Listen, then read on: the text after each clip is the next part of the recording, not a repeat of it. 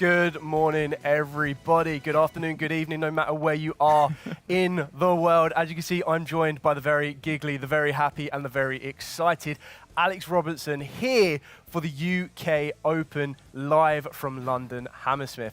So, Alex, it is a very, very wide open devised format. We have just received Justice Hunters with 3 brand new and incredible decks. What are you most excited for to see here at this event? So for me, I've got a little bit of a wild card, I would say. I'm really excited for the Crystron Crystron K9 deck, sorry. For me, I think that encapsulates everything I want out of an infield. It has the trap as the interruption, it has cards in the hand, it has the Omni negates. It does everything I want out of a Yu-Gi-Oh deck. How good it is and how well it's going to perform, that's what we're going to see today. But obviously, we've got Yummy just coming off a victory at YCS Vancouver. We've got a very strong showing of Vanquish Soul K9, even Dracotel making a top 8 finish at the event. I think it's going to be really fun today to see what's going to happen. Obviously, these decks are really, really powerful, and they encapsulate what I really love about Yu-Gi-Oh! A lot of back and forth, a lot of interaction. It's going to be a really fun event. Yeah, 100%. There's going to be so much to be playing for as well. So we're going to be taking a look at the prizes that our duelists can be winning here. So as we can see, we have the top number of players will be split where every 1 in 8 players will receive an invite to the next WCQ. And then we move into the 9th to 16th. So the top 16 players will receive 24 boosters of the most recent set. Moving into the top 8, this is where you're going to be able to get your hands on that all-important regional game map, which does give you a very nice look at the artwork for Sky Striker Ace, and that does look absolutely amazing. Then moving into 5th to 8, we'll also receive an additional 24 boosters. And then as we move into those all-important coveted top 4 places, Alex, tell us what our duelists can receive. So going into top 4, you get that even more important regional deck box. I love playing with those at every event I go to. Then going to the 3rd and 4th place, again, continue with the 24 boosters. Then our top 2 players, both will receive an oversized card, along with 48 boosters. And then obviously, the most coveted prize, the 1st place, will win a Nintendo Switch 2, alongside the UK Open trophy. And I think that's the most important thing. I would love to walk home with a trophy after one of these events. Yeah, exactly that. That's kind of one of those accolades that can never really be taken away from you, is the fact that you are a UK Open champion. You will be able to hold that. You will be able to treasure that. That will be on your mantelpiece day one. That would definitely be something that I would be showing off to everyone that turns up to my house. Just like kind of walk you past. You know, like how the famous stories of celebrities having the Oscars in the toilet, so they're always there to be seen. It's one of those levels for a Yu-Gi-Oh player. So as we've already discussed, the format is incredibly wide open. There is so much versatility. There is so many incredible players here at the UK Open. So it's going to be amazing to kind of share you the entire journey of those 9 rounds, so you can see all of those decks in action. As Alex has already mentioned, we have some of the brand new decks, but then also some brand new hybrids with stuff like Vanquish Soul and the K9 elements as well, plus the Crystrons that we've already mentioned that are just incredibly versatile. They just have graveyard interactions that just do not stop going off. And what I love about the K9s is that give you that counterbalance to interactions from your opponent. And then taking into account some of the old favorites that still have not changed. So when you still look at Mitsurugi Ryzel, nothing has made them any weaker. They just have more competitive opponents to deal with and Malice. So one of those could very much be considered what might be an underdog, which is quite weird to think that, 3 months ago they were the top decks around, and now they're there with more people joining the fight. I still think Malice is such a strong deck into any event. If it wins that dice roll, it goes first. It can almost play through every single interruption that your opponent may have, and still on a very, very impressive field. Be with the Echo Talker, with all the other layered interruptions throughout the hand, the graveyard, the field. Such a strong deck. Obviously, Mitsurugi, again, big fan favorite from the last few formats, with and without the Ryzel cards. But again, it's not that they're outclassed, but these new decks are so exciting to see. Everyone just wants to play them, get their hands on them, and see how these Justice Hunters decks can do in this tournament. So that's what I'm really excited for. Not just the new decks, but just see how those old decks may compete.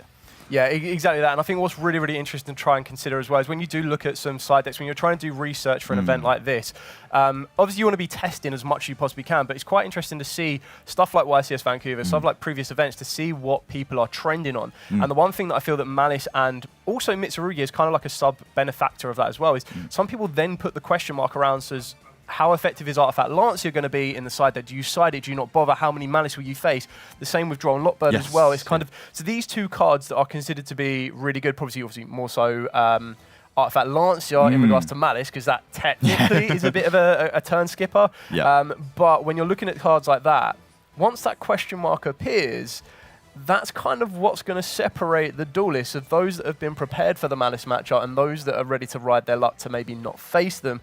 It kind of becomes very, very important. So when you're trying to, from your player's perspective as well, when you're trying to build for such a range in decks, obviously when the format kind of filters itself down to being Malice and Mitsurugi, you only need to really concentrate on 2 decks. But once it opens itself up, and like you said, we've got Yummies, we've got Canine variants, we've got Dracotail variants that we haven't really mentioned too much about yet as well. And then you add the Malice and the Mitsurugis in there, your side deck of 15 cards starts to look very, very tight. So how do you kind of navigate what's worth playing and what's worth? Because you're never guaranteed of what round you're going to be playing when you're playing 9 rounds Swiss of what you're playing. Well, I think, obviously, as you say, there's those 15 coveted spots. And when you think about it, there's 5 or 6 key decks that you kind of have to respect. And how I would go about it is we're still in that brand new part of the format. There's so many new decks coming into the fray, but we've still got the old favorites. And it's just how much, again, as you said, do you respect those older decks?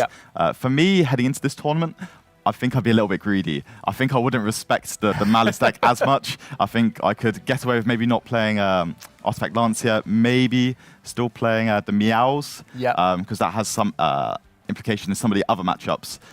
So you can kind of get away with it just for that as your side deck slot for the Malice deck.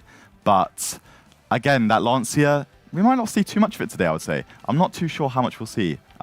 With Draw and Lockbird, I think that card should be everywhere. I think that card has really great application into not only, obviously, the Mitsurugi decks, but also into the Vanquish Soul K9 strategy, because that deck, even though you can get away with just like 1 or 2 adds from your deck to your hands, you really want to be searching as much as you possibly can. And I think that Draw and Lockbird is such a key card in stopping that from happening and then being able to get to the end field that they really want to get to, maybe with the Paradise Smasher and all of the other coveted cards.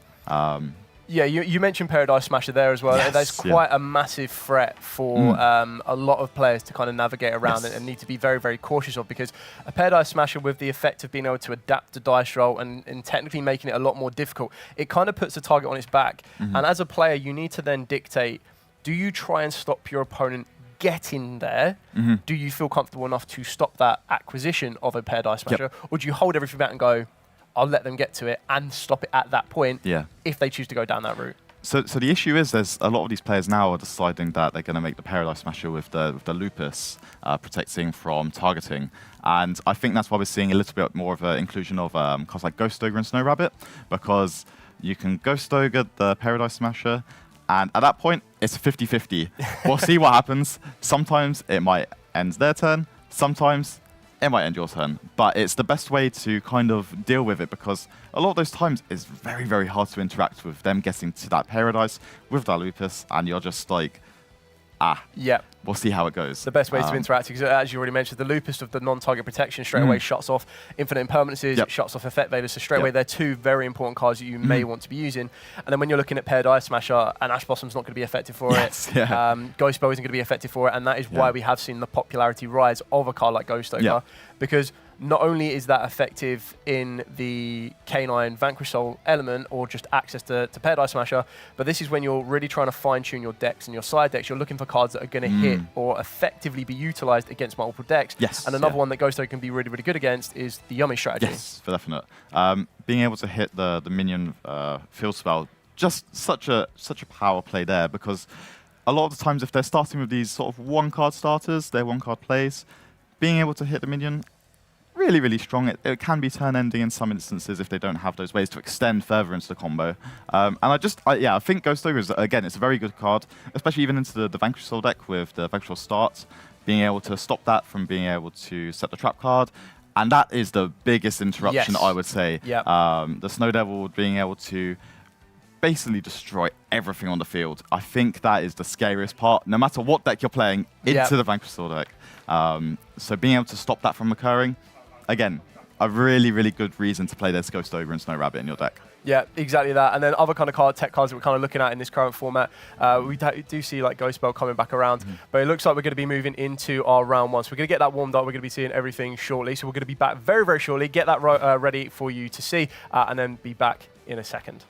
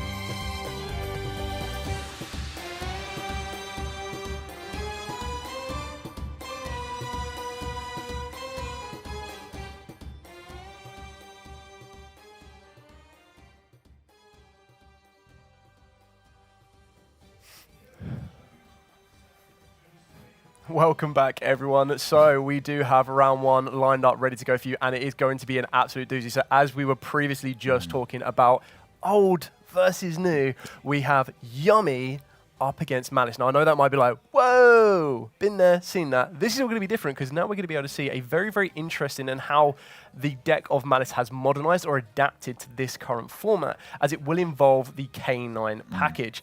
Then on the other side, we do have a very interesting Yummy setup. So, Alex, on the Yummy side, what have we seen that's a little bit different? So traditionally, you'll see more of the hand traps acting as disruptions to stop your opponent from creating the field that they want to. But Jovan has gone with a little bit of a different approach. He's decided to go with the field breaker type, using thrust, droplets, even main deck lightning storm here to kind of pick apart the opponent's field and see what we can kind of work with on the flip side. And then obviously using the Yummy engine to kind of just like take apart the rest of the field, see what we get to, and then make its own forms of interruption. Yeah, what I think is really, really interesting about this particular version of Yummies is that Yummies naturally don't trigger off the K9s because they're not activating cards in the hand or the field. So when it comes to respecting the K9 matchup, because they're going onto the breakers, they never trigger them whatsoever. They let the opponent trying to build up their K9 strategy. And they also get to utilize cards like Songs of the Dominators, which I'm a personal big fan of the Dominus cards. I love Impulse, Purge, and Songs, and then even the new one that we're going to be getting out in the next core set. I do feel that they're really, really kind of interesting cards, and I like the restriction on the attributes. I feel that they are technically, as they are, hand trap cards, which is really, really good. So what's going to be quite interesting here is we also do see that Jovan has respected the Malice matchup and maybe even the Crystron K9 matchup because he does side the Artifact Lancia. Then when we're flipping over to the Malice side, the Malice side has been very, very interesting because we're utilizing exactly like you said, when Malice have the ability to go off unanswered, they can present a very, very powerful field. Then when you're comboing that off with the K9s, it gives you that ability to add a little bit more, whether that be protection in the form of the Ripper, or whether that be a aggregator in the form of just being able to get more bodies on the field to be able to use for your Link summoning plays. Flipping that around, it's also quite an interesting mix here with Triple Tactics Thrust to then interact with your opponent because there are so many turn zero plays and activations now, it's going to give you a little bit more to see. So we're going to see what is going to happen here and how this is going to play out. So we're going to see the dice roll, see who gets to go first. Seeing Spencer down in the bottom right will be on the Malice, Jovan in the top left will be on the Yummy concoction. And like we've already said, I am quite a big fan of the breaker element. I've always did enjoy like trying to pick a field apart, I think is just as skillful as trying to kind of interact and stop your opponent building the perfect field. Yeah, for definite. I think if anything, it's somewhat satisfying as well, seeing your opponent end on such an impressive like landscape almost, and then just one by one, slowly tearing it apart, and then you just being able to play your own game as we get to the other side of it. So we can see Yummy going first. Instantly, Spence drops the full loss. How do you think that's going to affect Jovan's turn here? So I think it's quite interesting for starters that Jovan, with the type of build he's got going for him, that he's decided to go first as well. But I also do quite like that because I think Yummy is one of them with this particular lineup of the list, it's one of the ones that you don't mind going first.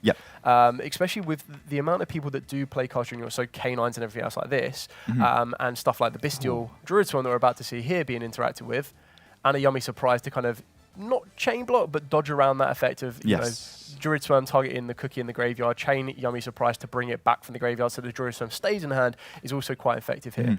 It does look like Jovan's going to lean into this field loss a little bit more, so giving his opponent 2 draws rather than just the 1. And I feel we're going to be able to see a little bit more kind of play here. It's going to be interesting to see how Spencer reacts because the K9s themselves, once you see Yummies, you know they're not going to be activated. So you're then hoping that your opponent is going to use a hand trap on you. And in the Malice scenario, I also do quite like the idea that the K9s give you that ability to play for an Artifact Lancia. Yeah, I'm really liking what's going on here, just because it feels like Jovan is kind of respecting it a little bit. I am a little bit disappointed to not see like a thrust, or maybe if you let the Druid Swarm resolve there, like maybe even a thrust going in or a talent. Just seeing that he's got a few other forms of interruption within the hand. But yeah, obviously this Malice turn is going to be very, very important to watch because it doesn't feel like Jovan's got to everything he wants to right now. So just seeing how when the Yummy Synchro tags out here and brings back the Snatchy, then just where he's going to take the rest of this turn. Whilst on Spencer's turn. Yeah, exactly that. I still feel that Javan has a really, really good field. So obviously unknown to his opponent right now, we know that Javan does have a set Forbidden Droplet alongside 2 Infinite Impermanences. So the one big thing here that Malice are quite good at is they are quite good at dealing with trap cards. And what I mean by that is they start off with Dormouse in this scenario here, which is probably one of the best ways to start, You would probably imagine that Javan may fire off an Infinite Impermanence here to stop that Dormouse getting the banish. If that happens, we're then going to be leaning into our extenders for the Malice. So we're going to be turning the Dormouse into something along the lines of a Lingaribo. Lingaribo is then a direct answer to the Infinite Impermanence, but it isn't a direct answer to the Forbidden Droplet. I'm really surprised by the Druid's Worm here, actually, just because, again, whilst you're trying to deal with all of these layers of interruption, having the Druid's Worm to be able to remove from play any of your Malice names, I think is such a key interaction here. So I do, but then again, getting rid of the Snatchy here is just that as important, I would say. And I guess when you see him or Spencer on the prior turn using the Ash Blossom on the Cupsy to kind of deny that second surprise there, isn't it? This line of play makes a lot more sense, actually. Yeah, so I think limiting the resource here, we're still going to get the abilities of cards, like some of the Cookie and everything else to start to trigger because they've been summoned back by a Synchro Monster ability. We can also see that Javan probably wants to limit the amount of resource that Spencer has on the field because at this moment in time, with a Druid Swarm plus the Dormouse, having the ability to link those off to a Link 2, which could be something along the lines of maybe an SP Little Knight, maybe you go a little bit more. The SP Little Knight will still give you the ability to banish the Dormouse and then bring the Dormouse back. You're trying to maintain your field presence, and at this moment in time, what we've ultimately done is traded the Druid Swarm for a Cookie, and Javan still has the ability of having 2 monsters on the field, plus a Droplet and an Imperm, so there's still more interaction to come from Javan, and Spencer has only really shown or traded off his Dormouse plus a... I think he's got about 4 or 5 more cards here, hasn't he? So it looks like we're going to just go with the backup. The backup's going to give you, again, that's the exact extender you want. And I think that's what's so good about Malice, is because with the addition of the Agnista cards, not to mention even the Canines now, so take the Canines out of irrelevance for it, but just the pure core of what the Malice wanted to be, or now are with all of these additional Cyberse monsters, is they're now able to kind of push through that tad bit further forward. And I'd like to think that with the Druid Swarm, getting rid of the Snatchy was definitely the right choice. But you've also need to consider that he may have another Bestial in his hand to help him extend that bit further. No, for definite. I think I would have liked if Javan... I'm not sure. It feels like you're kind of having to like do a little bit of like very like quick response right now, just to try and like starve them of the resources here, because obviously this Forbidden Droplet is going to trade with the backup. Then you're going to probably go into a Splash Mage next, which the last Infinite Impermanence will then trade with. And then we're just going to have to see if there's another way for Spencer to extend and start pushing into some of those link-free plays. Yeah, I think Javan's pushed this in the position exactly the way that he kind of wants is, as you mentioned, if the next play is going to be what we expect it to be, being that Splash Mage, forcing, or even Haggard Lizard Dose, which is still going to be very, very good. So banishing for cost on this. This is even better, isn't it? Yeah. Because this now doesn't trade. So as I was previously going to say, getting rid of, forcing your Malice opponent to get rid of their Lingaribo when you know you've got an infinite is pretty much like a dream scenario. And a lot of people had kind of considered to not play Haggard Lizard Dose anymore because they do Cyberse lock themselves. But this is actually going to turn out to be one of the best options because that banish for cost in its own self does play around that final Infinite Impermanence. And Javan did with playing the Breaker version of his deck, put everything he had onto the field. Yes, so going into Javan's next turn, if he makes it there, he really just needs to be able to see one of those yummy like starter plays next turn. If he doesn't, it might just be the end of the game for him right here, right now.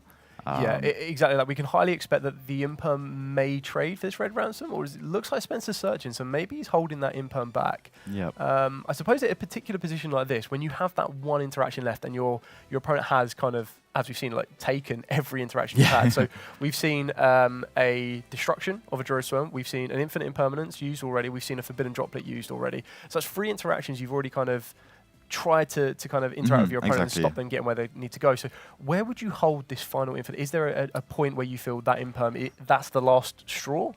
I'm not really too sure now because, at least where I stand, I think the longer you let this infinite impermanence sit, the less valuable it will get, the less value you'll retain from it. And I think at this point, it's kind of like I think it might even just be better to kind of even maybe hold it for your turn. Yeah. Because you're just going to have to keep on letting them play and play and play and develop that field. And I don't really think there's a really solid way to stop Jovan from making that push for game here. Yeah, I think just off the top of my head, the only target that I would be fearful of that could end the duel would be the access code talker. Yes, yeah. But the most players, within reason, are trying to work themselves into the Heart Scriptor first. Yep. And the Heart Scriptor then becomes the bait out, and then with an additional extender, you're using the Heart Scriptor with another monster to get you the access code, and then bringing the Heart Scriptor back at 5,000 can lead you into game. So I agree with you. I think not so much snowballing, but depending on where we go here, which looks like it's going to be the access code, which I would imagine is going to get hit with the imperm. It will, and then it just feels like you can, again, just keep pushing, right? You still have the ability to move from play for cost as well. Yep. So I feel, again, it just feels like it's very much in Spencer's favour for this game. And he's still got, what, 2 or 3 cards left in hand? Yep. So, very much I'm in Spencer's court for this one. Yeah, it does look that way. Exactly like you said. So we're going to be using access code talker. We're going to be banishing the red ransom. Red ransom paying what would seem such a small cost nowadays of 900 life points is going to be able to bring that self back to the field. We still have the GWC that, remember, can be activated the turn it is set if you banish a Malice monster. Being able to utilize the effect of when red ransom comes back to the field to banish Chessy Cat. Chessy Cat's going to hit the field. And even though it looks like if we're offering the shuffle up, we may have the effect of Chessy Cat to try and draw cards. It'd be amazing if you just play the March here or something else.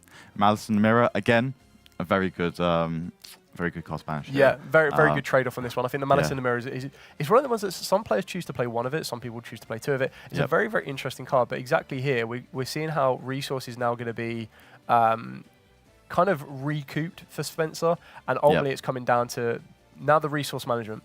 Your access code doesn't have the killer swing that it did have previously, but we still have Marcher, as we've just seen, be added. Then off of the back of that, we have the ability now with 3 different monsters, one of them being at least a Malice, to work our way into a Heart Scriptor. Heart Scriptor itself can be a game ender of 5,000 and a banish effect. And when you're staring down a Yummy Lolly and one of the field spell, you're not really too threatened if you're in Spencer's position. It feels like he's very much like just in the spot to have the free reign here, right? Just kind of go ahead, get wherever you want to, and then let's just see wherever he's going to go. I feel Heart Scriptor now uses the effect, puts back one of the banished cards, being the white rabbit from the looks of it. This will then ultimately get rid of the lollipop. So at current, I feel the attack on the field is 48. Oh, very interesting. We're just going to attack here. Then GWC during the battle phase still. Bring back Red Ransom. Bring back the Heart Scriptor with the additional 5k. And that's going to be swinging it in and taking game number 1. Yep. So as we head into games number 2, the big thing I noticed within Jovan's side deck is that Artifact Lance here. As we were discussing, will people play it? Will people not play it? Obviously made the decision that that's one of the monster hand traps that we would like to edge into. The only thing is that, again, on the flip back of that, will Spencer decide to keep those K9 cards in that we saw in game 1? I would say probably not. You didn't see any types of hand traps, the monster hand traps from your opponent, especially seeing multiple infinite impermanence, seeing the Forbidden Droplet as well. I think in my head, I would lean a little bit more towards that. Being the sort of field breaker type variant. So maybe those cards come out, which then, again, just as we said, it gives that little bit less push going seconds that you may need into the Artifact Lancia, which is such a pivotal card in these sorts of matchups. I still find it very interesting, though, because in game 1, as you mentioned, we didn't see the K9s. So at the moment, Jovan doesn't know his opponents on that. But then, apart from Forbidden Droplet, which some people may consider as a staple card that goes in particular, like you can't, like not being able to instantly dedicate that is a breaker style. It's also quite interesting because that's true. It then means that from Spencer's perspective, he doesn't know that his opponent's definitely on a breaker build. That's true, true. So we're in this bit of a grey area where at the moment, with the information that both duelists have, the assumption would be made that, okay, if I'm Spencer, if my opponent's playing Artifact Lancer, they're going to be putting in. Yes, There's no doubt that you 100%, could, you know, disrespect that particular card. And then from Javan's position, I always find this very interesting. When you build a deck like this, do you now try and hoodwink your opponent and go, you go first, which is very risk but very rewarding, or do you say, I'm going to stick with my plan? I guess for Javan's state, it defines really, or depends really, if they think they go second, field breaker type cards are good enough into the Maz matchup. If they feel like they can, if we can start taking it apart, using all of these different types of cards, if we, again, just depends how confident they are going into that matchup. Going to the next second. one. Like that's the really important bit there. Exactly that. I think when you've got Songs of the Dominators as well, that's also quite a interesting, because that's a card you're probably instantly going to want to take out. Yes, which I think is quite nice, because instantly you take the 3 of those out, you put your Artifact Lancers in, and you're pretty much in the same. You're not really disrupted the kind of like flow of your particular deck. Another very interesting card that he does have is he does have Destructive Daruma Cannon. Yes. That we did see put in a lot of work against specifically the Malice matchup for the pure fact that, you know, they can't put their Elite Monsters face down and instantly they get taken out of the game. It's a very good trade, essentially, right? Yeah. The really strong things here, again, with this Malice deck, a lot of what's actually in the main deck, I would say is pretty good for going second. Yeah. There's very few cards here that I would like aggressively want to take out, especially going second into Yummy. You can see that there is Fantastical Dragon Phantasme, which, for me personally, that is one of my favorite cards of all time. Just being able to dig that little bit, gets the additional resource on field with the monster, and then the target protection as well, which I've pretty good into Yummy as well. Yeah. So I could definitely see that coming into the main deck. 100% there. I feel that exactly that we've been quite confident going second in game 1. You'll probably assume you're going to be going second into game 2. And that's exactly what we're about to see here. So we see that Javan has started off, and it's not the most ideal hand. That looks like 2 Triple Tactics for us, 1 Talents, 1 Purge, and a Surprise. No starter whatsoever. These are one of the ones where you're probably praying you were going second. Yes, and he's had to, unfortunately, pass straight over to Spencer. Very interesting, though, with no set cards on the field, this might put Spencer on edge when you're trying to dictate what your opponent may have. That it's like, you obviously have the possibility that they've kind of clogged their hands a little bit. Yes. Then you also have the option that it could be all hand traps. Yeah, exactly. Well, what I would say here is obviously you've got through to main phase 1. This there has not been a Lancia. No Lancia. And I think that's what really matters here, isn't it? Then obviously the Purge here. Training for the effect, going straight into Lingeribo. That's just now going to be... See, this is just so strong. And especially as we saw that Jovan just did not have any other ways of interruption from the hand. It feels like, again, it's very similar situation to game 1. Very, very unfortunate on this one. When you're seeing that hand like that, and again, this is the risk and reward of playing the deck as a breaker style rather than as a, go first with those hand traps, because then you do have those fallback of those hand traps to be interacted with. I think we already saw, however, in game 1 that Spencer knows how to navigate around a number of interactions. So I do feel that we're probably going to see this snowball a little bit fast. It would be quite interesting to find out if the K9s still feature or not in this particular lineup, and whether or not Spencer does read that his opponent may or may not have additional hand traps, because again, there are certain interactive points with the Malice matchup that, like Splash Mage being a prime example, if you're able to stop the Splash Mage, it can kind of struggle to get going. You've got points where Nibiru could be quite useful for you. You've got points where, keeping in mind that Purge has been used from the hand, so some attributes are going to be locked off. You're kind of then, working your way back down to what could possibly be utilized against you, and at what point could be used. So with Purge being used from the hand, Dark Waters and Fires are cut off. We haven't seen a Fuelos. We haven't seen a Lancia. Nibiru is possibly the only one left, and maybe an Infinite Impermanence that could be a point of interaction. But again, you would have seen the Imper maybe come down on Splash Mage or Red Ransom. And I feel as we move piece by piece closer to what is the generic OTK end field of a Malice field, that you're looking at stuff like, as soon as you get to Heart Scriptor or as soon as you get to Access Code, it's probably going to be game. The big thing to remember is, with your opponent not having anything else on the field, your Access Code won't be able to get the banish, which sometimes can catch a lot of people off guard, because they will go to Access Code just as a normal a normal like force of habit. Yep. And then you're going to need to start trading off with other kind of elements as well. Yep. No, I definitely agree with you, especially just as Spencer navigates the rest of the turn. It's just, I think really it's just respecting the Nibiru here, right? It's ensuring that you still be able to make that push to win the game this turn through a Nibiru if it does occur.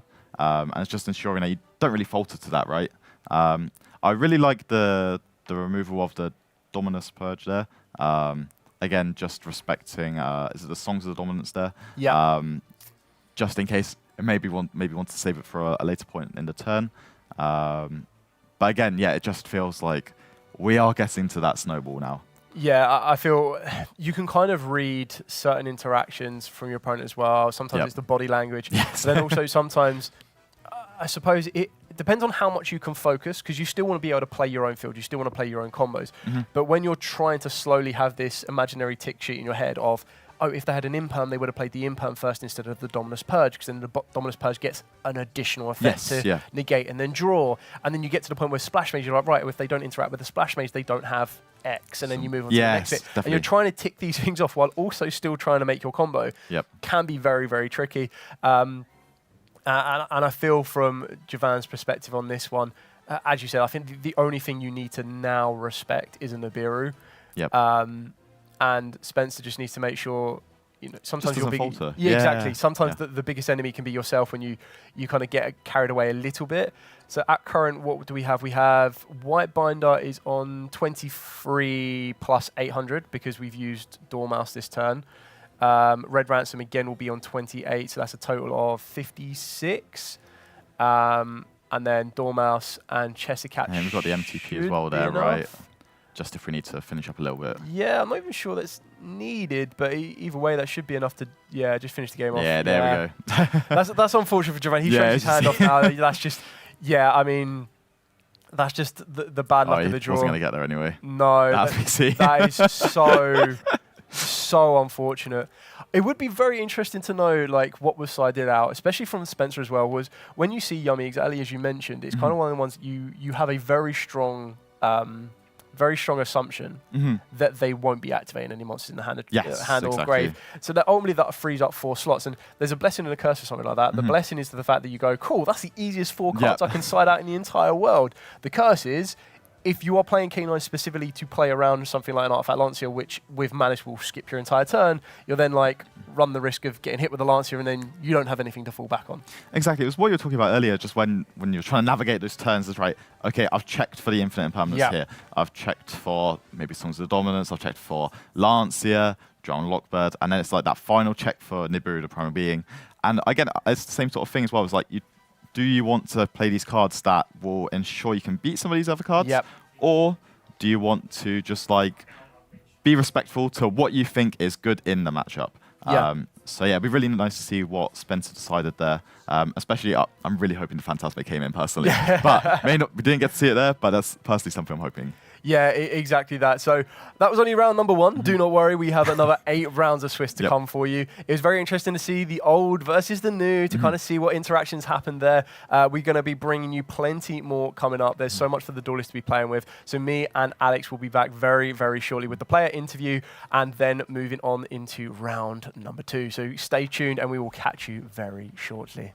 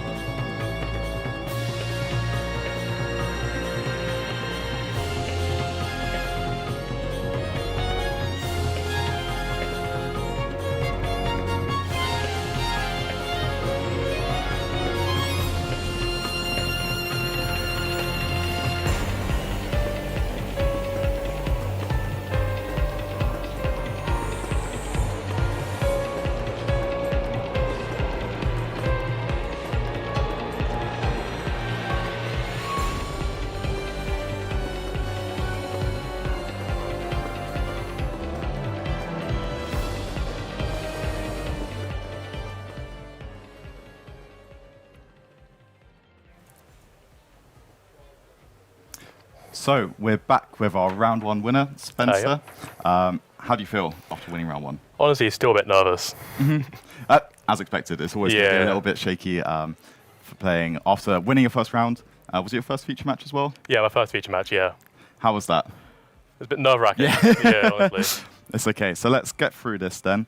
So obviously you're playing the Malice with the K9. How have the K9 cards been performing for you? Because we were talking a little bit before, just seeing how they interacted with your deck, and I guess they're just another layer of interruption. It's just another hand trap, but then like it beats all the cards Malice loses to, because they all lose the cards that normally activate in the draw phase. So before I get link locked, and if I do get lanced, it's just 2 free bodies to make a link free.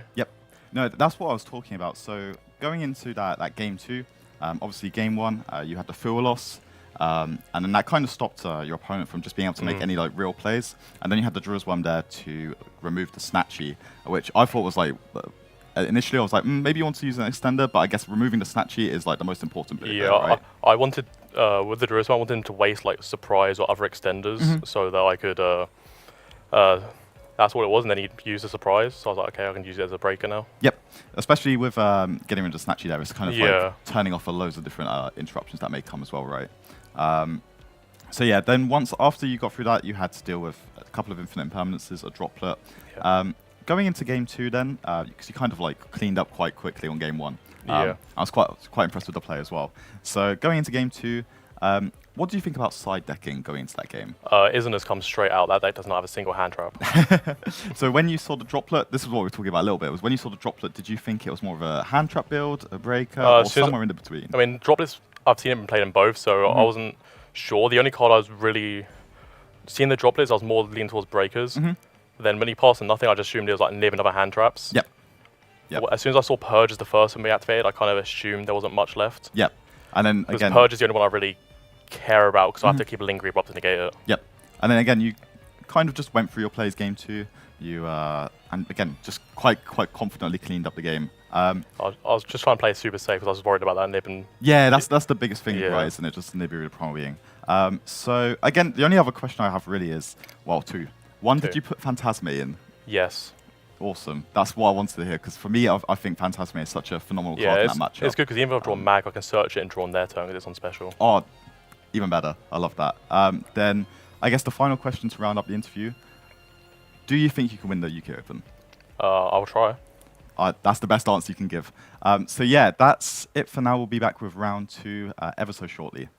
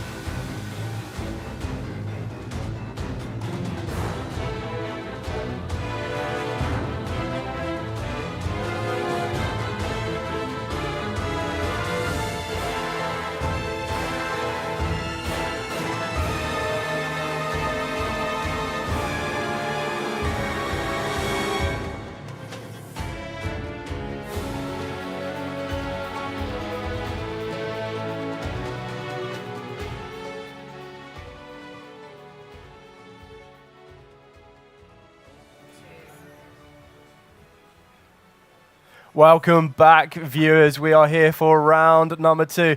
Now, I suppose the first question on your lips is, wow, Alex looks really different. I'm joined by Charles. Hello there. So Charles is going to be commentating with me on this round number 2.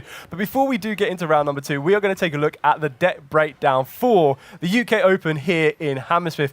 So, Charles, would you like to take us through the most represented deck and work our way down? Of course, we are most represented with a very popular new deck, that being Yummy at 20%. Huge showing from Yummy today. Then, honestly, I was quite surprised by this. A close second with the Draco Tail, followed by K9 Christian, Vanquish Soul, K9, and then moving on to some of the old favourites, but still very much still around. Malice, Vanquish Soul, Memento, and then my favourite category, Other. Other is always more exciting because you're then trying to dictate. So we were trying to do this a bit off camera. We're trying to, what could be under Other? Now, you can probably consider that there'll be Lunar Lights there. Well, there'll also be Blue Eyes, White Dragons. Keep in mind, with the Draco Tail kind of combinations, these will not feature broken down specific different variants, because we do know there are loads, especially following Jesse Cotton's success at Vancouver. We know what type of version that he likes to go for. I personally quite like being experimental with Dracotail. I think there's just so many different variants. There's a lot of possibilities. Exactly. You are a Dracotail duelist yourself. I am indeed. So you seem to be leading more towards... I play pure for the most part myself. I think that the deck already has a lot of in-engine cards that you can use, that a lot of players are branching out towards using King of the Swamp, for example, to play Red Eyes Dark Dragoon or Blue Eyes Tyrant Dragon or Tom Wizard of the Future, you know, things like that. Random nonsense you can put in there. But that's equally, it's very important to look at those cards and see, like, the advantages that those sort of cards can bring you. I'm missing out on that when I play it pure. It's just personal preference at that point. Yeah, exactly that. And I think that's what Dracotail really has in comparison to everything else, is the Dracotails. So K9s are what is considered as like more of a, I say mini engine, but usually 9 times out of 10 it can either be 4 cards or it could be up to 10 cards. Absolutely. With the Dracotails themselves, it's the deck and then you're providing supporting elements that make them stronger. Yes. Well, having said that, something like 5 mana, for example, you could put that in a lot of different decks. You can put 5 mana just as basically a hand trap in like Branded, for example.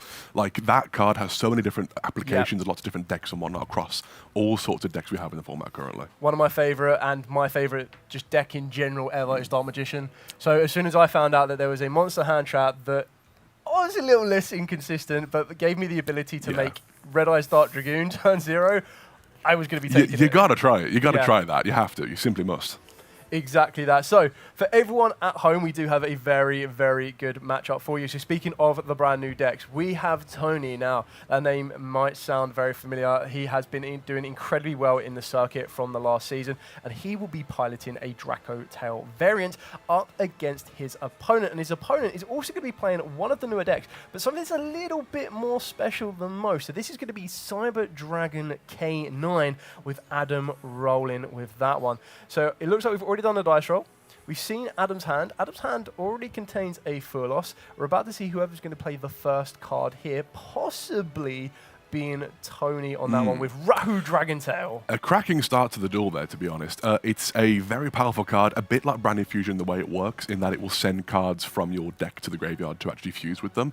And with the Dracotail cards themselves, that gives them a lot of advantage in terms of being able to set the spells or traps from your deck as well. So very strong start from Duelist here. Yeah, exactly. And I think when you see your opponent activate Rahu Dragontail, there are 1 or 2 cards you want to see in your hand when that happens. One of them being Ash Blossom, because like you said, Branded Fusion's good old-fashioned arch nemesis of Ash Blossom and Joyous Springs. 100%. But then the other one is going to be Fluolos, because this will guarantee you at least 1 draw. You get that upstart goblin effect, which just gives you 1 card for 1 card. Exactly that, and we all know how powerful the Rahu Dragontail is. The one big thing to mention about the Rahu Dragontail is it only lets you go into Dracotail fusion monsters. Now, the Dracotail fusion monsters require you to have a Dracotail monster and then 1 or more monsters in the hand. Absolutely. So we see here that we're going to be sending the Dracotail Lucias from the deck to the grave, and then from our hand, it looks like we used Feymena and a Furlos ourselves. A very strong use for the Furlos during your own turn at that point. That's what I like about Dracotail, is that even though you're going first and you have those Mulcharmers in your hand, they aren't necessarily just dud cards in your hand at that point. You can use them for fusion. You can use them to sort of tailor your hand to your requirements by taking things back, or even just as fodder to bounce things back from the field to the hand as well. Yeah, exactly that. We're seeing what is more typically the known chain links of this one. So you'll usually use your fusion monster, your Dracotel Arfleon, as chain link 1, targeting up to the number of cards on the field and or graveyard or the monsters, sorry, that you used in your hand. So in this scenario, we're targeting the Lucias, which is technically a starter for the deck that hasn't even used his normal summon yet, and then the Feymana, because that is the during the main phase quick effect to fuse. Yes, absolutely. Moving into chain link 2 will be either Lucias or the Feymana to set a Dracotel spell or trap, and here we are seeing Flame and Horn, and the exact same for Feymana is going to be setting them. So this is one of these really good plays because Tony is going to be playing under this Fluid Loss now. There is no real need for him to go into another Fusion Summon during his turn. No, absolutely That's not. where Feymana is going to give that ability for. And when you're sitting on Flame, which is a target a spell, negate, put a Dracotel card from the graveyard back into the deck and draw a card, and then Horn, which is target a monster on the field in attack position, return it to the hand, and then again, put a Dracotel card from your graveyard back into the deck and draw, you're gaining this resource that you're going to need for the Fusion Summon of Feymana, and you're seeing a lot of the Dracotel decks, they play a predominant amount of monsters. Absolutely. And I think we do see the Dracotel Pan being added to the hand from the Lucius there. Honestly, very powerful card to have just in-hand wait to be fused off from the Feymana, because it enables you to, without having to target, which means that it's hard for your opponent to predict what to do, you can destroy one of their monsters when it's used as fusion material, as well as setting a spell or trap from deck. So a very powerful card to have in hand alongside that Lucius on the field as well.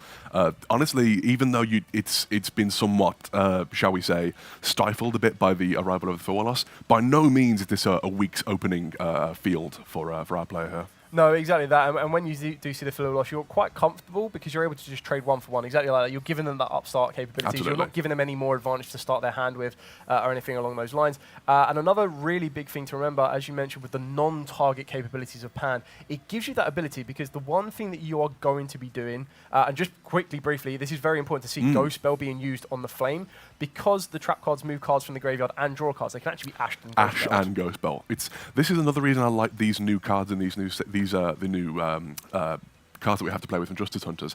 None of them feel particularly oppressive. None of them feel too powerful. They're all good. They're all strong, but they all have these very clear, use this card, stop that card, you know? Yeah. And it makes for these very interesting one-for-one trades with the opponent that make it feel more fair, more interactive, in my opinion. Exactly that, and just going back to the non-target ability of Pan, that's kind of a very good counteraction to the targeted protection that Lupus provides the XEs, because the one thing you are guaranteed to do with Dracotels is you are going to make all of the canines live. You're always going to be using card effects in the hand with Feymana, or the graveyard with pretty much any of your Dracotels. Absolutely. So when you're able to utilize Pan, you're giving yourself that ability to preemptively predict that if they do get a Lupus on the field that is going to provide it with non-target protection for the XEs, you are able to kind of trade and deal with that there. I think we see the Cyber Dark Network I see there. Yeah, so this is the Overload. So this is going to give them the access. So we already saw that it was very important to stop the Flame from negating the Emergence, because the Emergence is what's going to lead into everything here. Absolutely. We're seeing the starter in the normal summon of the core, then using the Overflow is going to give us access to the Chimera. The Chimera with the back of the Overflow is giving you an additional normal summon, which is really, really important, because what you're doing is you're not so much steamrolling, but you're able to kind of present your field position. And when you're able to kind of, sorry, not Overload, Realm. But when you're able to try and play those ones, the one big thing that Realm will provide is if they were to play Power Bond, you can actually use your graveyard as well. So you're kind of pushing yourself into incredibly powerful fusion monsters in the form of stuff like your Chimera Tech Rampage Dragon as well. Absolutely, yes. I think we're still discussing the interaction here regarding that Cyber Dark Realm here.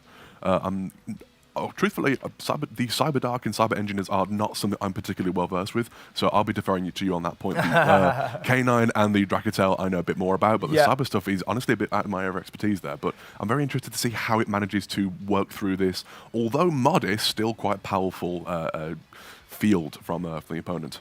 Yeah, exactly there. I mean, Tony is well versed in the game of Yu-Gi-Oh! In general, so he kind of already sees that the Realm is a bit of a threat. Now, the issue with the Realm is that during the main phase, you have to trigger the effect that after the effect resolves to normal summon a Cyber Dragon monster.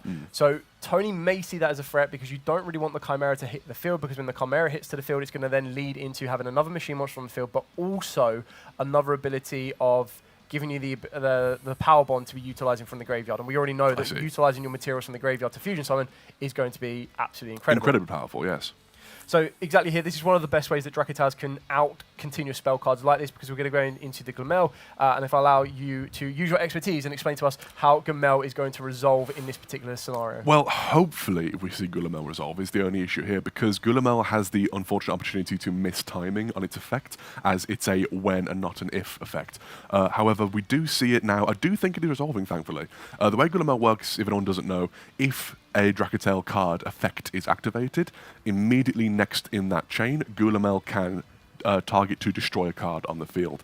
However, as I say, it does have to happen when and not if, and therefore if the opponent can do something to chain onto that, Gulamel will not be able to activate its effect at that time. But it does look as if it's... Ooh, we do see the Forbidden Droplet coming out from Adam here as well against Tony's Gulamel. I'll be interested to see how that resolves now. Yeah, so as this has kind of gone through, we've used Feymana in the hand, or Tony has used Feymana in the hand to fuse with the Lucias, and then what looked like a Fuelos. That would then allow, as we resolve the chain, Glamel will be on the field. We go chain link 1 will be the Lucias, and then directly after that, if there is no type of interaction from our opponent, chain link 2 would have been the Glamel to target the realm to try and destroy it. Chain link 3 was Forbidden Droplet in order to send a card in order to negate the Glamel, and then chain link 4, it looks like we're going to be using the Horn to target the own Glamel to put it back to the extra deck. In Fantastic, turn, yes. dodges the targeted effect, or not even the target effect of Forbidden Droplet, but the resolution effect of Forbidden Droplet. Stops you from being able to affect it, exactly. of course, yeah. So not only will Tony get the draw off of Horn, it still resolves to destroy the realm as well, and he's kind of got what he wanted, but he had to pay the cost of using the Horn. I'm interested to see what Tony's able to follow up with after this. I, truthfully, am not 100% sure what he has. I don't see... He does have some cards in hand. So I do think he's used his Fire Mana this turn. He has used the Gulamel. He's used both of his trap cards, I believe. Yep. This might be all of the gas that Tony had in the tank, and we may just see what Cyber Dragon and Kano can do together now to break what's left of that field and potentially push for game. But we'll have to wait and see how that goes. Yeah, I think on the other side to this one as well, Adam now no longer has any more spells in the hand. It looks like what could be a very, very beautiful Cyber Dragon in Ghost Rare. It does look like there might be a Lupus in the hand, which is not an ideal one you want. I did think I spotted that, yeah. So that's kind of like the one you don't want there. There is a Nashta. Nashta can obviously help the Cyber Dragons extend a little bit more, and we have just put the Cyber Dart Worm into the graveyard as well. So it allows you to send a Cyber Dragon monster from the hand or deck to the graveyard to special summon it, and then you get to add a Cyber spell or trap from the graveyard to your hand. So that's how we're going to get Realm back into rotation if we want it, or the Emergency if we do choose to go for that one. But they're not going to allow that field presence to be pushed as much more as we would probably like at this position. Absolutely. And if Cyber Dart Worm is going to be summoned to the field, that is a level 5 in the field, having activated an effect in hand, Tony now, Adam is going to be able to summon that Lupus from hand as well. It is going to be some monsters onto the field, onto his master zones, and we'll see. I imagine, if I'm not mistaken, I think Cyber Dart Worm is a level 5, so we'll be able to make a rank 5 here. Correct. Will it be a... I don't think you can make Cyber Dragon rank 5. I think they need to have machine monsters. Yeah, does it? exactly that. So it may just probably be going to be the Kano classic Ripper. It yeah, will be the Ripper. I think with Ripper on the back of this, again, this is where you can start to steamroll with a bit of advantage, because you can go Ripper, work its way into Case for K9 if you want to go down that route. That can then lead you into Azuna, it can lead you into Lantern, it can lead you into Jockle, and then that in itself will present you with another rank 5 on the field. Yes. And I feel we're in a position now where if Tony has anything, he might want to start to interact with it. But as previously mentioned in like the previous rounds, you're kind of, with Ripper, you're checking hand traps already. Yes, absolutely. The moment Ripper hits the field, your opponent is under a bit of pressure. You kind of need maybe 2 hand traps, maybe a hand trap and something else on the field to deal with it. It's unfortunately, unless you have Infinite Impermanence, for example, which is a hand trap that you can use against it, generally speaking, you're going to be struggling here to out it with a single card, as it is a very powerful card to have on the field against hand traps, the predominant form of interaction we've seen for quite a while in the game. Yeah, exactly that. And just looking at Tony's list here, the only possible options is Ash Blossom, which I feel may have been used a little bit earlier on, Effect Veiler, and Nibiru. I feel Nibiru is probably the most effective if Adam was to get a little bit like lapsical with the Ripper, but as soon as you have that Ripper on the field, I can't imagine at any position you want to take it off the field. It is entirely possible that if he had Nibiru and Veiler in hand, good old wombo combo using both those at the same time, that would do the job and out the Ripper. But it's a matter of, does he have that, you know? And seemingly, although having said that, I do think the Lupus was used to make the Ripper, so it does make it immune to targeting as well. So it actually might be a tricky thing to get rid of at the moment. Yeah, exactly that. It looks like we're going to be utilising the effect of the Cyber Dragon Nashta. Now, the benefit of something like this is that you are allowed to discard another monster to special summon it from the hand. If it is normal special, you get to target a machine monster with 2100 attack, which is exactly what Cyber Dragon is, in your graveyard and special summon it. But you cannot special summon monsters for the rest of the turn except machines, which in Cyber Dragons, they probably Not a problem. Not a problem at all. That Clockwork Knight is such a, I think, such a fun card. It enables so many different machine decks to actually like play and use things. It's been used very much in Crystron variants, of course, for a long time. Just being able to normal summon Crystron Smyger, use it as link material for that, and then immediately you can start playing. So it's a very, very despite it being specifically for machine monsters, it is still a very versatile card within that space. And of course, the effect to be able to summon a machine monster from your graveyard as well, another machine monster. So it's, which once again, you're seeing some use in K9 Crystron. So very powerful card at the moment. Yeah, exactly that. And we've just seen how expertly Adam has navigated this, because your initial way to get access to your Chimera is through your additional normal summon from the realm. Tony very well got rid of that, so that was not a factor.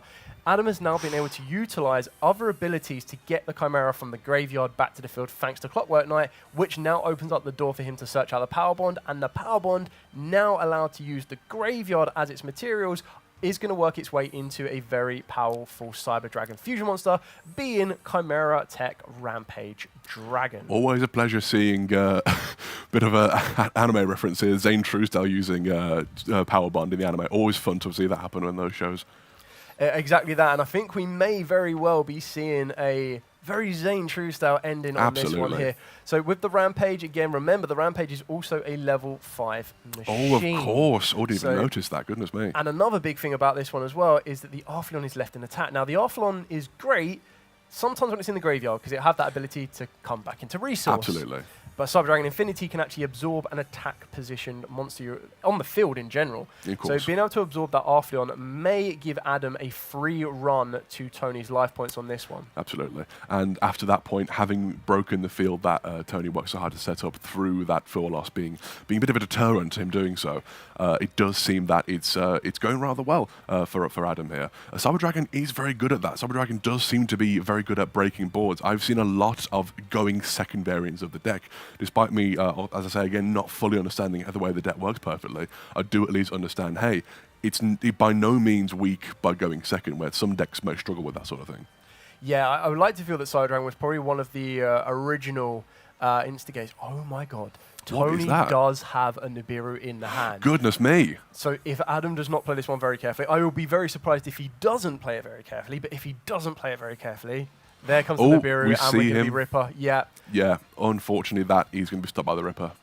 We'll see here. What is that link? I can't quite make it out. This is Clephos Genius. Oh, so wonderful. This is the link to that gives them the ability that when two monsters are summoned at the same time to the zones, it allows you to gain back a little bit more resources. A really, really good card. Fantastic. That some players have been utilizing, because you're able to get two level 5s to the zones when you're using the K9 monsters themselves. So it's great synergy inside the Cyber Dragon strategy, and it looks like we're scooping it up and we're going to be moving into game 2. Does seem to be game 1 for Adam there. Yeah.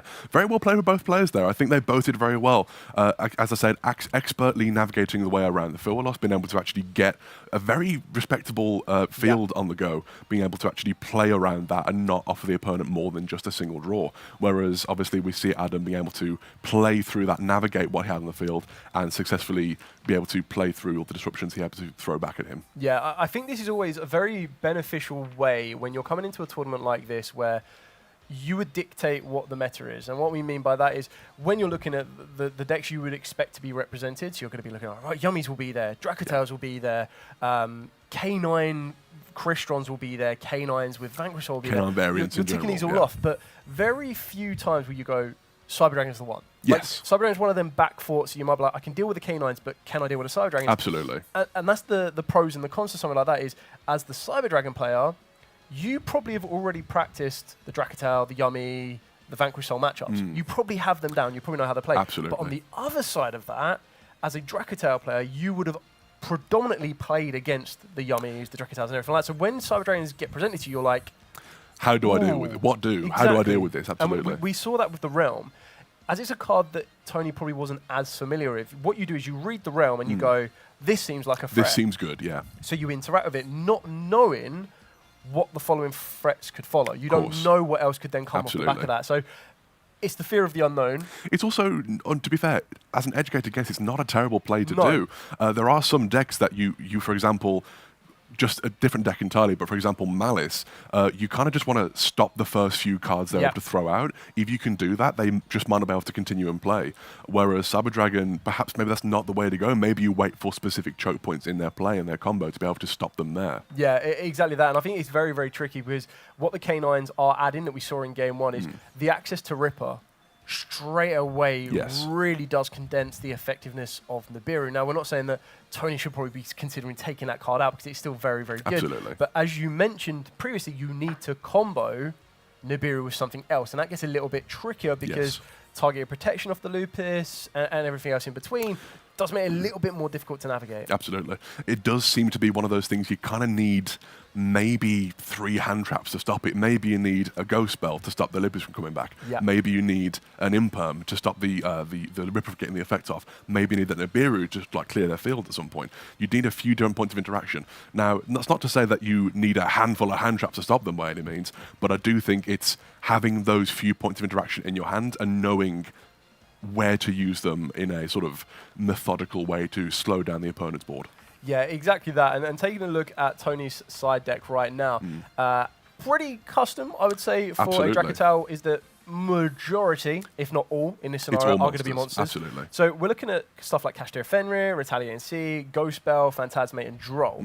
Droll, if you are not that much familiar, at least you took in as much information as possible during game one, you would see that Cyber Dragon Search a lot. Yes, absolutely. So Droll Not, but can really, really shrink down. It definitely cuts off the access to the power bond unless they directly open it. Absolutely. And kind of work in from there. So it's going to be interesting to see what comes in from Tony's side. And it'll also be quite interesting to see on the flip side what Adam decides to put in order to kind of try and counteract the Dracotail strategy. It does seem interesting how Droll, in my opinion, seems to have taken the place of Lancia in this current format, where you don't you say often, you don't always see an Artifact Lancia in the side deck, but you always see a Drawn Lotbird in the side deck now, because although it's not used against every matchup, there are some where it can just be turn ending, and against both Cyber Dragon and to some extent K9, it can very well be the case. But we'll see here how this goes on and who is going to... It does seem to be that Adam going first in this game, starting off with that Cyber Emergency once again. Yeah, exactly that. I think this is always a very interesting approach when you do this, because as a player, to give your opponent the ability to go first, you really need to be leaning into a weakness of a particular style of deck. Now, usually, Cyber Dragon would be a little bit weaker going first. However, because of the integration of the K9s, they actually provide a lot more. Absolutely. You're still aiming to end your field on a Cyber Dragon Infinity. That's kind of like the go-to for all Cyber Dragon players. But then you're also able to add to that the ability of a Ripper. Now, this is where the Dracotail strategy is really going to come into its own, because that's where the Dracotail strategy wants to try and work into the Fey Mana. The Fey Mana will then not only give you resource for your turn, but also tries to work you up with the ability to try and clear your opponent's field. And it looks like Adam has opened up the Jockle and the Lupus again. Keep in mind, Lupus is a one-of in his deck. But that still does give him the access to kind of present the field with the option of a rank 5. And Tony's got to be quite careful here, because we're going to be using the Jockle to search. We've already searched for Emergence, so you've pretty much Droll checked here. We know that Tony doesn't have the Droll. Then we're going to be going into an XZs, which will probably be the Ripper, which can't be targeted. Immediately just protected from a lot of hand traps here. It's honestly, it's a very strong starting point for a lot of combo decks that don't like to see things like Nibiru or Drawn Lotbird or Artifact Lancia, what have you. This just protects you from those cards, those choke points that your opponent might know how to target and go after. But we do see it searching here the Izuna as well, going for more rank 5 plays, perhaps, I assume. I'm not 100% sure what do we have here that you can go into. Oh, we do see the Valon here. That is a very strong rank 5 to be able to summon as well. This layered end field that we like to see in the current format, but we do see the summon here of the Cyber Dragon core as well. Yeah, I feel the Izuna is really going to not be a huge disadvantage to Tony, but it does make him think a little bit more about interacting, because if he does decide to interact with the Fey Mana, if he does decide to interact with another hand trap of choice, that would then trigger the Izuna. Now, we already have the Lupus that has come from the hand, so there is a very interesting scenario that if we were to get the Lupus off of the Ripper, we could technically bring the Lupus back again. At that point, you are then opening up your Ripper to be able to be targeted by other effects. Absolutely. It's entirely possible that you're able to use a Lupus during the opponent's turn to actually summon something like a Typhon, something powerful like that to actually just slow down the opponent, like stymie their moves and whatnot. If you, for example, with this deck, summoning a Typhon during the opponent's turn can really slow them down because the Arthalion can't activate the effects. And Arthalion is very much a powerful stopping point in that deck. If you can stop them from using their effects to send your own monsters back or tailor their hand in what way, it can really be a huge stopping point in the Dracotale strategy. So smart being able to having the option of having that next turn. But even without that, it's going to be a very powerful ending field, it seems like, at the moment. Yeah, I feel that with the way that Adam's going to be navigating this, we're probably going to be looking to work our way into using Power Bond to get into the Chimera tech. And the reason you're going to be doing that is to get you another level 5 on the field. If you're then able to add another level 5 to that is a machine, you can work yourself into the Cyber Dragon Nova and then into Infinity. Absolutely. So you're trying to end your field on a Ripper. We know that Adam does also have a Forbidden Droplet in the hand. So we're pushing towards having a Ripper plus an Infinity plus a Forbidden Droplet on this one. He's just revealing to Tony all of the cards that is technically public knowledge until the end of the turn. Yeah. Tony knows that he has searched those cards off. We aren't currently locked into anything too specific, so we're going to be working into the Genius, and this is where I'm hoping we're going to be able to see how the Genius just works incredibly well in this deck. By getting 2 monsters summoned to the zones at the same time, we're going to be able to present so much more advantage. And this is where the Cyber Dragon Worm going to the graveyard is also going to be utilized to its max potential. I'm actually very excited to see what this deck does while going first, because most of the time when I have played this deck, the few times I have played it, it generally does prefer to go second. Tony here, I believe, requesting, I should say, Adam to go first during this game as well, which is very interesting. Because we did see him send the Lightning Storm to the graveyard. So obviously we see that he has gone for a more sort of field-breaking approach. Yeah. And more of a, as you would do in a deck that can do that so well, it plays into its strength, obviously. So it's very interesting to see what it can do while going first. Searching the... Fearing King Regulus on this one. So this what is a fantastic card. Another added benefit of the Cleaver Genius is getting direct access to an Earth Machine monster. So this field is now going to add the Fearing King Regulus to it. So we're just building up these. And the best thing about this is Cyber Dragon Infinity and Fearing King Regulus in their own rights are omni-negate, so they are able to negate monsters, spells, traps. Any effect activated, more or less. Ripper is a little bit more restricted by being the hand in the graveyard, but... solid enough. Exactly. Just puts in enough work. Yeah. It's absolutely amazing. That's most of what they do. Exactly so yeah, that. It's very much a bit of a... maybe not counter, but it can absolutely... You can feel like one for 100%. Yeah, I still feel that Tony will have a bit of an edge on this one, because if you are choosing to actively go second, you're probably going to put in more of your aggressive go second card. So I would expect there is probably a Kashtira Fenrir floating around somewhere. Having said that, Dracotale is no slouch itself in terms of breaking fields apart. Arthalion and Guillemot are both very good at... You can chain protect Arthalion for one thing, stop it from being directly affected by its own effects, but by your opponent's effect, I should say, apart from something like maybe an Infinite Impermanence or Effect Veiler. But yeah, it's by no means is it a slouch itself in breaking apart your opponent's field. So it's very interesting to see here how that actually plays out. We do see, I believe, a Link summon here. I'd imagine that's the SP Little Knight. I would have thought so. It is indeed. I'll be interested to see... there is a notable... I would say absence from Tony's extra deck here, which may come in very handy, but I don't think we see here at the moment. That being the Chimera Tech Mega Fleet Dragon.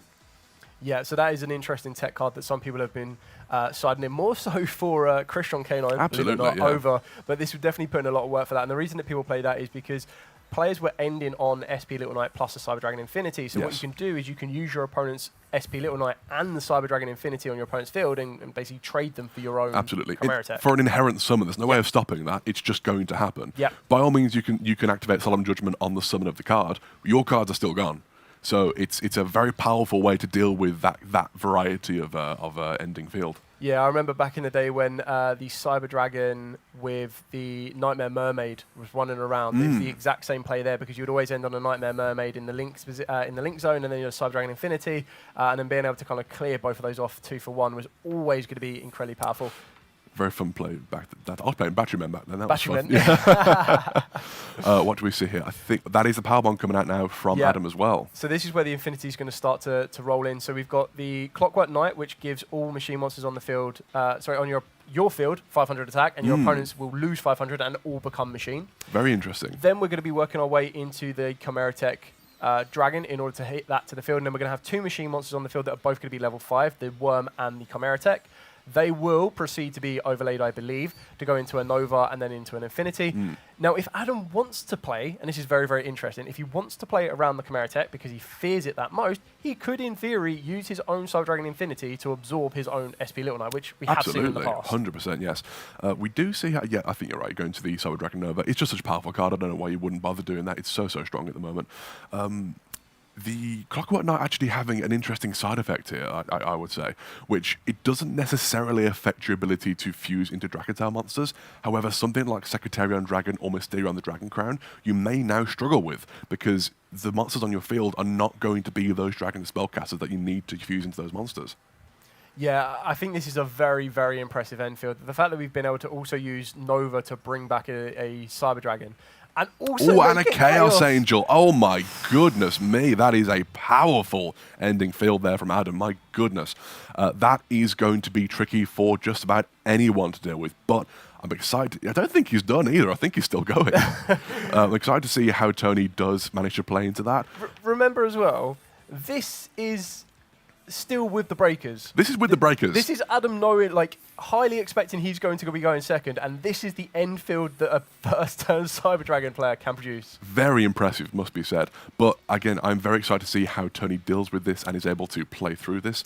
Starting off with Kit. Such a powerful card. Such an insane card going second. So the added benefit of Ketu is when your opponent controls a monster, you also get to fuse on resolution. So you get to add and then fuse.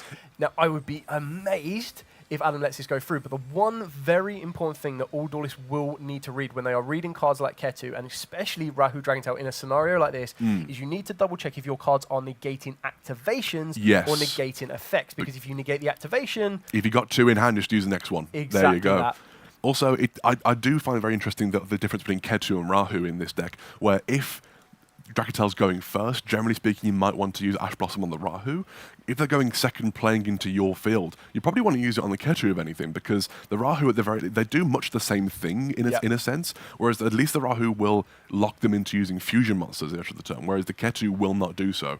So they can use that, and then by all means, go for a Link Summon, go for an Xyz Summon, Synchro if they want to, you know? Yeah. So it's something to keep in mind that potential. I think that was stopped, if I'm not mistaken. That was negated by something. Yes, so that was Fearinkin Regulus traded off for the Ketu. I see, yes it was. It looks like we're going to be going for the Lucius.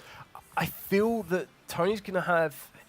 when you are playing a deck like the Dragontails, where you can predominantly play, or you predominantly do play monsters, there's no Dark Rule No More coming. Yeah. Dark Rule No More would have been amazing in an field like this. A Typhon is still going to be incredibly useful, but the Typhon has to deal with the Infinity first, and then use its effect to try and get rid of a Ripper or an SP, and even then they're still going to be chained and utilised even more. Now, I did not notice, I'm afraid to say, what was used to make the Chaos Angel. Because both light and dark. That makes it very difficult to deal with. If I'm not, I could be mistaken, I apologize, but if I'm not much mistaken, I do believe that means it's going to be immune to the effects of Typhon and sending it back to the Escher now as well. Correct, yeah. So it's unaffected by activated monster effects, and Synchro monsters, I think it's all monsters. It's all, so this is going to be tricky. So you can do battle damage here, but that's it. The monsters are not going to be destroyed by the Typhon here. Yeah, this is very, very tricky. I don't know if Typhon was the right option there. I know he's only got one more spell in the hand. This is the issue. I think it's 3 monsters. Whether or not it's the right option, it might be the only option, unfortunately. Yeah. I don't think I saw exactly what was in Tony's hand there, but yeah, this does seem to perhaps have been the only play here. Been able to get out maybe a little bit of damage. Maybe if you're able to... Oh, we do see the effect coming off, I think. I'm not sure what's been used on. It's also got to be mentioned as well that because of Clockwork Knight, all monsters... Oh, this could be a very big difference, actually, because all monsters on the field are up by 500 attack. So the Infinity is above 3,000. It is. So it can't actually activate its good negation. Point. I did not notice that. Apologies, yes. But we do see they've been droplet coming out here, which is unfortunately going to put an end to that on Tony's turn there. That I think, is that a pass back to Adam? It does look like a pass back to Adam. I think Tony only has 3 monsters in the hand and one spell. Even if there is a Fey Mainer in that hand, you're going to need to combo that off with something else. He does have the benefit that Infinity can't use this effect right now, this minute. Yeah. I think Ripper may also be negated. I think Ripper's 2300. I think 2300, not even that much mistaken. I could be wrong. Don't quote me on that. I think you may be right. It could be a lot less. Let's have a quick check. It is 23. It's 23, yeah. So Ripper is currently 28. So Ripper is still active, which means we've got the trade-off for Infinity. We see that and it looks like we're just straight away. We're just going to contact Fuse into our own fortress. Cyber Dragon goodness me, plus the machine. And yeah, this is going to be... That does seem to be game. Well done to Adam, but very well played by Tony there. Did not go quietly into the night. Did his best. Fair play to him. Yeah, exactly that. I think it's always going to be very, very tricky. You definitely get to see a pilot that is confident in their own abilities with a Cyber Dragon deck. We saw that piloted expertly during the first turn. I think that Tony might have been a little bit unfamiliar with exactly how the Cyber Dragons want to work, and I feel that he took the gamble, took the risk to let the Cyber Dragons go first, feeling that their end field isn't what it used to be. Unfortunately, they have evolved, they have developed. The K9 inclusion does make their infield a lot stronger. Being able to, the Therion King Regulus, it's just such a powerful card to put on the field at any point. So, yeah, it's I don't think bad choices at all made by Tony. I think, given any of our experience in that, it would have been, by all means, a fair choice to make. Yeah, but 100%. Unfortunately, just wasn't enough at that point. No, that end field by Adam was absolutely incredible. Like, the Chaos Angel, I didn't even see the Chaos Angel. No, not at all. Not at all. When able to add that to the field, I was like, whoa! Exciting. Yeah. I actually didn't know they went machine lock by that point. Yeah. I was just blown away by that. It's just an extra level of, actually, sorry, no, you can't. Yeah. Even when you try to fear, like, the whole idea is when you've got Cyber Dragon Infinity, you're like, okay, that's a card I need to destroy by battle. Absolutely. And then you're like, whoa, no, you've got maybe I can't do that now. Yeah, that's tricky. That is tough. That is tough. But very well done, both of them. They both played extremely 100%. well there. Yeah. Exactly that. I mean, Tony tried to navigate as best as he possibly could. He did take duel number 1. He then got to see, or he did really well in duel number 1, got to see what the Cyber Dragon matchup was quite like. And I think that's always quite important as well. Is even if you feel you're in a losing position for game 1, if you're up against a deck that you don't know or don't know the familiarities of, it is actually quite worth value to watch that deck progress and play, because not only will you get to utilize and see how the Duelist plays themselves, but you'll also get to see what the deck it can do, and you actually get to absorb as much information as possible so that you are more educated for your game 2. By no means is Tony out of the tournament either. No. Like that, like you say, that's knowledge you can take forward into further rounds now. I do believe there are more K9 Cyber Dragon decks in the tournament. That's going to be useful going forward in the further rounds and whatnot as well. Exactly that. So we're going to be back with the player interview very shortly, and then following that, we'll be moving into the all-important round number 3. So don't you go anywhere. We'll be back very shortly.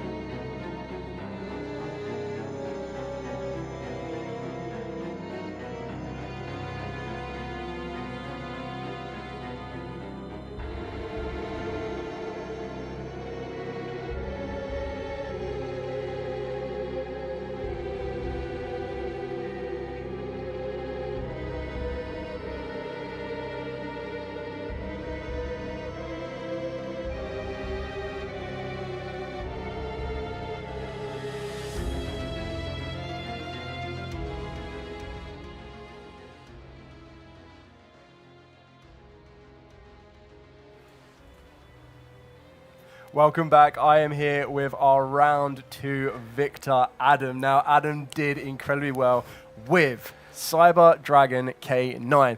Now, the first kind of question I'm going to ask you, because it's relatively straightforward, and I suppose most Cyber Dragon players are relatively expecting it and waiting for it. When you go into Game 2, you're siding. Obviously, that's quite a difficult element for Cyber Dragons because you think your opponent might try and play games with you, but then they also might just want to stay with their security and go first. When they made you go first, how was that feeling? I was half dreading it because almost all the side cards I brought in were going second cards. And I was just very fortunate that the K9 cards can be used both turns, and obviously I only saw one hard go second card in my hand, and I was able very much to play through that.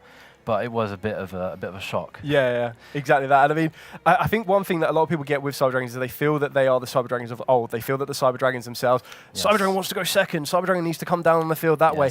But then when we saw you navigate that field and present that field, which, credit where credit's due, was very, very impressive. So with most Cyber Dragon players, you can go, cool, we're going to be getting into a Cyber Dragon Infinity, that's what you want to aim for. But then when you ended with that addition of the Chaos Angel, made with light and dark, I might have to add. Light and dark, yes. The confidence might have kind of like settled the nerves a little bit. Absolutely. I think a lot of people are sleeping on Chaos Angel in this format, particularly in the K9 format, and Cyber Dragon is, my favorite light level 5, and, especially making him with a ghost rare, it's fantastic just to be able to do. Yeah, we did notice the very beautiful ghost rare Cyber Dragon. When you're coming to an event like this, we were saying this on air as well. We were talking about how you can prepare for what you would expect to come. So you can prepare for the K9s, you can prepare for Yummies, you can prepare for everything along those lines. So when you decide to make the decision of going with Cyber Dragons, is that more of a fan favorite that the deck's now ready there, or you felt that Cyber Dragons was such a good component? Well, it's a bit of both, really. It's very much a fan favorite. It's very much one of my favorite decks. When I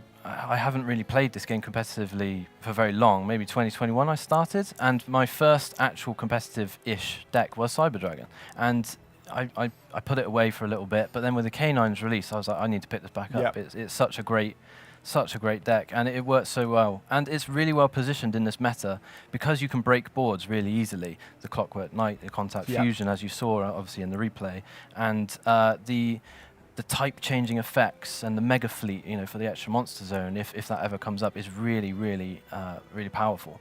I was mostly hoping to face Yummy decks because obviously they're beasts and they need to be beast, but Draco Tail is one of my worst matchups, so I was very, very fortunate that going first in Game 2, there were no hand interactions at all, so I was very fortunate there.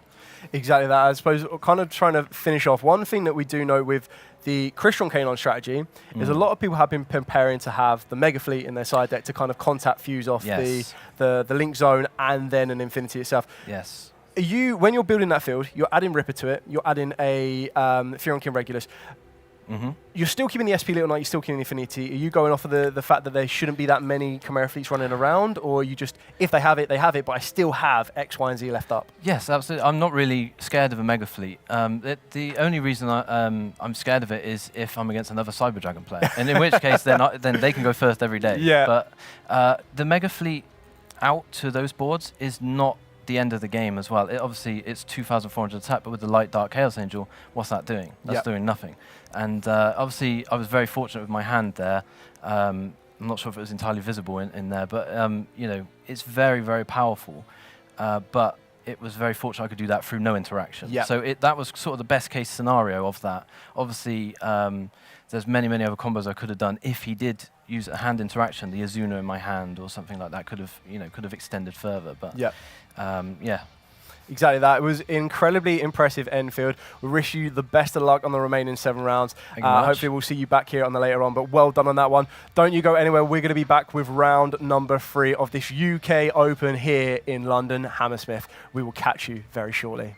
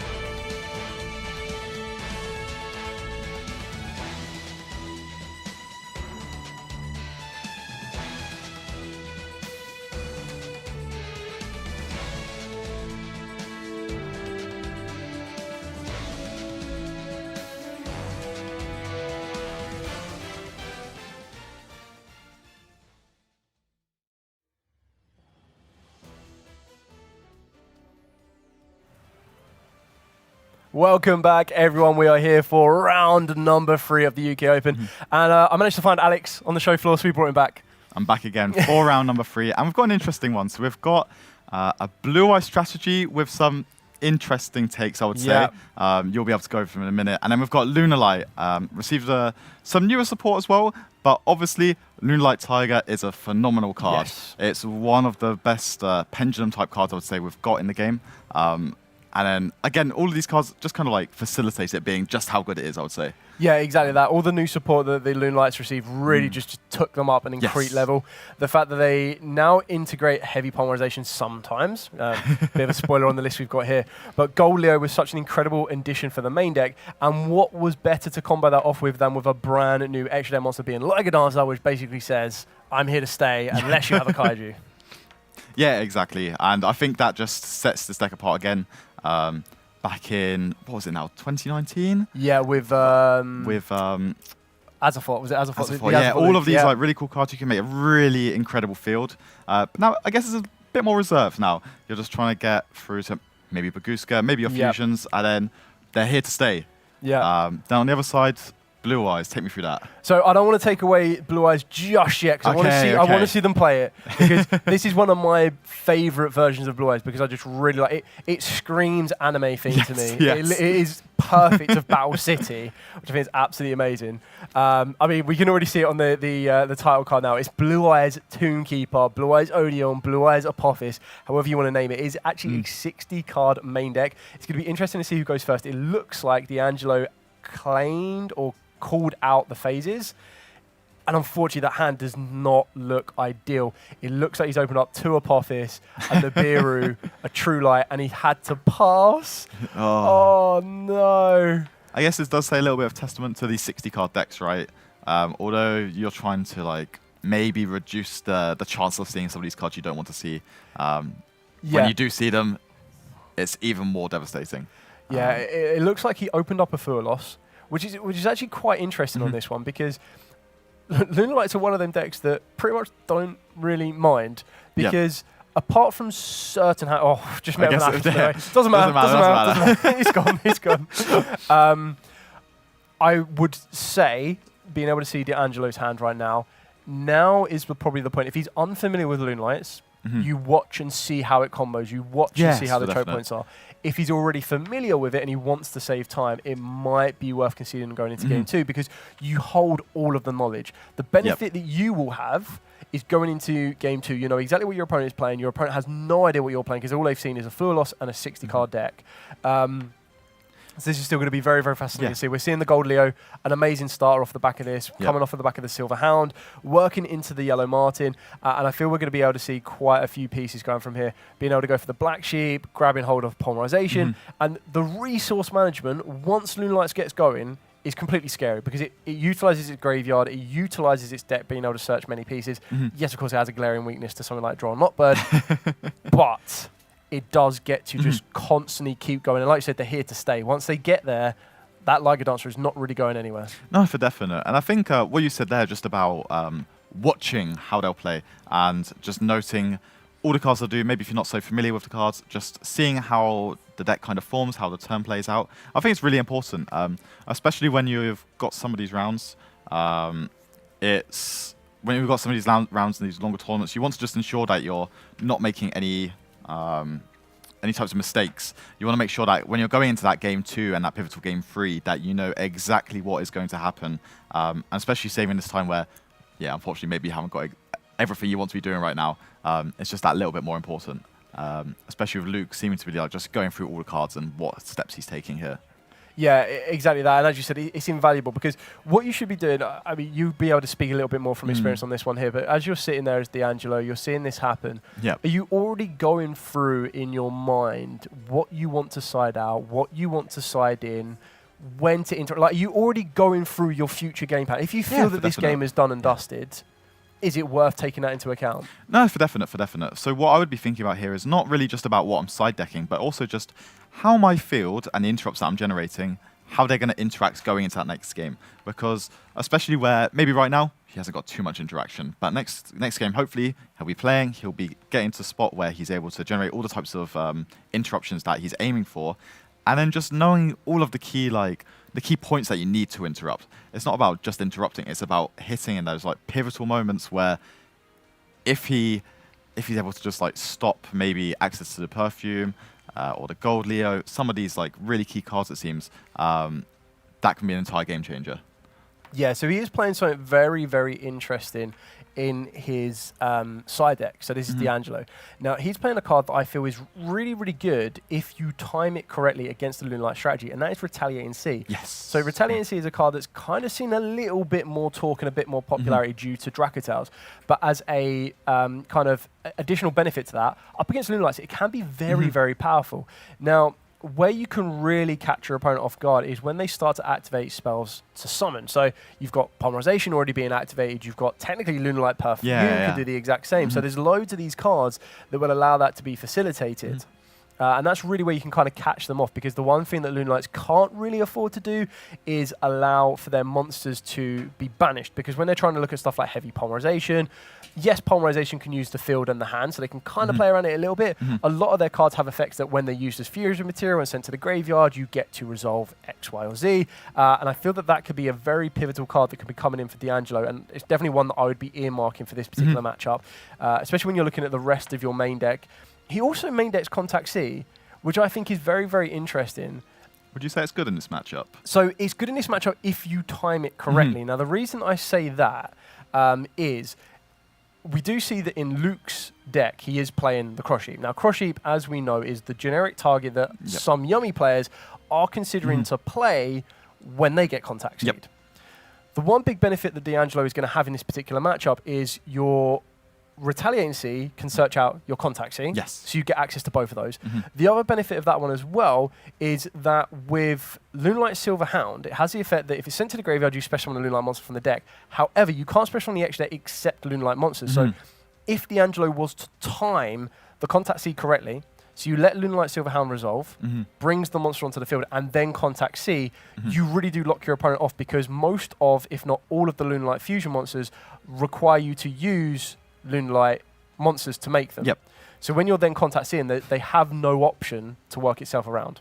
So what we've seen here is D'Angelo has now got a Nibiru, the Primal Being. Do you think it was worth him interrupting at this point where he's got Perfume Dancer on the field? I guess you don't really want to hold it too long, right? Because otherwise they can just get to that big boss fusion monster, and it's just kind of over at that point. You can't use the Nibiru to its full effect. Yeah, I feel, again, he still played it very, very well. And this is the one big benefit about not kind of conceding the game too early. I agree with you. Luke still has a lot of cards to push through here. And just trying to have a look at D'Angelo's main deck, I'm trying to see if there is any natural way to out a Liger Dancer. Because what you're already doing here is you're trying to test your opponent. You're testing Luke to see, does he know how to go down the routes of playing around? And Nibiru, does he know the routes of where he can go? If he does get Nibiru, what does he end with? Now, and the benefit with D'Angelo is, because he hasn't given up, he's got that ability to not only gain that knowledge, but also has the ability to then try and play the next turn. If the draw for turn for D'Angelo is not ideal, again, I still feel you're in a position where you go, okay, move to the next one. Yep, so we're going to see Taiking here come down to get to Tenki. Again, just further extending the plays here, we've already seen the Yellow Martin bounce back the Tiger. So again, we're just going to keep seeing where Luke is going to take the rest of this turn, especially going second. Are you able to push for that finisher here, really? Yeah, it's exactly that. The one pivotal thing that you do need, and this is where we're going to be able to see it now, because of polymerization and now being able to utilize the Lunalight Masquerade, you can use the graveyard as your fusion material, and that's where you want your Leo Dancer, because the Leo Dancer is now going to lead you into your Liger Dancer. The Liger Dancer is going to have that ability, quick effect, destroy that Nibiru off the field. We've then got the ability of utilizing the Liger Dancer to get huge amounts of damage onto against D'Angelo, which is going to cause a lot of issues, because it does allow the ability to make a second attack during each battle phase. Ultimately, I feel this is going to be like the OTK game, unless D'Angelo has something else. But I feel at this point, once Liger Dancer hits the field, there's nothing more you're really doing. Yeah. And again, he's still testing his opponent. This is just like a good example of why don't concede unless you feel you absolutely have to, or you have nothing else. If you do have that odd Nibiru, it's worth kind of going. And now's the point where he goes, right, pack it up, keep all of that information that he has secure to himself. So Luke is going to be going into this side deck in blind. All he knows is that his opponent plays Nibiru and his opponent plays Fuelos. So when we're looking at Luke's side deck, we've got a Crossout Designator, Triple Tactics Thrust. 3 Duelist Impulse in the side deck is quite interesting. I really like that card, but we'll talk about it a little bit later on. Dark Roll No More, Nibiru, and Perulia. So when you're looking at Dark Roll No More, you haven't seen an end field that your opponent is presenting that is worth Dark Ruler in. You don't know if they're going to combo into Nibiru. You don't know if they're playing a control style deck. He has no spell and trap removal.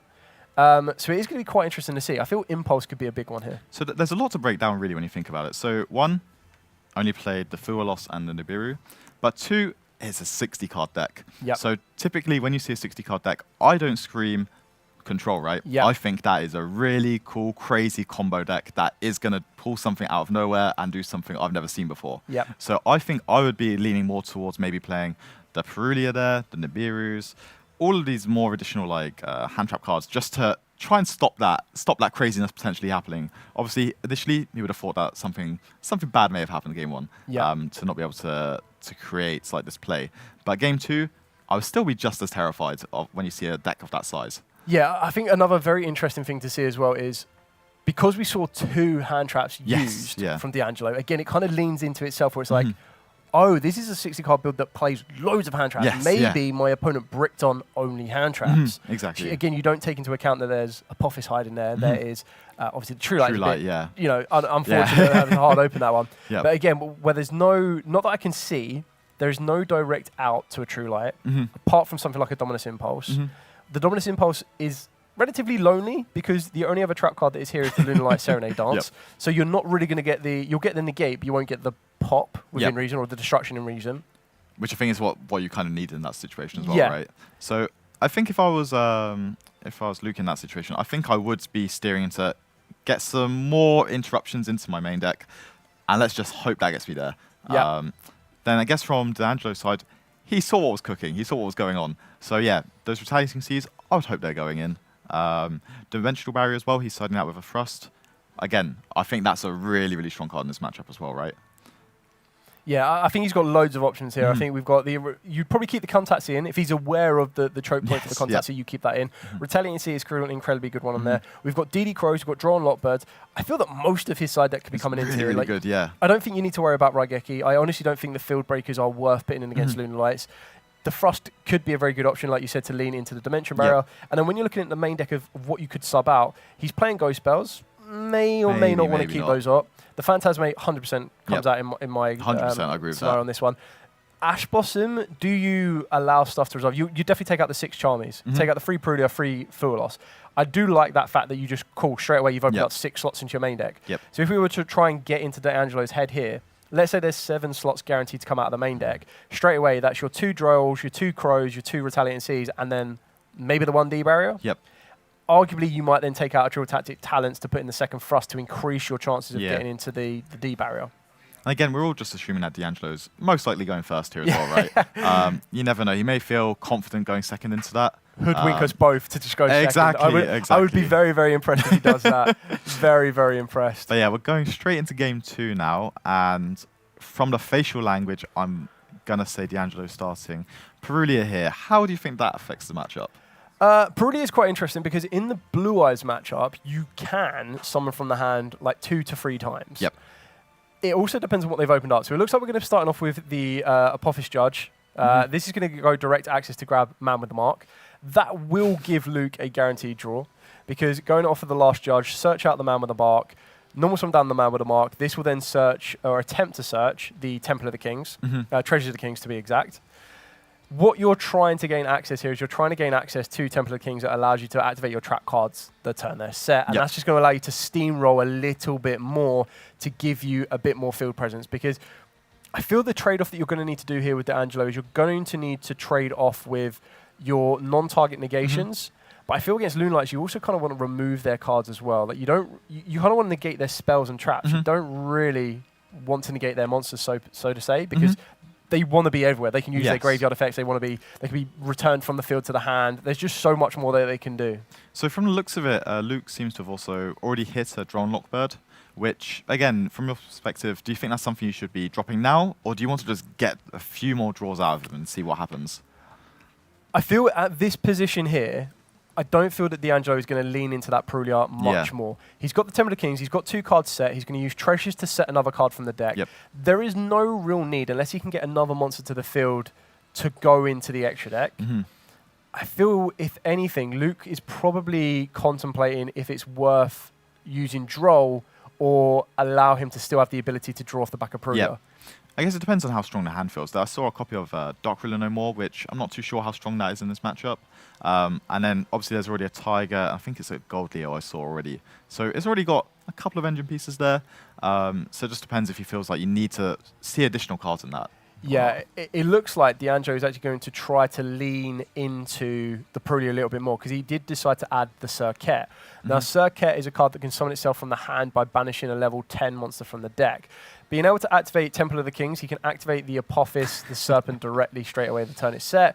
This is going to lead into the additional Apophis, which is the non-target negate up to the number of face-up continuous trap cards that you have on the field, remembering that both the Apophis monsters serve themselves as continuous trap cards. You can also get the benefit of contact fusing both these trap cards off to go into the amazing Divine Serpent Apophis, which lets you reset those 2 trap cards again. Really good. It's absolutely insane. And what you're doing here is, again, you're getting another monster on the field, which, if you want to keep it on the field, you have the ability that if a trap card is activated, you get to target a card your opponent controls and destroy it. But another really good card that works with continuous trap cards that want to treat themselves as monsters is the Silo Hat Hair Rabbit.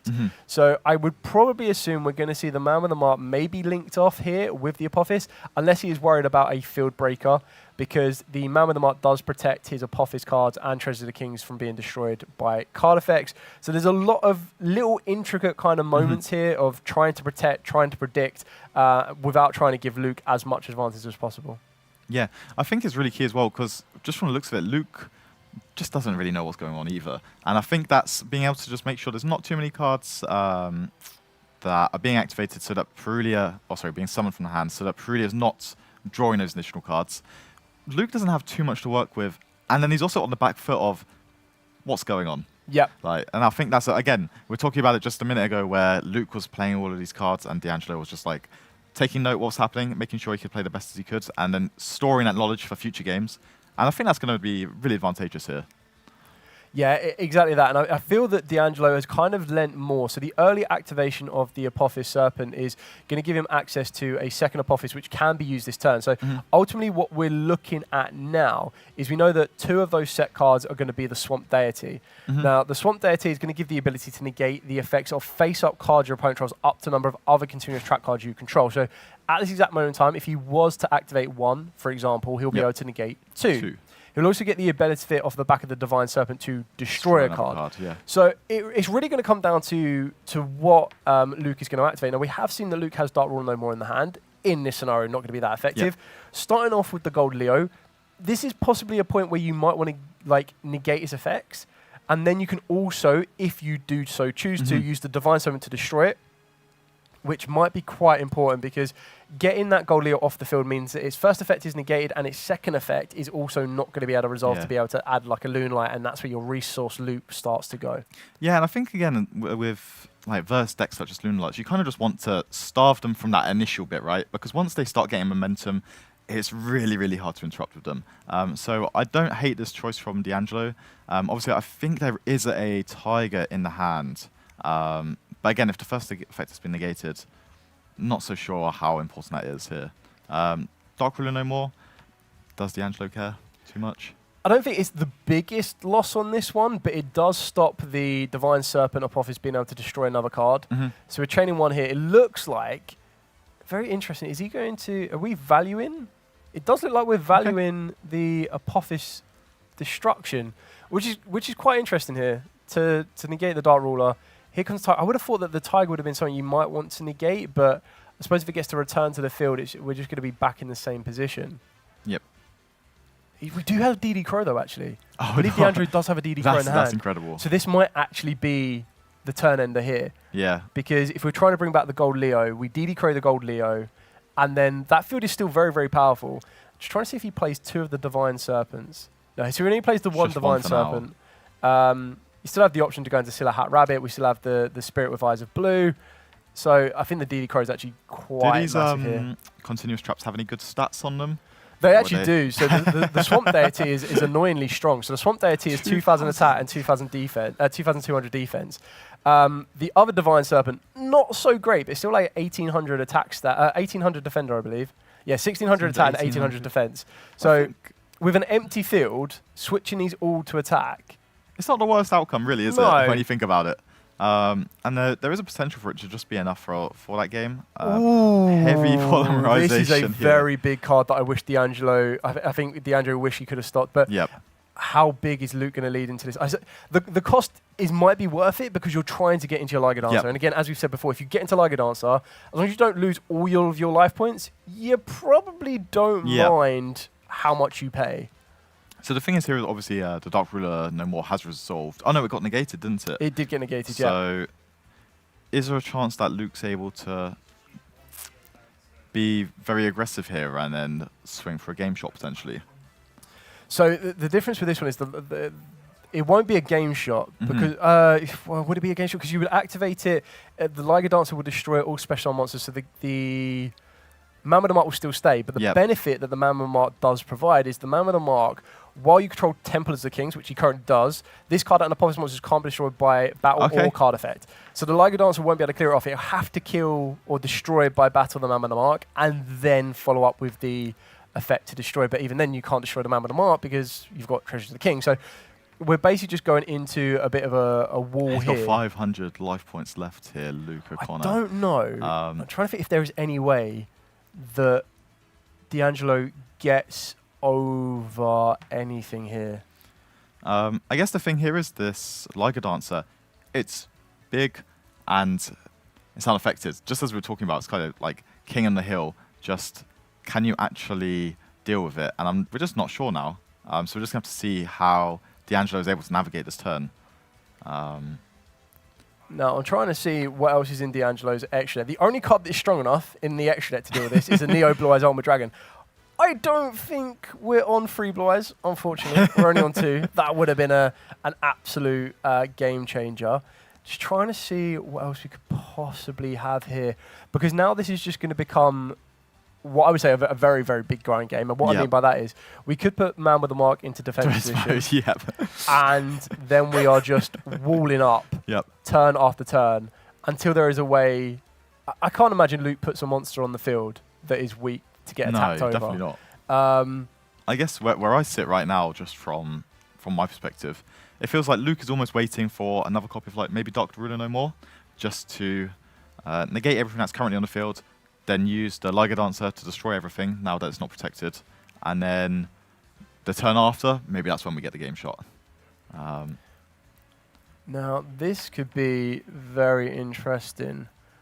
Oh, it has to go into defense position. It's not as interesting. I was like, is there a way that D'Angelo can give his opponent a monster? Like, that's the way to do it. What is it? The link to, is it Geoversa? Transversa, yes. Transversa. That could be a very, very interesting one here. We have Ancient Fairy Dragon in the extra there, but all that will do is gain life points and swap the field spells around. I don't really see anything here that's going to get us over the Liga Dancer. But maybe D'Angelo has something up his sleeve that we don't know about. I'm just going to have to see how they decide to navigate the rest of this game. Yeah, I think this is going to be very, very interesting because I feel that in this position here, D'Angelo just sets cards pass.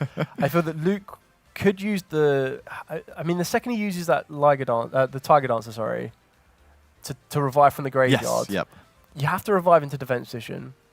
You can still present your field. I would still be putting the cards into defense position until I can work my way into a second Liga Dancer, because if you leave anything open, you are asking for trouble. Treasure of the Kings keeps setting. There's not really much more you can do off of the back of that. Yeah, especially with all your zones like kind of locked up almost as well, right? We've got Super Polymerization. What can we go? Mud Dragon, Garura. You can't use the Liga Dancer, correct? Or no, can't use Liga Dancer. God, that would be so good. Yeah. He has his own Dark Rule No More. That doesn't really trade. Anything else, right? So we're kind of at like an impasse almost, right? We are at a very, very big impasse. because I feel what's the saying? What happens when a destructive force meets an immovable object? I think that's exactly what we're seeing here. So it looks like Luke is going to start making a play. Does the Liger Dancer destroy everything on the field, or is it just your opponent's side? It's all special summon monsters on your opponent's field. Because the only other thing I could think of there was maybe if he's like trying to force his way into like maybe an SP Little Knight, and then go from there and then remove the Man with the Mark and then try and remove the SP afterwards without taking any life point damage. Yeah. The thing is, that's 500 life points. It's pretty scary. I think that's what we might be going for here. I think you called it pretty much correctly. So use the Almirage, use the Gold Leo, go into SP Little Knight. SP Little Knight, target the Man with the Mark, clear the Man with the Mark off the field, activate the Liger Dancer, destroy all special summon monsters, and then go from there. But has D'Angelo got an answer here? Ooh, Imperm? Okay. Is there something else to come from this? Does the fusion monster, does it? Yeah, if a track card is activated. Okay. Yeah, so it's any track card. Target a card your opponent tries and destroy it. Very, very interesting here. So are we going to trade off the Almirage? Does the Almirage contribute out to protect? Yeah, it just depends which one he's going to decide to destroy here. I think if you're Luke, you kind of want them to hit that God Leo, right? Because then you can always just tribute the Almirage, protect the Liger Dancer, and then you're back in no monsters, right? I would probably try and get rid of the Almirage because the Almirage is the extra deck monster. Yeah, 100%. Yeah, so that's what I'm saying. From Luke's side, you're hoping that they get rid of the Gold Leo. Correct. Yeah, exactly. From D'Angelo's side, you have to get rid of that Almirage there. So what else do we have as an extra deck monster? Because you definitely don't want to be linking off that Liger Dancer. How desperate do you want it? The other thing is here, right? Now, Luke has also used his normal summon. Yeah, correct. So there isn't really much I can imagine. No, so this is very risky. So this is the risk and reward. Because we've tried to make that play and it's been stopped, you now have a Gold Leo stuck in attack. Now, the only thing you need is 500 life points. Now, unfortunately, Gold Leo's attack is only 600. Yeah. So when it's staring down a couple of Swamp Deities and even a Man with a Mark, but it won't be enough to get the game swinger over that. It's still just big enough, right? Yeah. Any of the Apophis monsters switch to attack will deal with this. Go for a second heavy polarization. So you can use the stuff on the field as well. So you use from your extra using 3 or more monsters from your hand or field as material. You get to also banish monsters from the extra layer as material up to the number of monsters your opponent controls, but you lose life points equal to the total attack. So if he has looks like that was an illegal activation, I think. There. Banish monsters from the extra layers material up to the number of monsters your opponent controls. Fusion summon a fusion monster from the extra deck. Yeah, so you kind of needs to use field and hand. Yep. Otherwise, you can't afford to pay any life points. Yeah, so it looks like D'Angelo might just be able to run away this game now. Yeah. Which, in all honesty, I thought it was going to be a bit of an impasse, and then Luke was going to steal it at some point. But yeah, so it looks like that's just about enough to seal the game away. D'Angelo did very, very well there. He held his own, and so he didn't even flinch when the Liger Dancer hit. And this was very interesting because it was a weird scenario where it wasn't really... Well, it kind of was in D'Angelo's control because he had the full defense lineup. And it kind of puts his opponent in a position where either the opponent concedes or the opponent finds a way to out the field. Luke played it very, very well because he knew the way to out the field was to go into an SP Little Knight. And maybe D'Angelo pre-read that and knew the only way you out my Man with a Mark is to go into an SP Little Knight. And the second you do that, because I have a trap card that can be activated, I clear off the card that is about to threaten me. And it's this very nice trade back and forth. A lot of thinking about it to, again, immovable object, undestructible force. Where do you go? And that was very, very interesting. And I think that's just the thing is, when you get into those situations, I had plenty of them over my time as a player, just where you're playing and you're like, if I make any mistake here, I just lose this game that I shouldn't be losing. So, again, going into game 3 now, where do you think Luke's going to go? Do you think he'll go first, go second? I think for Luke's... the other thing that's also very interesting is Luke does not know that D'Angelo has any blue-eyes cards. Yes, yeah. So at the moment, as far as Luke is concerned, Luke is facing an Apophis Tombkeeper deck. Yep. So you don't want that deck to be going first. It's that's full control. You don't want that going at all. I still feel that Luke is more than comfortable going first. On the flip side to that, the biggest thing with D'Angelo's one is that the way he could out a Liger Dancer, he doesn't have a direct out to the Liger Dancer itself, but he has ways to stop the Liger Dancer getting there. Yes, yeah. The issue is you're only being able to open up with 5 cards. 5 cards in your 60-card deck. Exactly. And it's just trying to ensure you see the best 5 cards you can see going second here, which I think is going to be the most important thing. So I guess we've been talking about it, but do you think D'Angelo will notice that Contact C is very good in this matchup? I'm really hoping he does, because I think some of those plays from Luke, if there was a Contact C there, it'd be a completely different game. I hope he sees that. I feel that if you time it correctly, you stop your opponent with the ability to get into cross sheet. Looking at D'Angelo's deck, it's going to be very interesting to go with this one, because what do you take out for these? Obviously, Phantasmic, very easily taken out. You're going to be bringing all 6 of the Chummies back in. That's a no-brainer. But then do you go, okay, well, do you balance up the Ghost Bow and the Bureau Effectiveness? Super Poly, in my opinion, is probably not worth keeping in there. Because if they get to the Liger Dancer, the Super Poly doesn't out the Liger Dancer. It doesn't give you access to anything stronger to deal with the Liger Dancer. So that's probably a risk you can go, right, those 3 come out, straight income, 2 Retaliating C. We saw DD Crow is very effective. I still feel that Drone Lockbird is incredibly effective in this matchup, because it just kind of really restricts the amount of searching they can do. And so you're now looking at the spaces you can free up in order to facilitate those cards. Yeah, so we'll be looking to put those 4 in, those 6 even. So the 2 Crows he's got, the 2 Drolls, and the 2 Retaliating Cs. Obviously, we've got the Phantasma as well. I think that's an instant takeout as well, I'd say. The free Super Polymerization. And then it's just, are there any of these engine cards that maybe going second, you just don't need them as much? Or maybe you don't need them as free of? Or if there's a different way you want to steer your deck, do you want to go a bit more, try and like aim to play more of the Blue Eyes cards in game 3? Or are you fine with these Tomb Keeper cards going second? Yeah, I mean, that's very, very interesting, because if you see your opening hand, again, going second against Liger Dancer, you see your opening hand, let's say your opening hand is Man with the Mark plus Sage Advisor Blue. You're probably going to go down the route of Man with the Mark, turn that into the Blue Eyes Spirit. Blue Eyes Spirit gives you the field spell, gives you access to go into your additional normal summon of Sage Advisor Blue. The one big benefit that D'Angelo does have is that it's only special on monsters that get destroyed by Liger Dancer. So your Man with the Mark will be safe. Your Spirit Advisor Blue will be safe. It's really going to be coming down to swapping your breakers for your kind of like general interactions. I think we agree that the Contact C and Retaliant C are no-brainers, and it looks like we're opening up here. D'Angelo is going second, and he's opened up with what looks like a Fualos, a Blue Eyes Ultimate Fusion, a trap card, which is infinite impermanence, straight on the gold Leo. No breather on that one there, not letting Luke get started at all. I think that's the correct play as well. I think, like I've been saying, you just want to stop them in their tracks. You just kind of want to like throw your resources at them just to try and just like not get into that little bit of the mid-range where like, mid-game even, sorry, kind of similar to Malice, where like if you don't stop them early in the mid-game, they'll just keep like running away with their turn, and you haven't really got much you can do about it. Yeah, I do think it's very, very interesting. I think that's why Ghost Ogre kind of has one of these moments where it comes in and out of the format, because I feel that's why Gamma is currently at 1, because negating a card and removing it from the field was always too powerful. And that's what I like about Ghost Ogre, because Ghost Ogre says you can have your effect, but you're not allowed to stay on the field. And on the flip side to that, you have stuff like Imperms and Veilers that say you're not going to have your effect, but you can stay on the field. And I feel when you're trying to remove those particular cards, especially when they have double effects like Gold Leo, the Ghost Ogre is not a bad thing to do. So an Imperm is just as effective here.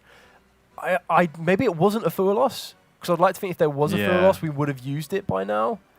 Do you think it might be any of the Blue Eyes cards potentially? Maybe just in that secret rarity? Yeah, quite possibly. It could very well be a Maiden. That would probably be the most logical option on that one, or a secret rare Effect Veiler. But I feel that an Effect Veiler may have been used here on the Perfume to make sure that doesn't get to return. And I feel this is where the resilience of the Lunalights is really going to come into check. And what I do find very, very interesting, this is the risk of going against Lunalights, is it's so tricky to break the field after the fact. Unless you're going to be playing a Kaiju or a card that can remove an unaffected monster like that. So then you really are hoping more that your opening hand is just that good. Which is just that little bit harder in the 60 card deck as well. Exactly that, but I think obviously here we're seeing the Yellow Moss and hit the Grave. We're seeing the Perfume now. Most likely going to add the Tiger as well, I'd say. And I think it's just one of those games where he is just going to get to that Liger Dancer. Is he going to get to a second Liger Dancer?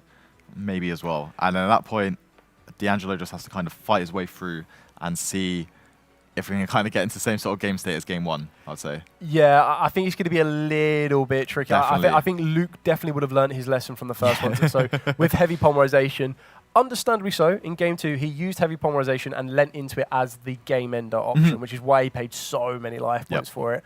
I feel now that he definitely doesn't need to pay that many life points for the access to Liger Dancer. Just seeing, yeah, it looks like there's a Blue Eyes, there's a Sage with Eyes of Blue, there's a Maiden, there's a Blue Eyes Ultimate Fusion, and then one other spell card, which I don't know, like... Which one it could be. What it could be, yeah, I mean... What I do want to see here is I just want to see Luke's reaction if he sees the Blue Eyes cards appearing. Just to see if he would have had that on his cards here. But yeah, just going to use Yellow Martin to return the Tiger back to the hand, trigger the cross sheep. One of my favorite cards in the game. Yeah. Just being able to get that additional monster on the field here. It looks so cute, peaceful, and innocent, yet it does so much.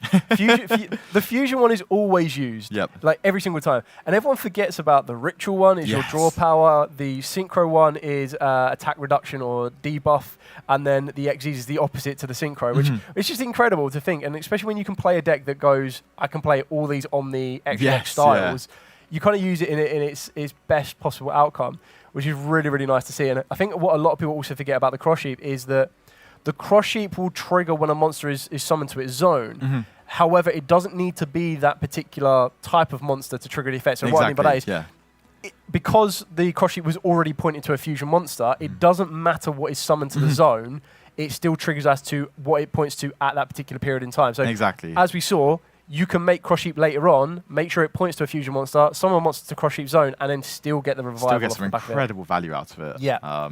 Yeah, I think the ritual one is definitely the most forgotten and slept on. I'm really hoping that when the Megalith cards come out soon, that I can do something, make something really cool happen. Yeah. That's my hope here. So the Megalith is quite like to be able to ritual summon from the hand and from the grave and everything else in between. So being able to loop that resource, like the draw 2, discard 2, is not a negative to it. Exactly. So we're just going to see Luke think a little bit here. Got a little bit more value out of that Tiger as you want to see. And as we say, just aiming for that first Liger Dancer and then push into that second one here. Yeah, I think ultimately the question kind of comes down to, we saw it in game number 1 when the Nibiru kind of scuppered Luke's plans. So you have to hold back certain amounts of resources. I feel that maybe a Nibiru would have come down prior to the Kaleido Chip, because Kaleido Chip is what's going to give you access to the Leo Dancer, and the Leo Dancer leads you into the Liger Dancer. The one big difference here as well is we haven't seen Lunalight Masquerade, so we won't be able to use polymerization to use the materials from the graveyard. But we're just going to do it the good old-fashioned hard way, turn the Kaleido Chick into the name of Leo Dancer, and then work our way into the Liger Dancer. So it looks like they used four bodies there. Does Liger Dancer get any additional effects based on the amount of materials used, or...? No, it's just a very, very costly fusion summon, so it does require it's free. Leo Dancer plus free. Which honestly I don't mind, because if that was anything less, I would have been shocked. Yeah, it's the risk versus reward, I guess. You're just getting so much value out of it, even if it feels like you're trading quite a lot into it, I would say. Yeah, exactly that. So we're going to be starting off with Sage of Eyes of Blue. This is the other kind of very interesting thing when it comes to the Lunalights, is the Lunalights themselves, they don't really have any hidden activations on the field. It's as simple as Liger Dancer will destroy all your special summon monsters at one point when I choose to do so. So D'Angelo can play here, and like you said, the look on Luke's face when Blue Eyes was more so like, oh, that's there. There's Blue Eyes in there as well. Yeah, so what I'm thinking here is really, from D'Angelo's standpoint, there isn't really too much to worry about. It's just like trying to trade into that Liger Dancer to destroy all the special summon monsters just as efficiently as possible, right? Yeah, this draw on Lockbird is actually pretty huge here. So starting off with your Sage, D'Angelo does already open up with the Maiden, which can kind of be telegraphed a little bit by the fact that we went for the Veiler instead. Exactly. I feel with not being able to get the Search, you're not going to be able to get your additional normal summon. We're probably going to need to utilize the Maiden effect in the hand, exactly what we're going to see here. This will get access to True Light. True Light is then going to attempt to, what I can only imagine, is going to set a card. But the card you're going to want to set is not going to want to be Wishes, as you're on the Drawn Lockbird. So you're probably going to want to set the Roar with Eyes of Blue. activate the Roar, bring out the Blue Eyes from the deck, revive the Maiden, and you definitely don't want to be leaving that Sage in attack position. At that particular point there, you're well and truly within the period of Liger Dancer effect, clear the field off, which is very, very damaging. We may have access to the Tyrant Dragon here because we have opened up the Blue Eyes Ultimate Fusion, or Ultimate Fusion.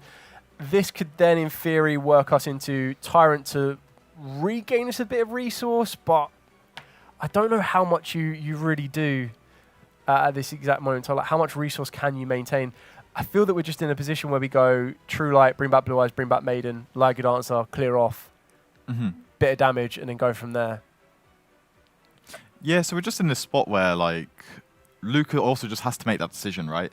At what point is my Liger Dancer going to activate, and potentially my last interruption of the turn, right?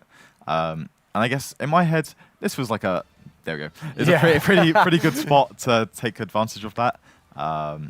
Being able to wipe out most of D'Angelo's field here. Yeah, this is still going to be quite effective because as we already know that there's the Ultimate Fusion. We can still work our way into a Synchro Monster here because in theory, what we could do is we would go... We could turn the Sage Advisor Blue into the Blue Eyes Spirit Link 1, tribute that off to revive the Blue Eyes back from the graveyard. But it looks like in D'Angelo's extra, he only plays the one Spirit Advisor Blue. So is it worth the risk of not getting the search or access to the field spell for the next... next turn? It just depends what D'Angelo thinks here, because at the end of the day, based on what's on Luke's side of the field, there might not even be a second turn, really, right? So you just need to, I think you need to go on the aggression here. Yeah, so I believe we're activating True Light to bring back the Blue Eyes. Blue Eyes is going to attack the Cross Sheep to do a decent amount of damage, I guess. 22, right? We're going to synchro here. Now, do you go to Blue Eyes Spirit Dragon? You probably should, but... I think so. I think it's just the most efficient way to like get some advantage next turn as well, right? But the issue is, I guess, the Liger Dancer can just trigger again, right? Back on Luke's side. Yeah, once it comes back to Luke's turn, we're just going to trigger it again. Ironically, it's one of those ones where you really wish you had Azure Eyes. Yes, yeah. That's what I was just thinking, looking at the list, like, is that Azure Eyes just making it in there or not? But yeah, I feel that we're going to be... It's going to be less of a grind in this kind of duel than it was in the previous one. Because I feel, how would we go? So go Sage would turn into Blue Eyes Link 1, wouldn't really make it worth the value. We're definitely going to commit to that Synchro Summon. Spirit Dragon goes into defense position. And then what we're really doing here is, unless you early doors activate the Spirit Dragon, which isn't bad because you could draw phase, activate the Spirit Dragon to tribute itself off and try and bring out the Blue Eyes Ultimate Spirit Dragon, which in turn still gets chained with the Liger Dancer. I suppose the best thing for D'Angelo to do here is, with only one Liger Dancer at this moment in time in rotation, you're going to want to put up a wall every time. And what you're trying to do is you're trying to bait out the activation of the Liger Dancer to then in turn use True Light to bring back a Blue Eyes, bring back a Maiden. So you're trying to gain your resource that way. Ooh, I'm going with a wolf. Here is very, very strong here, isn't it? Yeah, because we already have the Leo Dancer in the graveyard, correct? Like, we haven't banished the materials. So. Yeah, I think they're all in the graveyard currently.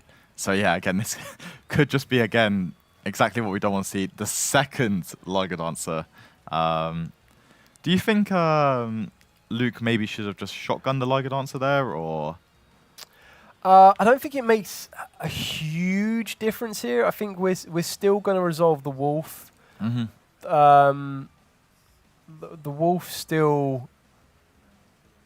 We chaining the Liger Dancer here.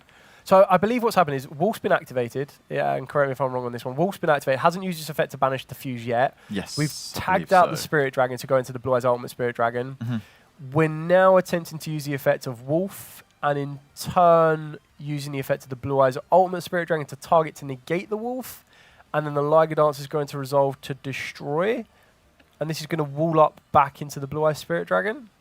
Okay. And then, correct me if I'm wrong on my side, the Spirit Dragon can tag out again, is it? Or is it what hard? No, so Spirit Dragon has to be Synchro Summoned. So as it's being brought back, it's Special Summon, not a Synchro. So yeah, unfortunately that's not going to happen. But I guess D'Angelo has kind of insulated himself here just to Yeah. to not potentially lose the game on this turn, right? He's definitely he's going to be able to present a bit of a wall here because we're going to be able to get the Maiden plus the Blue Eyes. With the Wolf not being able to get exactly where Luke wants to go, which would be a second Liger Dancer, because then the Liger Dancer would then get the effect to kind of like destroy the field again, because unbelievably so to me. It looks like the Liger Dancers, the Wolf's going to be able to resolve here. Yeah, so this is then going to be able to get access to. We're just trying to get clarification of what's going on here, but I feel the Wolf was going to resolve. Like, where do we get to with the Blue Eyes ultimate? Oh, okay. So I think D'Angelo is saying that he's got something else on resolution here. So we're going to use the ultimate fusion. This is quite interesting actually, because the ultimate fusion is going to use the Blue Eyes on the field, in turn giving him the ability to destroy a card on the field, which I believe will be Wolf in this scenario. Yeah. So he's really trying to suffocate Luke getting into that second Lunalight. And just looking at the clock now as well, there's only 55 seconds left. Which is very, very tough for... Yeah, very tough, because I can't see... He's already used the Liger Dancer. Yep. He's already... D'Angelo has navigated this very well, actually. Yeah, I think he's directly kind of pinpointed points to stop a second Liger Dancer, points to get the Liger Dancer to utilize its effect. Yep. And now we're in a position where there's still one more card unknown and one card in D'Angelo's hands. So he does have that ability to possibly a DD Crow, possibly an Infinite Impermanence. The Liger Dancer can't get enough damage on the board, so on the field, what we're trying to do here from Luke's perspective is he needs to get 3 monsters on the field that are going to be strong enough. And at the moment, you've got a Liger Dancer at 38, which can deal with any of those monsters on the field. You've got a Kaleido Chip, which could trade for the Maiden. Yep. He then needs another one that is stronger than 3,000 to trade with the Spirit Dragon. And unless there's any extension, that is time.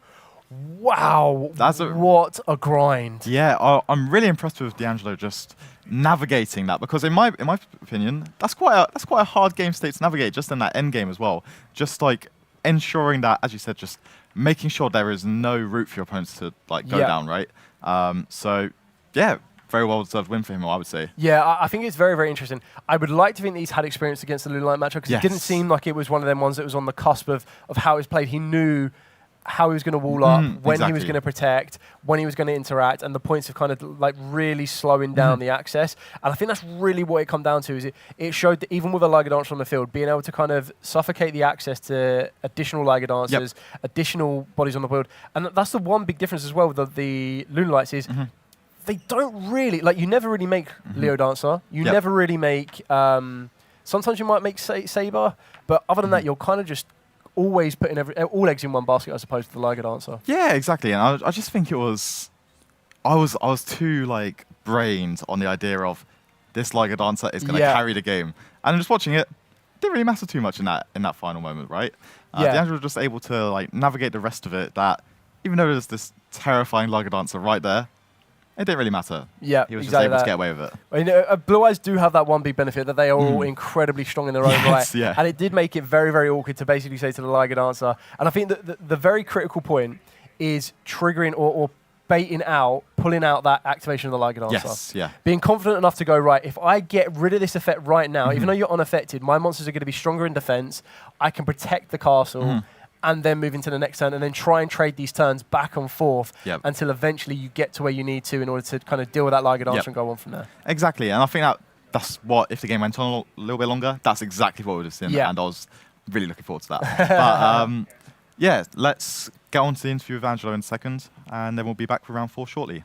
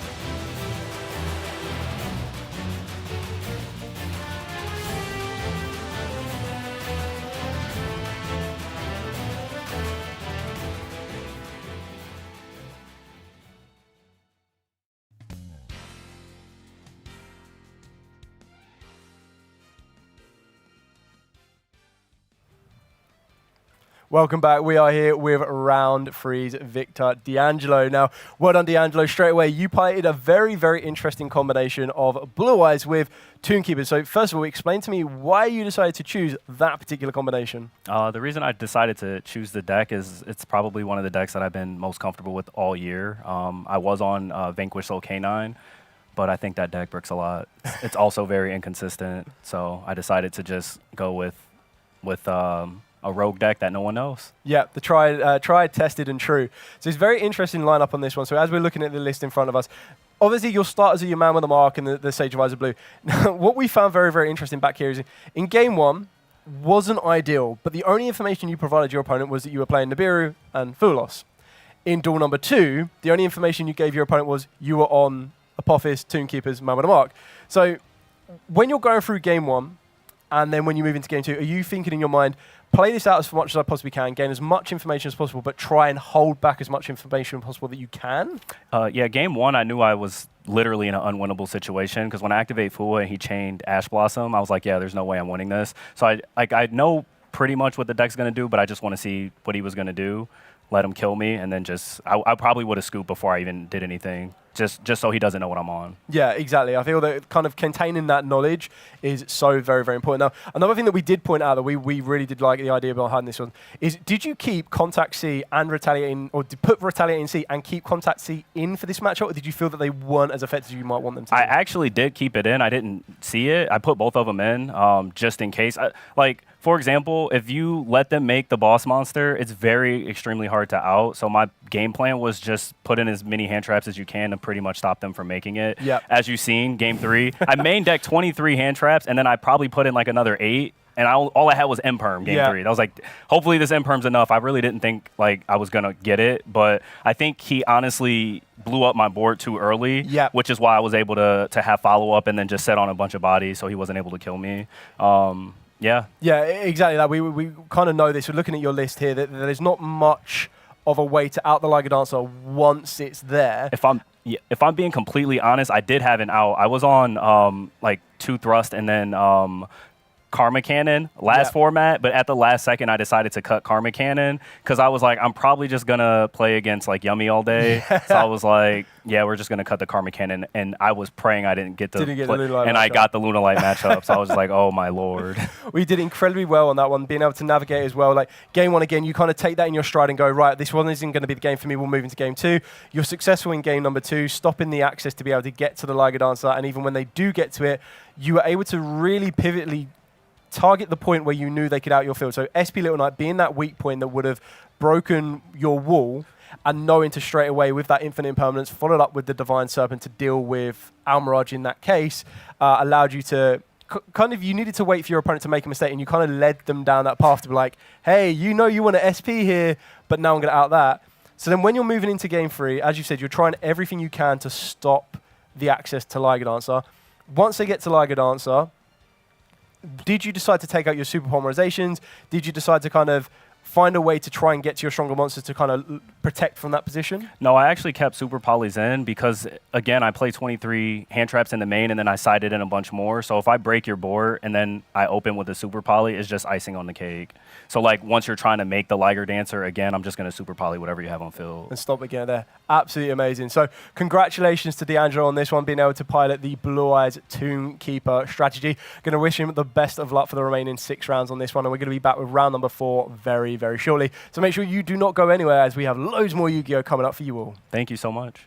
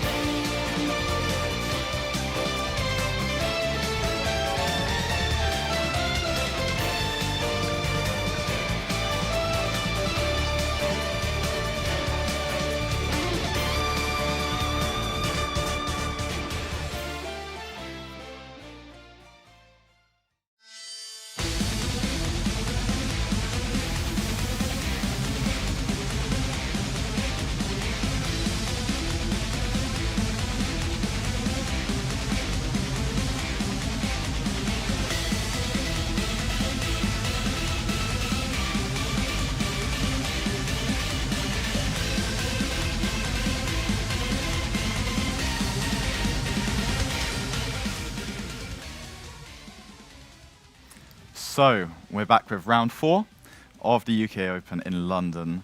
And we've got a bit of an interesting one again. Going straight into it here, we've got Super Heavy Samurai with Centurion. Yep. What do you think about that deck initially? I'm actually really excited. So this player won a 100-person regional not so long ago, and I was like, someone said to me, because I unfortunately wasn't able to attend, they was like, Centurion won. I was like, what? And then I went to an OTS championship afterwards, and I faced one of my friends who is known for playing this deck, and he faced this deck, and I was like, what is this? And I was watching it play in front of me, and I was like, it just didn't stop. It was like Yummies, but level 12. I was like, please stop with these big monsters. And then on the other side of the table, we've got an old favorite, Razel Mitsu. It's okay. I think this is the first Mitsurugi we've had today, so I'm quite excited for this. This is one of my favorite decks to actually watch play because of just how intricate some of these turns can be, and obviously it's why it's one of the best decks over the last few months. But let's see who's going first. It is the Super Heavy Samurai. Again, this is going back a little bit, back to what, 2023? Yeah. Yeah. So obviously, Wakashi, one of the best cards I've ever seen in this game as well, I would say. Yeah, Wakashi for pendulums, even for synchros, was just so incredible. And it's kind of interesting to see when you looked at Super Heavy Samurais, or this particular kind of small package, itself is one of the, I would say, one of the most underrated like packages or engines for a long time, because you kind of go back to the adventure package. That was something that was put in a lot of decks that was utilized, and then the Super Heavy Samurais kind of came out, and it wasn't as versatile, but it was still incredibly good, and that was then utilized. And now we look at the modernized kind of engines, packages. You've got K9s and everything else in between. So what's going to be quite fascinating to see here is that it looks like Maxwell is main deck in Book of Eclipse. It does also look like he's got a Nibiru in his hand, so, and an Imperm. So there's quite a lot of interaction already. It'd be quite interesting to see what type of disruption he lines up. But the benefit of something that Frankie is going to be demonstrating right here is how the Super Heavy Samurais lead into the Centurion without even needing to use a normal summon. Yeah, this is just like really interesting for me. Pendulum scales, doing the Centurion bits as well. How many of these spell and trap card zones are going to get filled up throughout this game? It's it's going to be interesting to see. And here looks like we're starting to go off into the first 12.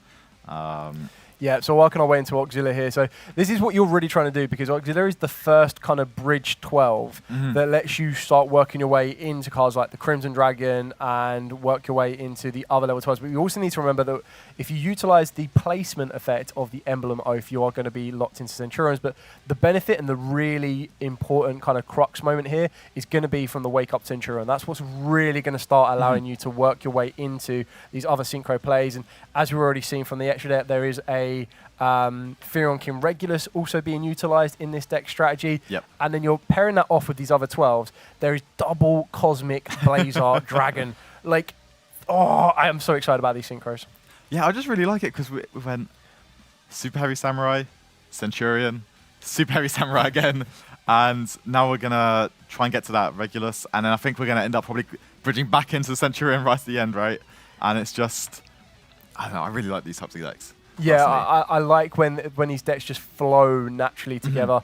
We're going to be working our way into the Sagas. The Sagas is kind of one of the first checkpoints, and what I mean by that is you have your natural checkpoints of Wakashi and the bike and everything else in between, but what you want to try and do with the Sagas is you're trying to stop your opponent getting to Regulus, which is exactly what we've seen here from Maxwell.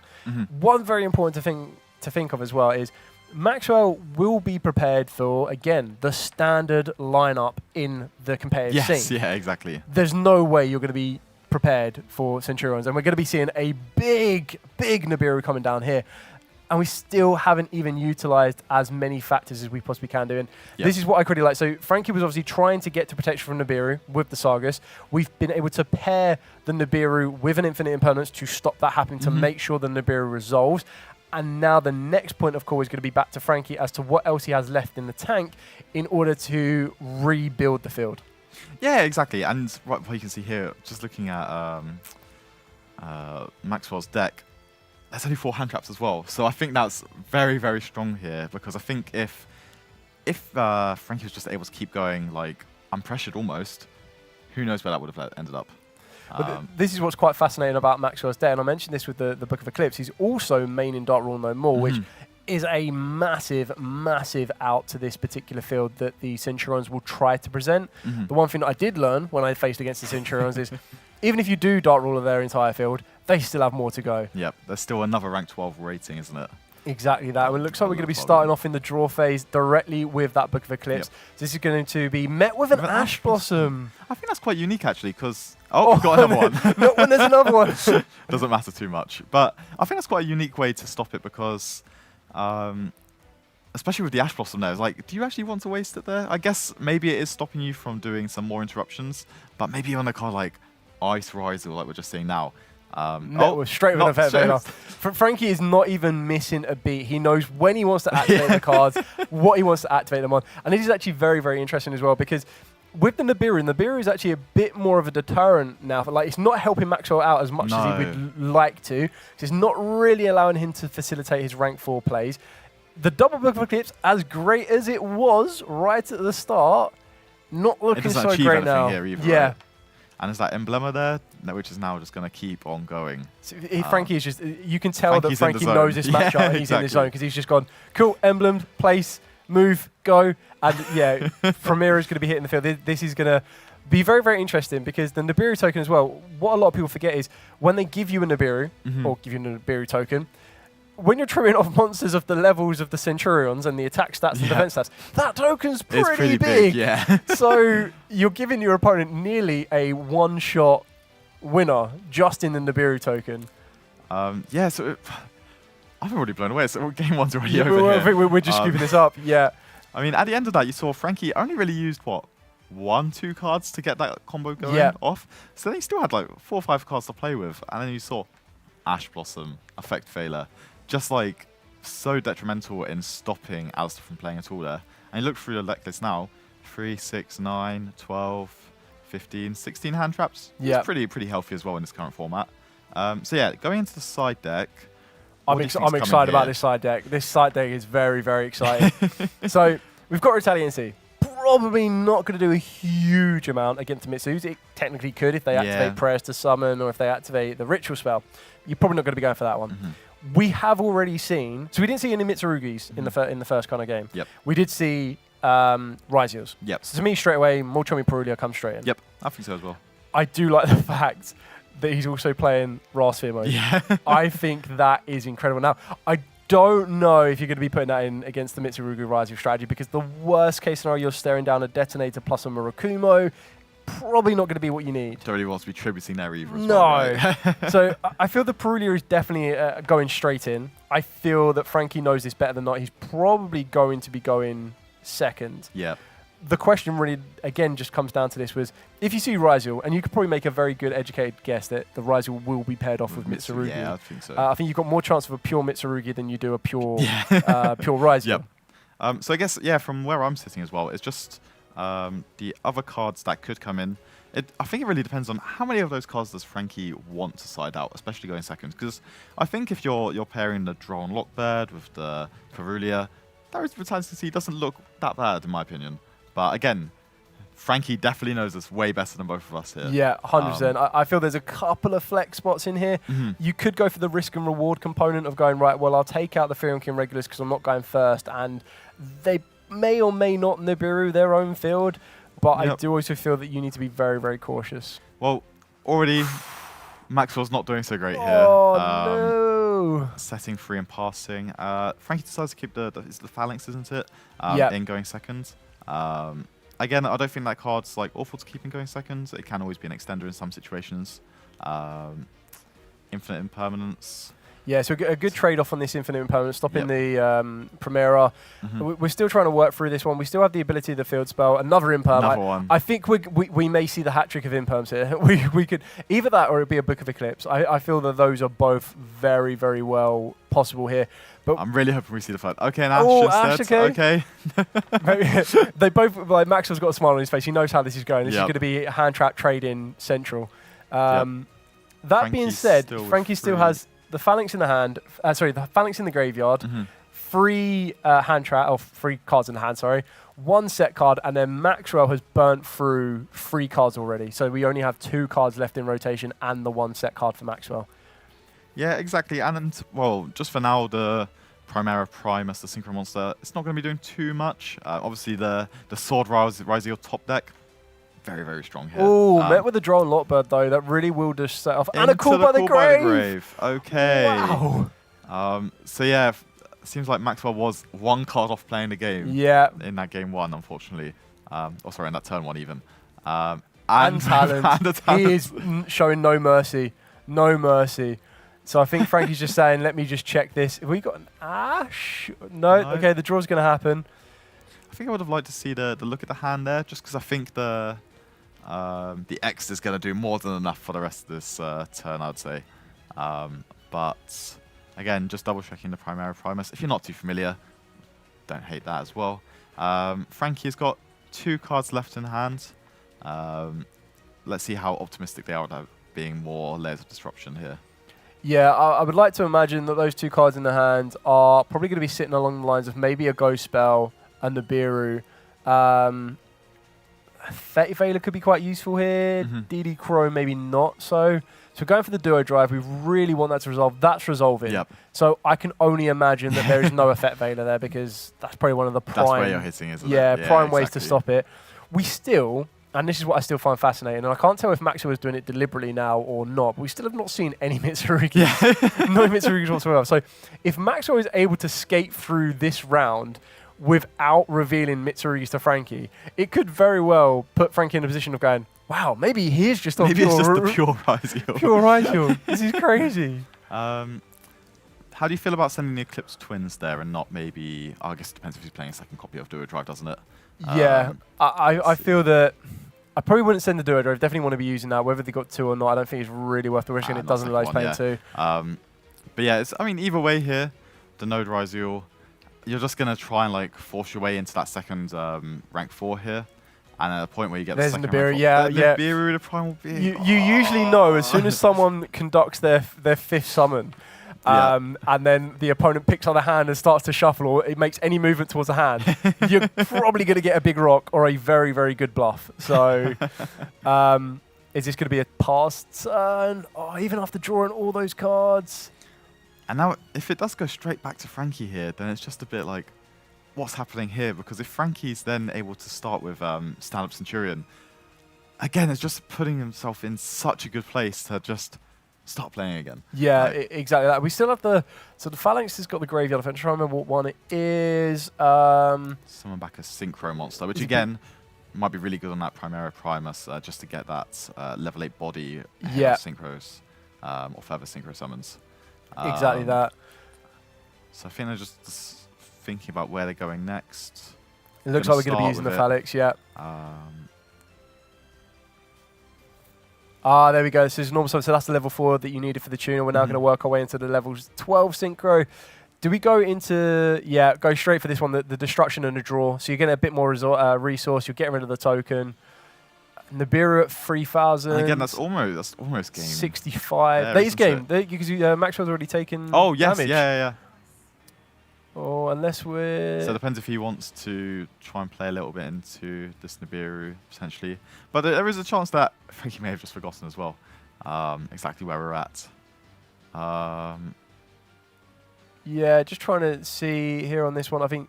I don't think Maxwell's got any interaction. Yeah. Yeah, and that's it. I think they're just being reminded of the life points on that one. And Frankie with a sigh of relief on that one. Yeah, he did very, very well there. It was great to kind of see both players. They knew their decks, and when they knew, it's always nice to see that confidence. Which like, I'm not even second guessing. This hand trap is going for that card there. Yeah, and that's what I really like when watching players that are very, very confident and very comfortable. It's something that, for me personally, I strive to always play the decks that I'm most comfortable with. Yeah. Because when it comes to a tournament, comes to maybe feature matches, other instances, I don't want to second guess myself. Yeah. I want to go with the exact play that I think is correct in the moment. I don't want to be thinking, is that the right thing I should be doing? But Frankie there showed us exactly what that means. Again, playing a little bit of an unorthodox strategy, but I feel like he kind of stole the show there. He just knew exactly what he was doing the entire time, very confident. Veiler, Ash. And then very confident in the plays he was making to respect those types of cards on his opponent's side of the field. Yeah, I think we've seen it a couple of times today already. That is something that I'm quite a big advocate of as well, is you're always going to get an added benefit. Now, there's loads of these different benefits in the game of Yu-Gi-Oh! So there's learning your deck inside and out. So you know your deck inside and out, great. Learning the format inside and out, that's also great. Then the other little bit of elements, you've got your tech cards that you choose to play. Then there's also this option of choosing a deck that you can perfect against the more commonly known decks, but most opponents won't be able to. Yes, I definitely think that's like such a strong, unique part of the game of Yu-Gi-Oh! Is that you can maybe be able to take a little bit of cards from a few years ago, seeing these, I forgot the name of them now. Super Heavy Samurai. cards. So taking the Super Heavy Samurai cards from, some of them 2-3 years ago, some of them maybe closer to a decade. Scales. Exactly. Taking all of them into this more newer deck, this more nuanced deck of the Centurion deck, and just making it all work together. Then your opponent may come sit down, then be like, what do these cards do? Especially the Centurion ones, we saw a little bit of a breakout when it first came out, but it's a little bit silent. So again, big congratulations to Frankie here, and we'll be right back with an interview shortly.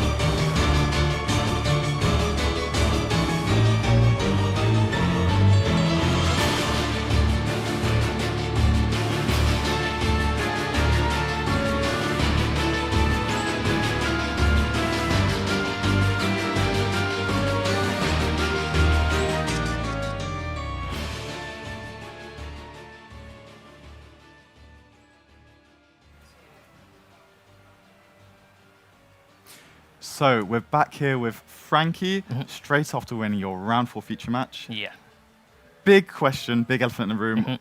Why Centurion? There's like no good reason I can give. It's not a meta reason. I'm just one-tricking it, and if I win dice roll, it's really good. So yeah, that's the only answer. I mean, I think it's always fine. It's like you seemed, when you were playing, you were doing your turns, you're completing every single movement. You seemed very confident with how you were going, and you knew exactly what you're doing. So how long would you say you've been playing this strategy? Oh god, it's like a year and a half, right? Since like whenever this release and like just after the second wave of support is when I started playing it a lot more. So yeah, that's the answer. Yeah. So would you say it's a good pick into this current format, or? Oh no, I think it's actually. Unfortunately, I think it's not great. We're playing a lot of hand traps. You can't because I'm playing the super heavy. I can't play the breakers I want to play. But you know, we're going first. You're super strong. You're super versatile. You can have a lot of pushes. Going second, you're all right. Just hope that you can break boards. Yeah, and I think that's kind of what we saw there really is. So, game one, kind of again. Just felt like it was your game, really. You just started playing. Your opponent didn't really have too much of a pushback. And then, again, follow-up turn. Had everything. And then, to be honest, we saw the kind of the same thing in the second game there. So, obviously, your opponent didn't draw the best. No, unfortunately. Then, you made a big play, got Nibiru'd. When you got Nibiru'd there, do you feel like, oh no? Sorry, game one. Was that game one? Well, yeah, that's game one. So yeah, no, that's game two. I Nibiru'd on game two. Game one, it's normally fine to be Nibiru'd. I'm used to that. That's what the Regulus line is for. You make the Regulus, you make the Sagas, and they will just nib you on that situation. Then normally you could just end on the Blazer and a 12. Okay. But obviously I couldn't because he had multiple hand traps to back up. And in game two, you Nibiru'd him them. and then I saw is it when he activates the talents. What was your thought there? Well, he had a bad hand, and I just chucked out the draw. So that worked been great, but he had the call by. So it was a little frustrating. Yeah. Thankfully, he dead drawed. So Yes, yeah. And then again, you're Nibiru. Yeah. Then doesn't really have anything to follow up with No, after that. unfortunately not. And then you're just able to make the push. And again, just steal the game away, really. Especially after the game where he actually lost life points. I forgot it was from turn 3. That's why I pushed for the extra life points. So I guess going to the rest of the tournament, are there any matchups you're pretty happy to face, or anything that you're pretty scared about? Nothing you want to? I mean, avoid? I think the things I'm scared of the most is Yummy because I can't really. I'm on hand traps, obviously. I can't really beat them that. Okay. Other one's Mitsu. Any form of Mitsu can't handle that. They bite the board and I can't think of the some. Miracle, right? Yep. Yeah. And then what would you say is like more favourable for yourself? Oh god. Give me the Dragon Tail matchup. Dragon Tail, Give me the okay. Dragon Tail. I could beat that hand trap all, unlike the others. Yeah. So I guess the last question before we head off: do you think you can win the UK Open? Yeah, we'll try. Okay, that's good enough for me. So we'll be back shortly with the next feature match, and yeah, good luck, Frankie. Thank you.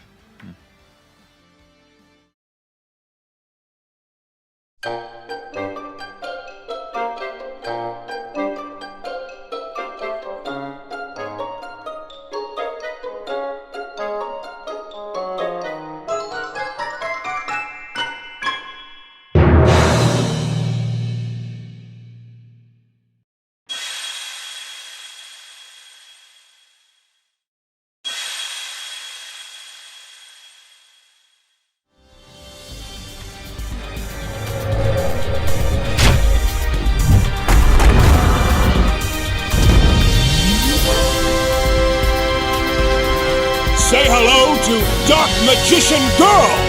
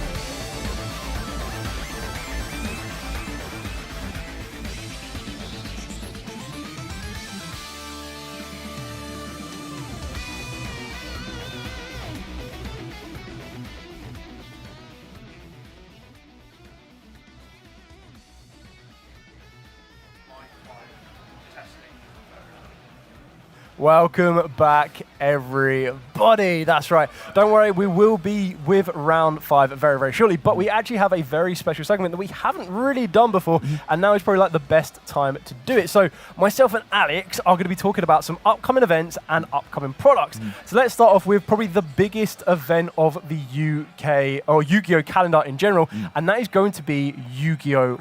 Worlds. So Yu-Gi-Oh! Worlds is going to be live from Europe in France. Yep. Now, even if you don't have the ability to get to France yourselves, you can still take part at your local OTS store, because not only can you watch the stream live online, you'll also be able to take part in some very special World events. So, Alex, take us back to those days when you were able to participate in these World events at your local store using the World's Forbidden Limited list. Yeah, I think it's a very interesting time because you get to like build up to Worlds. You have your nationals when you're here in Europe, then you build up into the WCQ. Then you've got Worlds, which, although it's only limited to around 24 players, it's very unique in this chance where you get to go to your locals and you get to play with that ban list. And for me, I think the Forbidden Limited list that they use for these events, it's so unique because you don't really get to use it, right? If you're not playing at Worlds, you're like, it's okay. But now we've got these chances to go there, go and play for additional promos.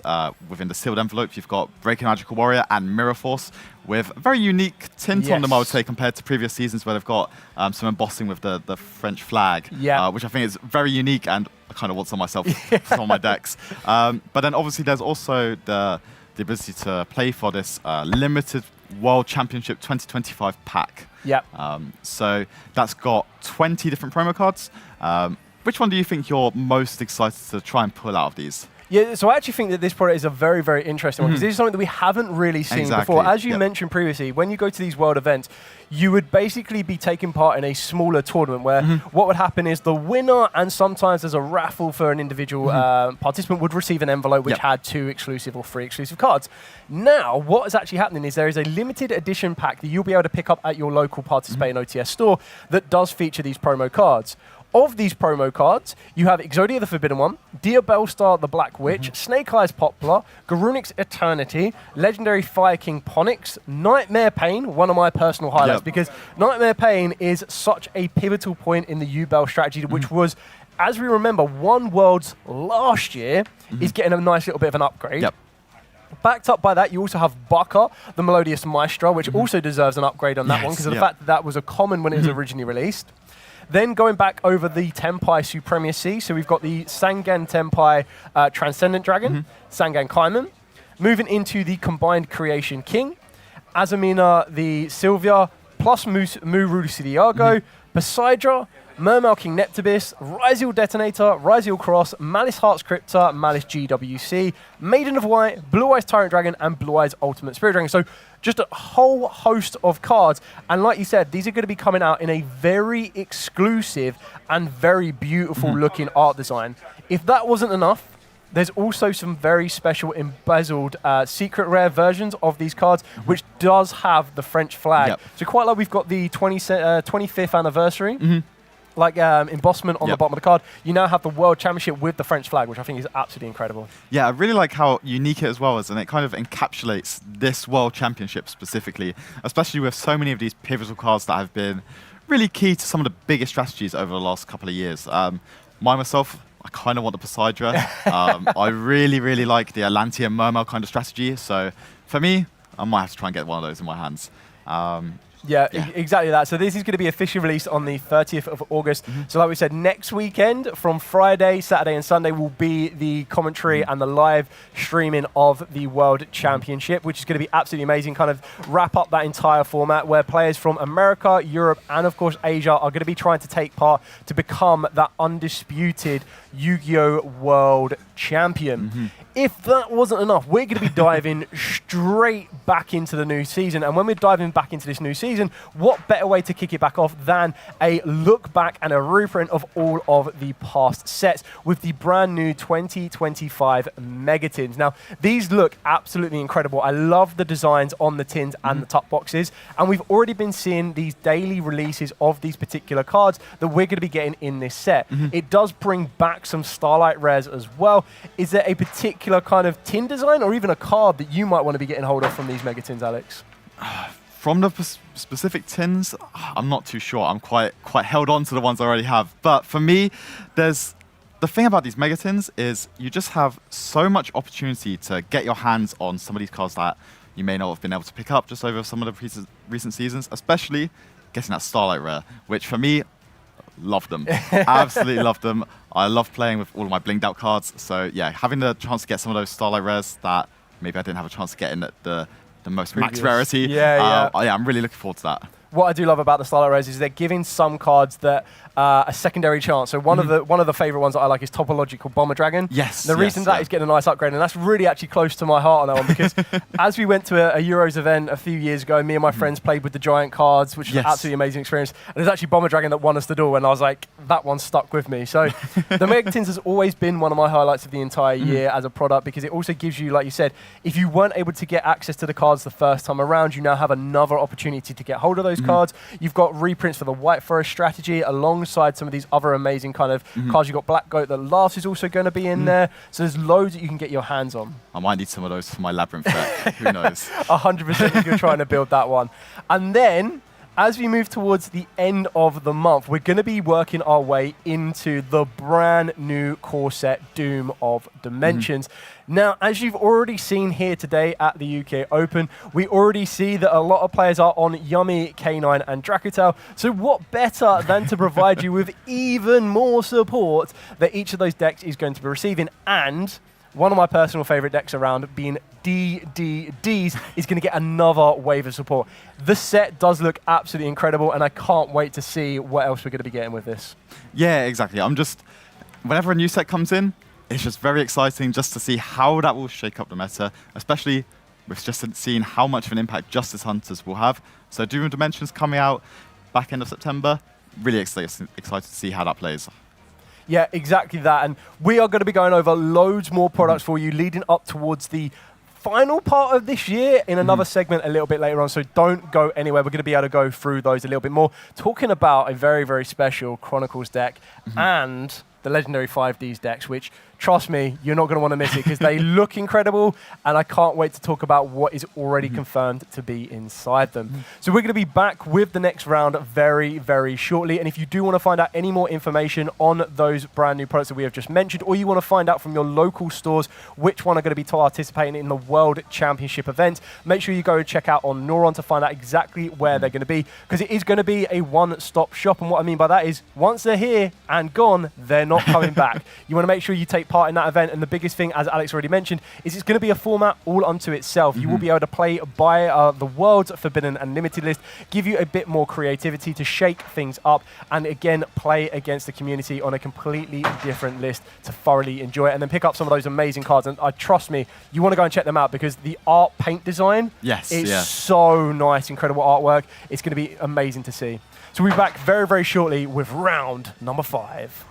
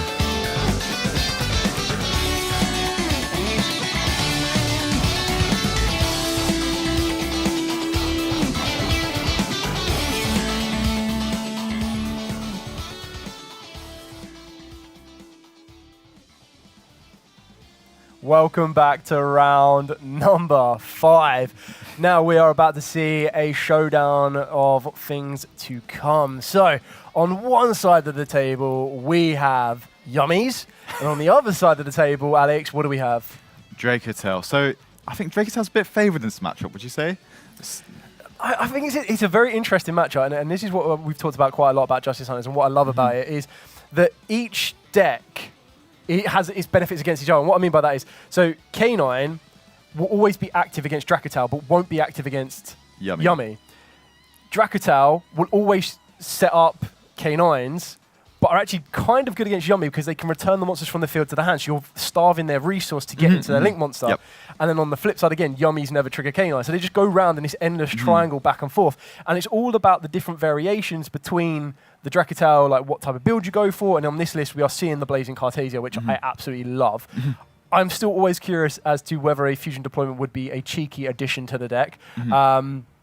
Yeah, and then on the Yummy side, I think the Yummies are just generally really, really resilient. Yep. Now, they want to try and put some cards face down. They want to try and destroy cards probably a bit more effectively, but that's where the Dracotels are always going to activate effects, and that's where you kind of want to play more breakers to try and negate the field and everything else. So it's going to be very interesting to see the sliding patterns of these two duelists and just how it's going to go and develop from this dice roll.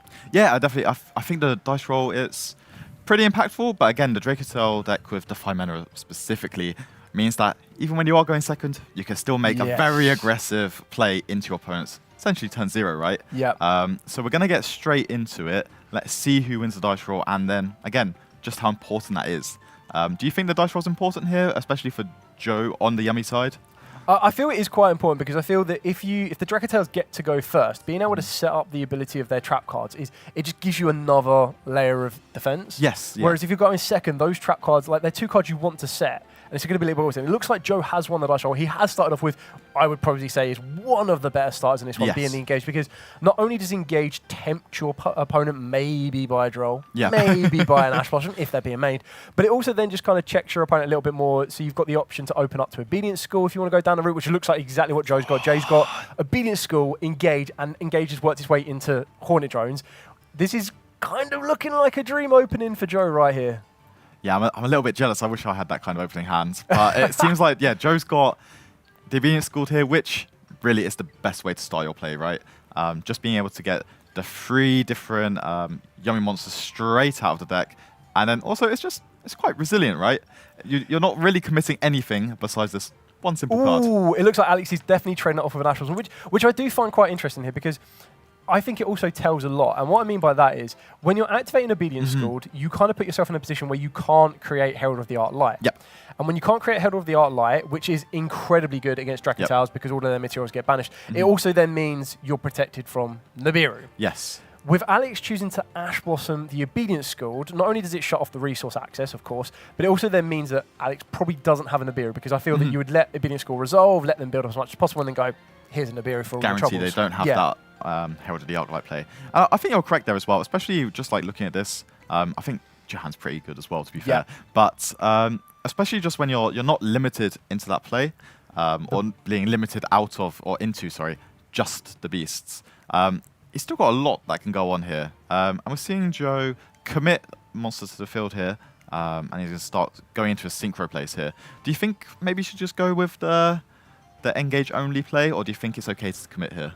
No, I think you're kind of okay to commit here. I feel that Joe still hasn't conducted his normal summon, which is quite useful for him. So now that he's able to activate and add a cookie and a cupsy, he still has that resource available to him. And it's always very important that if you're able to hold back something as simple and as kind of like core to the game of Yu-Gi-Oh! As a normal summon, especially when you have so many normal summon cards like Cupsy, like Cookie, or mainly the Cupsy, to get you into Surprise. It just, again, it allows you to gain so much resource that even if a Nibiru is used here, you've still got a Surprise to rebuild and go again, which it looks like Alex might be considering some form of interaction on this Cupsy Yummy here, as we do know that leads to the Surprise, and Surprise... it's the best card in the deck from my personal opinion. I really like the Veiler here from Alex Moffat here, because I think, really for me, if your opponent's a little bit starved off the Surprise, I think you can actually combat the deck quite efficiently. But when that Surprise is anywhere within the rotation, they can always get it back with the Onari towards the end of the turn as well.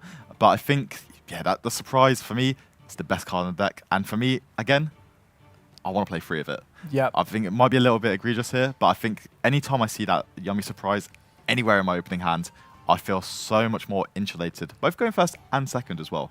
Yeah, I think it's a very core component of the deck. It looks like we're going to be working our way into the field spells on this one with Joe. What you kind of have to take into account is that Joe still has 2 unknown cards in the hand. Now, from what we can see, it looks like it is a Chummy of choice, whether it be Perulia or Fuelos, plus an Ash Blossom. The Ash Blossom is a very fair trade with Alex for the Rahu Dragontail, if that gets used, or even Ketu, because Ketu is just as amazing on this one here. Joe is still trying to present his field. Again, I feel that he might have read that Alex maybe does not have a Nibiru. If he does, then it's just going to be another layer of disruption. But I feel it's now important for Joe to work his way into a Herald of the Arclight, because I feel the Herald is going to be a big difference maker here, as it then puts the pressure back on Alex to try and deal with that Herald first before attempting to use Rahu or even using the Ketu. Less so the Ketu because it doesn't send from the deck, but it will fuse from the hand.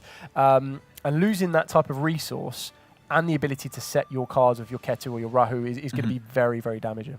No, I definitely agree here. And especially just here, you're seeing this Arclight, just as you said, it's the core component of this matchup, I would say. I think if I'm in Joe's situation as well, there's a lot of times I don't even want to try and negate. I just want to leave it there, leave it as that disruption, meaning everything gets removed from play instead of hitting the graveyard, where it's going to get those really pivotal effects, just as you said. And again, I think this end field is quite good as well. He's going to commit an extra Yummy Monster here just to kind of improve the layers of disruption here that's going into Alex's turn. But as you said, it looks like there's no back row here, which is really good. Yeah, so surprise is not there. Exactly. no surprise. No surprise. Pun intended.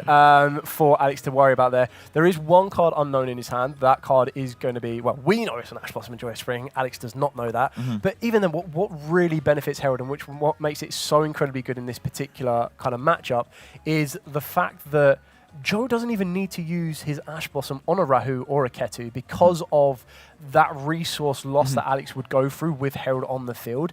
It really does make it very, very tricky. And now starting off with the Lucias to utilize this effect, again, I don't feel that there's any real threat right to Joe's now, right? field. Yeah, exactly. So it looks like he is going to start making a play here. Again, in my situation, I do very much agree with you. I'm just quite happy to sit back, let it all go, and we're just going to see if something gets a little bit too aggressive and you need to make the play, right? How I view the Yummy deck specifically, it's quite reactive, I would say, when it comes to these turns. Obviously, all of the Yummy synchros are taking out there. We're going to see this scoop up there. I think what Alex was trying to do there is he was trying to use the Lucias to threaten the Herald. So attack the Herald, and then the rest of your hand then becomes open. And Joe saw that straight away. He went straight into the synchros. The synchros then have the ability to, put that monster face down, no longer a threat. Try and destroy the monster, again, no longer a threat. Make it weaker, no longer a threat. So they have these very good ways of being able to try and draw out the battle phase from your opponent. And I feel, without a shadow of a doubt, when we're looking at Alex's side deck here, again, going back to the Chummies being a very easy side out when you choose to go first, I feel that's when you open up the door to Phantasmes possibly coming in here. I might be looking at maybe Kashtira Fenrir. Fenrir could be a very, very good trade for the Yummy strategy. Ghost Spell, it can kind of be hit and miss sometimes. Sometimes it can be very, very good if used at the right time. I feel he does have that flexibility to straight away go, cool, 6 Chummies out, and then 6 more cards in. And he's got a nice range of, I would say, 9 cards there looking at his side deck to put in for it. Yeah, I think it's. I think the bigger question here is, does Alex choose first or does he choose second? Because especially going second into the Yummy strategy, you're getting a lot more value out of some of these Dragon's Tail cards, right? And it just depends really how confident you feel going into the hand trap variant of the Yummy going second, and if you think your strategy is good enough, and if you want to add some more of those really good cards like Phantasme, Fenrir going second to maybe just enhance your ability to play through the field that they may create. But again, as we spoke about it, you are just generating so much more card advantage going first before Joe has the chance to play the game.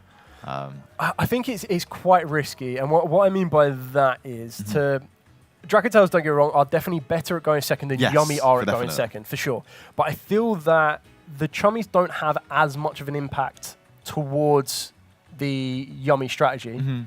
So, for example, if Joe was to go second, when they activate Rahu Dragontail, you instantly drop a Full Loss. You're going to guarantee you're going to get a draw. Whereas with the Yummy strategy, maybe you drop the Prulia, you'll get the one draw trade-off on that one. Full Loss, they can kind of either give you one or kind of like, okay, I'll leave it and not give you as much advantage. And then I feel that the Yummies are just so much more weaker to try and go second. That the risk and reward of something like that may not be the payoff. No, I completely understand that. So then, again, guess looking from Joe's side, again, he might have the internal quarrel. Am I going first? Am I going second? If he's going second, he is opting to play the Cyframes, which I think are, as we were speaking about a little bit earlier, some really, really pivotal cards that not only do they negate the card, but they destroy as well, being Gamma, Delta. So maybe we'll just see if Joe's put those in going second in this matchup as well. Yeah, I mean, I'd highly expect these to go in for Joe. I feel that, again, it's also quite a very interesting one. Ketu, this is the question, he's going to Ash the Ketu. That's quite interesting because, I mean, don't get me wrong, Ketu, great card to start with, but more players usually try to keep the Ash for the Rahu because the Rahu is what's going to guarantee you a fusion play. As Alex just had to pass. Oh, painful. Very painful here. So I mean, I said Yummies. Joe with the Abita school straight away as well. I said Yummies aren't that good going second, but if they haven't got to play into any field whatsoever, it doesn't matter. You're going first for a battle phase now. He's, the Abita school, especially, as we just said at the last game, Alex chose to Ash Blossom it, so I guess instinctively, might not be an Ash Blossom here, but you're very, very able to just try and start building towards like that game shot, right? I feel the one thing I would be doing with Joe on this one is I would probably be a little bit more respectful of Nibiru. 100%. The pure fact that Alex had to pass, still with 4 cards in action, he hasn't Astro Obedience schooled. You're now on 4 summons. Do you the Nibiru could be a bit of a problem here, depending on what we go for in order to try and mitigate that. And I feel that if Joe chooses his pass correctly, he will be able to mitigate how effective a Nibiru will be here right now. Yeah, so he's decided to commit to the minion right now as well. And it's just double checking. I'd assume the synchro summon requirements to activate the ability there. But yes, we're going to see the 5th summon here. I guess if you have Nibiru, do you Nibiru here? I think maybe there's a can chance. Hold it. I can't think of a point where, from this point on, now that you know they can't get to Herald, I don't think there's a position where true, actually, they put anything on the field that you're like, oh, I need some Nibiru now or pass. I feel that you can allow them to move. Okay. Oh, he's just scooped up. Oh, that's such a shame. 2 Ghost Spells, a Fet Veiler and a Fey Maina. And unfortunately, the big thing with Fey Maina is to try and use his effect, more times than not, you need a combination of a Dracotel and then another monster. Yep. Or, if you're trying to be a bit more generic, you need to have a spellcaster and a dragon. So with Ghost Spell, unfortunately not meeting that requirement. There, that's just not ideal. And again, like you mentioned previously, risk and reward on the first activation. So stopping that Ketu, even though it could open up the door to that, a Rahu can come into play and be a little bit more of a steamroll action. Stopping that off is a very good read from Joe to say he doesn't have anything else. Or he might have already had the Rahu Dragontail covered by another card. I guess the other thought is as well, when you're going first, I guess the Dracotail cards, there is like you can have a bunch of cards together, which equate to a play. Yeah. There aren't very many 1 cards plays, if that makes sense. Yeah. So maybe if you just want to try and Ash Blossom the first spell you see, and you're just going to hope that kind of gets you there, right? Starves off the resource. Especially like maybe if Joe had a bit of a weaker hand, he only had 1 interrupt, that might make a little bit more sense there as well. And you just saw there, unfortunately, Alex just didn't really have anywhere else to go on after that. Was that? Yeah, so this is always going to be the interesting factor when you're looking at decks like this, is when the ratios of like your hand traps to starters, there's a lot of components that you really need to kind of take into account with this. And what I mean by that, to give you a bit more of a deep dive into deck kind of ratios itself, starters are obviously the cards that you're going to need to get everything ticking. It's going to get you going. So when you're looking at a Dracotail list, for example, you can consider Ketu Dragontail, Rahu Dragontail. They're going to be your starters alongside a Lucias, because they're cards on their own that will start to get things moving. Then when you're combining to pretty much the same number of hand traps in your deck that aren't going to be starters for you, they're just disruptors, that's when you can really start to mess with the flow of a deck. And I feel that's the risk and reward that we saw with that one, in the fact that just, unfortunately, Alex didn't have enough starters to get going, and Joe on the other side opened up Engage, Obedient School, and then Obedient School the next time. So it's like Joe had all the starters that Alex would have liked to have borrowed. It's like you took them away from him. Yeah. So yeah, it's a little bit unfortunate for Alex there. Didn't really get to see the Dracotel deck in full fashion there, but I'm sure we've got 4 more rounds left. We'll have a great chance to see it play throughout. And then obviously, congratulations to Joe, heading on into round 6 with a 5-0 record. Very, very precious. That's exactly what you're going to be wanting at this stage of the tournament. So we're going to be back with our winner, Joe, very, very shortly. And then we'll be moving into some more product breakdown, product releases and product information. And then we're going to be moving into that all-important round number 6. So don't go anywhere. We'll be back very shortly.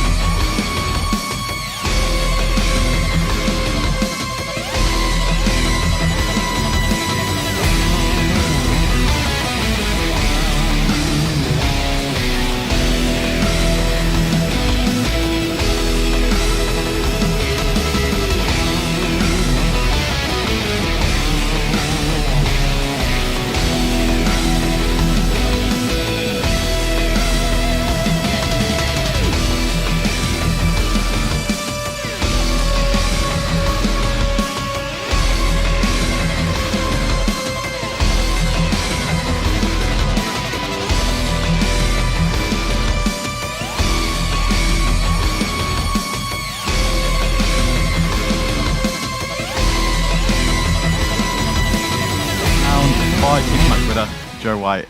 How are you doing today? I'm doing good. Yeah, event's been going well. Yeah, so how are you feeling? You obviously kind of cleaned up there in a 2-0 fashion with your yummy strategy. So yeah, just going into the event really, how have your previous rounds been so far? Very grindy. Like I had a 40-minute game one last round against Dracotel again. But very grindy. It's a very good format. I'm really enjoying my games, to be honest. That's exactly what you want to hear. So going into your round 5 just now versus Alex, obviously, win dice roll. Yeah. Your hand is amazing. Yeah. You have both engage, obedience school, and amount of interruption as well from the hand. Yeah. Talk me through your play. So obviously you went engage first, then you go obedience schooled. He decides to Ash there. I think that's always the correct play just because of how many additional bodies that creates. But I guess afterwards you just go through the motions, you make it Herald of the Arc Light. Yeah. And at that point, it feels like it's very much just like over for Alex there, Yeah, unfortunately. It's a tough card. Yeah, it feels like they can't really, the Draco's deck can't really function underneath that. Nah. Especially, again, when you're just like using your your yummy monsters just like to create additional interrupts, it's very difficult. He's just never going to catch up on resources, sadly. Exactly. Then going into game 2, unfortunately, he doesn't have a play. Yep, one. And then you go Ash Blossom on the Ketu. Yeah. And again, just going there, do you ever think you should have used a different interruption, or are you just happy that you just activate as the first card? I'm happy to activate this first card because my hand was also Imperm Delta. The thing with Dracotel, it's consistent where it has a couple of real starter cards and they're all like 2-card combos. Yep. So I always just try instigate the spell as quickly as possible. Because for me, it was like, if he had the other spell, I could Delta it. Yep. And then if he still plays, my hand's really good, and he's quite not low on resources, but he kind of handles everything himself. He's using a lot of cards to like try and make the plays, right? It makes it very easy to break the board when it's like, you know there's no actual hand traps left. Yeah, no, I feel that makes perfect sense, especially when like there's already 1 card gone, traded with the Ash Blossom. Yeah. If he has another spell, that gets traded with a Delta. Then you're down to 3 cards. And even if they do play at that point, you're not really getting as much value as the only thing they could do is a normal summon or a 2-card combo. Exactly. And again, it's just getting a little bit harder to play at that point. Yeah. Then obviously you just like stop playing, watch these scoops. But I think it was, again, it's a quick game, but you just kind of see the strength of these newer decks, right? Yeah, especially heading out of the Malice and Ryzel dominated meta. Yep.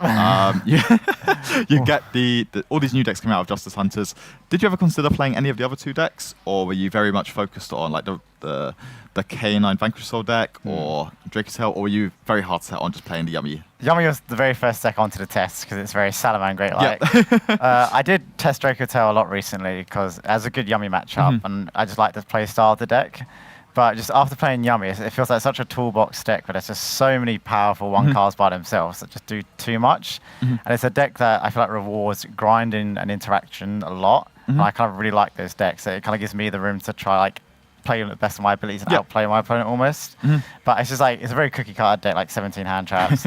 So I just like, I feel like it's the safest deck. Like, it doesn't really have that much bad matchups. And when you just play a bunch of hand traps, it's safe. And I think in events like these, you just kind of want the kind of deck that's going to be very average across the board. Yeah, right? it's You widespread. want very widespread, very good into everything, and is able to just like kind of like clean up in every matchup in various ways. Yeah. You may have like a little bit of unfortunate Dracotel matchup, but as we've seen, you've already beaten 2 today at least. Yeah, I tried to build my deck. It's hard to beat it, but you can like, I'm maxing out on bells. There's more cards to interact with the traps or just the spells. Yep, and again, it just puts you in that little bit better position to try and win that matchup. Yeah.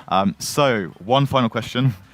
Will you win the UK Open? I hope so. I got second the last Open I played, so the only thing I could do is win, right? So hopefully, Joe, you're able to take the rest of it down. And we'll be back shortly with the next round, really. Yeah.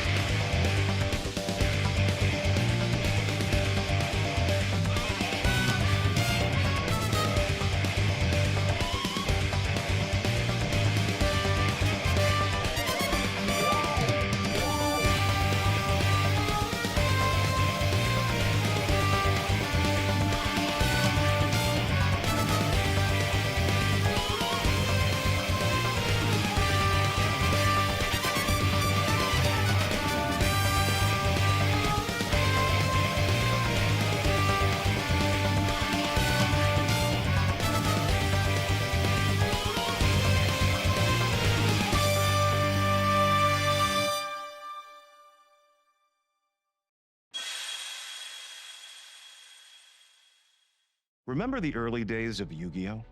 Collecting the trading cards and rushing home to watch the latest anime episode and playing the very first Yu-Gi-Oh video games. It's been over 25 years since that journey first began. Time has gone by quickly, but we all still have that inner duelist inside who believes in the heart of the cards. And now, the early days are back. It's time to duel, as over a dozen classic Yu-Gi-Oh games return. Duel alongside old friends and rivals. Explore vast worlds. Become the true king of games with unique challenges to master. Yu-Gi-Oh! Early Days Collection. Available on the 27th of February on Nintendo Switch and Steam. It has been a while. I hope that was okay. Oh, that was perfect. You think so? Yeah. That was all right. Yeah. I like the way you guys sound better. No way. All right.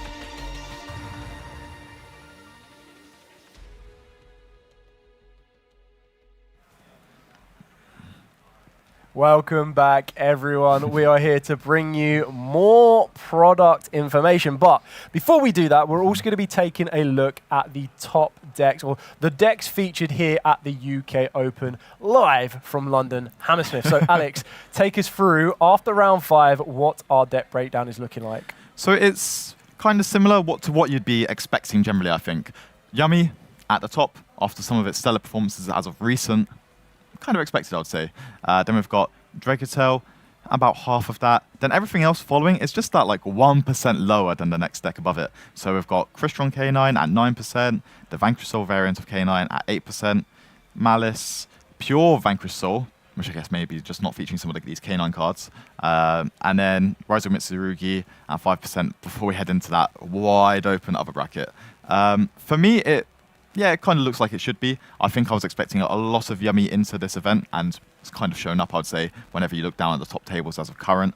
But hopefully this Dracotel number might just increase as we keep going into some of these later rounds, and it has the chance to go against more and more of these Yummy strategies.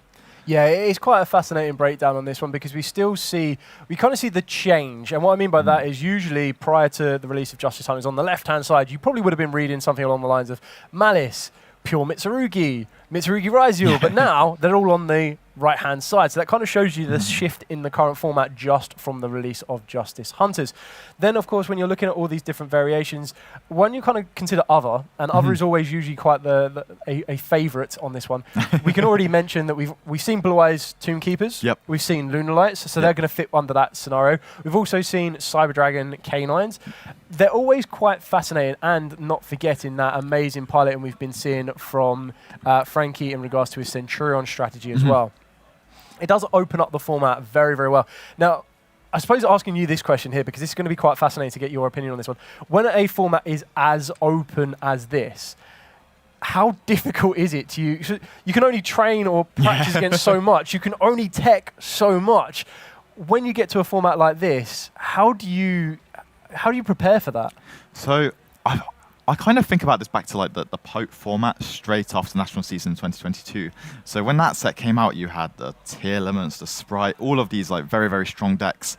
And I would say when you're going into that, you think those are the best decks. How can you beat those best decks? So when I'm seeing this, I'm seeing Yummy, I'm seeing Dracotel, I'm seeing all the K9 variants. I'm thinking, what cards do I need within my 40 plus, that range between the side and the main deck? What cards do I need in there to beat these strategies? You see a number of duelists playing Chimera Tech Mega Fleet Dragon as a way to kind of interact with the Crystron K9 Enfield. And I think that's a really good inclusion as well myself. We've seen that in years past, especially with the Orcus Cyber Dragon variant. But I think, again, that's just where we're going to see this format going, is there's always going to be the top 3 decks, right? You're always going to have the top 3 decks that just came out, the Yummy, the Dracotel, the K9 variants, all of these kind of things. It's just how the rest of the room kind of deals with that. And you're going to see that just as more and more tournaments happen, more and more players develop. I think that's what's really exciting about these, especially heading into this like brand new format. Exactly that. And as you mentioned, these decks are going to be here to stay. We already know that we're going to get in a brand new core set, Doom of Dimension, which is going to be bringing us with some brand new support cards for the Yummies, K9s, and of course the Dracotel strategy. But we're also going to be diving back into a good old favorite. Now, if I cast your mind back to, I believe it was 2022, February, I think exactly, for some reason, I think it was around about Valentine's Day, that we received the Fallen of Albaz structure, or the branded structure deck, okay? Yes. Not so much to commemorate that, but to follow off the back of that, we are also going to be receiving in October the Chronicles deck, the Fallen and the Virtuous. Now, one thing is going to be very, very different from structure decks that we have received in the past, is this is going to be an all-foil deck. That's right. 51 cards, all the bling. Absolutely insane. So, when we're looking into a set like this, it's going to follow on from the back of the Blue Eyes White Destiny structure there, where you are going to be able to receive one of the ultra rares will come, or one of 6 of the ultra rares will be a secret rare, with a very small chance that one of those could be upgraded to a Starlight rare. Now, you've mentioned Power of the Elements, so I want to take you back to the format that involved Branded and the whole lore that comes behind it. So, don't worry, I'm not going to get you to recite the entire lore bit by bit. But when you look at a lore like this, we have Sword Soul, we had Ice Jades, we have Tri-Brigades, we've got the Dogmaticas, the Despias. It just opens up so much. And to try and get all of these cards into a 50-card structure deck is quite impressive. And let's not forget, all of those decks, unfortunately not so much Ice Jade, sorry, were competitive in their own right. Definite, yep. So, as we currently stand, going off of the back of the Chronicles, and you can watch all 3 episodes currently online as well, where you can see the adventures of Albaz and Ecclesia working its way through. Even Sprigons. Definitely nearly skipped over Sprigons. They always get left behind, those little robotics. I remember a very close friend of mine, Marcus Patel, got eliminated from one of the YCSs that season by a Spriggan strategy. So that's why that's so focused in my mind, because I remember this. He was like, I don't know what's going on. And again, just talking about this event here, it's always about playing the decks you're comfortable with and what you're playing. So yeah, maybe there's more Spriggan's Duelists out there for us. Exactly that. So what we're trying to say here is when you are picking up the Chronicles deck, don't worry, it's not just going to be a homage to the days past. These will be a way to put this deck together and compete, especially when you're looking at the branded strategy. Fingers crossed, Forbidden Limited List, Branded Fusion back to free, please. It's going to be very, very interesting to see what this product brings us. And like I said, all foil. Now, I don't know about you, but when I was a little bit younger, when I'm opening up packs, the hunt is always for that foil card. When you open up structure decks, you always get drawn to the foil ultra rares at the start of the pan. You're like, oh, these are really nice. Now you're going to get to go through 51 foil options in this deck, and it is going to look absolutely amazing. If that wasn't enough, you can also pair this off with the Chronicles designed sleeves. Now, I've actually seen these online. You can check them out online as well. They look absolutely amazing. It's kind of like, it gives me the feeling of a movie poster. It does. It feels very much like day and night, almost. Like the two halves of the entire archetype, and how, again, it's going the Fallen, the Virtuous, and it displays that exactly. And again, maybe you have to add these to your decks as well. Yep. Exactly that, and like you've just explained, you've got, what I love about this is when we see the artworks that balance their attributes. So when you see something like Ecclesia, or you see something like the Fleur Delis, you're like, oh, those are like bright knights. They should be a light attribute. And then you see the Despians, and you're like, oh, they're dark and evil. They should be darks. So it works so well. The story behind these is absolutely incredible. Like I said, you're going to get more bang for your buck. You're going to be able to make sure you get a full foil deck. And if that wasn't enough, we are going to be taking it back to the 5Ds era. Now, don't know about you, I didn't join the 5Ds era until much later on, but when I watched it, Synchro Summoning just absolutely stuck to me.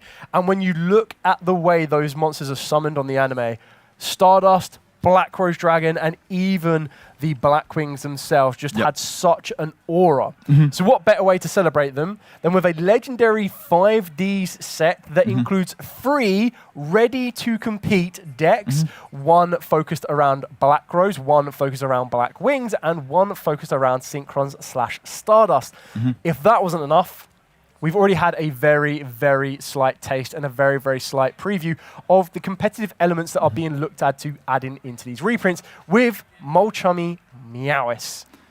Yeah, and I think that is one of the best ways to encapsulate this as well. It may contain some of these more traditional, like 5Ds era cards, but seeing cards like Molchummy Meows and even Infinite Impermanence already highlighted as cards that may be included within these, it's really exciting. And then, if that's not enough, the Chibi alternate arts as well, which, like I say, I'm really excited to add to some of my decks, especially maybe even to Stardust Dragon. Yep. Which one's your favorite? So I think like Black Rose. Black Rose has always been one of them cards. Forget the Chibi art, just the general art itself is one of them ones, quite like Stardust, don't take anything away from it, but the beauty of the card just really, really stands out. And then when you're saying to me, oh, we're going to follow on from Battles of Legend, and we're now going to give you chibi artworks guaranteed inside this of Black Rose Dragon, Stardust Dragon, and Black Queen Dragon. And then on top of that, you also get 3 secret rare chibi tokens involving Yusei, Akiza, and Crow. It's just going to look absolutely incredible, putting that all together. And then these decks are ready to rock and ready to roll. We've already mentioned Meowis. We've mentioned Infinite Impermanence. So that's 2 competitive cards being added to 3 structure decks. So if you do the maths there, 2 to 3, I have a feeling there's one more that could very easily, if not more. If not more, yeah. And I think that's the main thing here is they are ready to play. You can go to your tournament, your very first locals even, start playing with these decks. Especially with how cool some of these chibi arts as well. You might have to give it a go.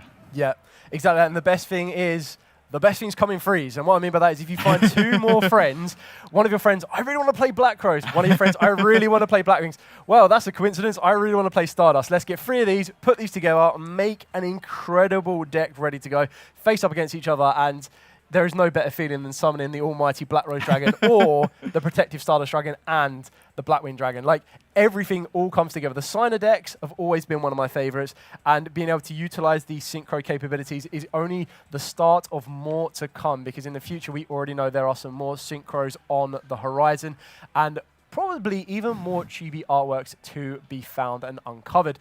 That is just a brief look into what is to come in these upcoming months. Like we said, next week is going to be the World Championship. Following that up with the Megatins of 2025, and then leading out September with the brand new core set Doom of Dimensions. And then as soon as we step into October, this is where Branded is going to take the reins. I am super excited, and that's 6 products. That's only 6 products. We still have so much more of this year left to go. Exactly. We still have so much more of the UK Open to bring you as well. We have another 4 rounds. We have another 4 amazing duels to be bringing you with commentary from both myself and Alex, and I cannot wait to dive into that and crown our first UK champion of this season, taking away that all-coveted title, and of course their guaranteed invite to the Yu-Gi-Oh! European Championships as well. So don't you go anywhere. We are going to be back very, very shortly.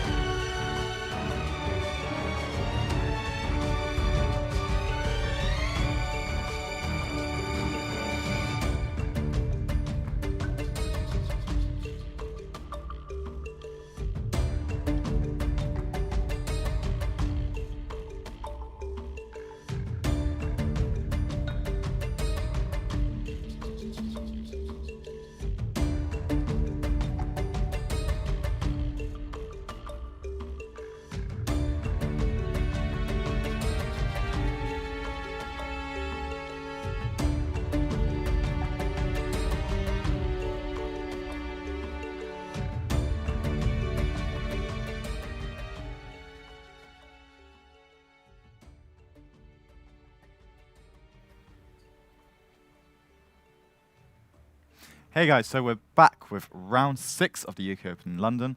Back once again with Charles. Hello, how are we doing? And yeah, we're going to get right into this matchup. It's with my favourite deck of the format, really, I think, being Crystron K9, piloted by Benjamin Wright, who is hot off his top 4 performance at UK Nationals earlier this year. And then on the other side, we've got Rene with Malice. What do you think about the Malice deck going into this? Malice, I think, is a deck that has definitely had its time in the sun in terms of the amount of power it's able to put out. Having said that, it's no slouch at the moment. It's a powerful combo deck that it's hard to slow down. If you don't get a hold of Malice's plays early on, it just is going to keep going. It's just going to steamroll and run away, right? Literally, yes. Moving into round 6 now by the looks of it. I'm quite excited to see how this does play out. Yeah, so I'm really a big fan of Benjamin's deck. The Crystron K9 deck, I think, for me, it's got just so many different layers, be it the hand, the field with the trap card, and then also just like the Omni Negates, it can kind of set up with Cyber Dragon Infinity, and even Tristalos going into the FA Dawn Dragster. Just very layered, and I'm a big fan of that. It is, however, I'd say, not that this is a bad thing at all, but it is something that, if it's allowed to combo off itself and keep playing, it does seem to leave everything out on the field.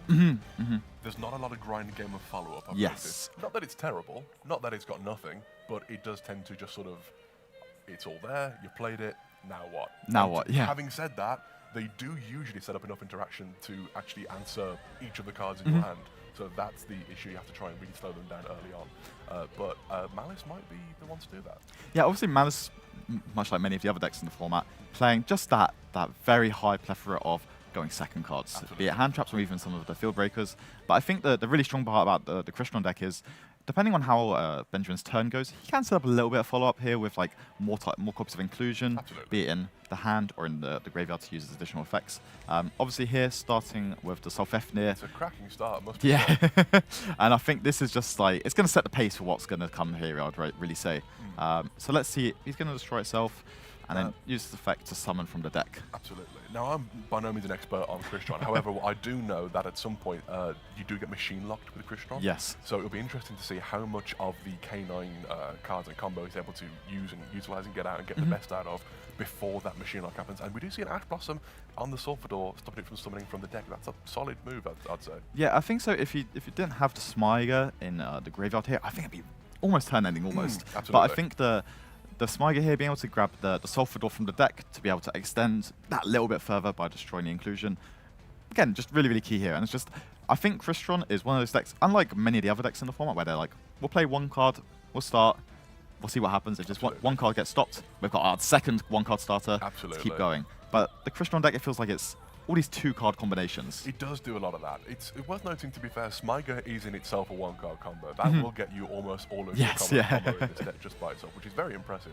But no, you're absolutely right, especially with the K9 engine as well as that. We do see a Lupus coming out here, which is quite interesting. Was that in his hand from start of the game? Yes, it was, yeah. So we're going to summon the Fuelos here as well, and it might just be a link into an SP Little Knight. In all fairness, not a dreadful thing to sit on. You've got Little Knight on the field, you've got the Lupus in the graveyard to actually be able to go into Typhon during the opponent's turn if needs be. It's not terrible. Yeah, and then we've got the cluster as well to set, being used as an interruption here.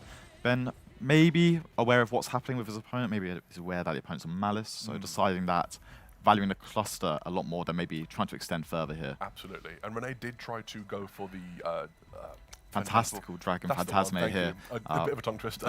Was ashed by Benjamin W there, but we do see the Allure of Darkness to start the turn off. I know the card. I know the card, but it was not. It was scary. No, it's okay. So I think really here, that's being removed from play here is actually telegraphs quite a lot. It does. Because traditionally you want to be removing those Malice names from play to get those additional value.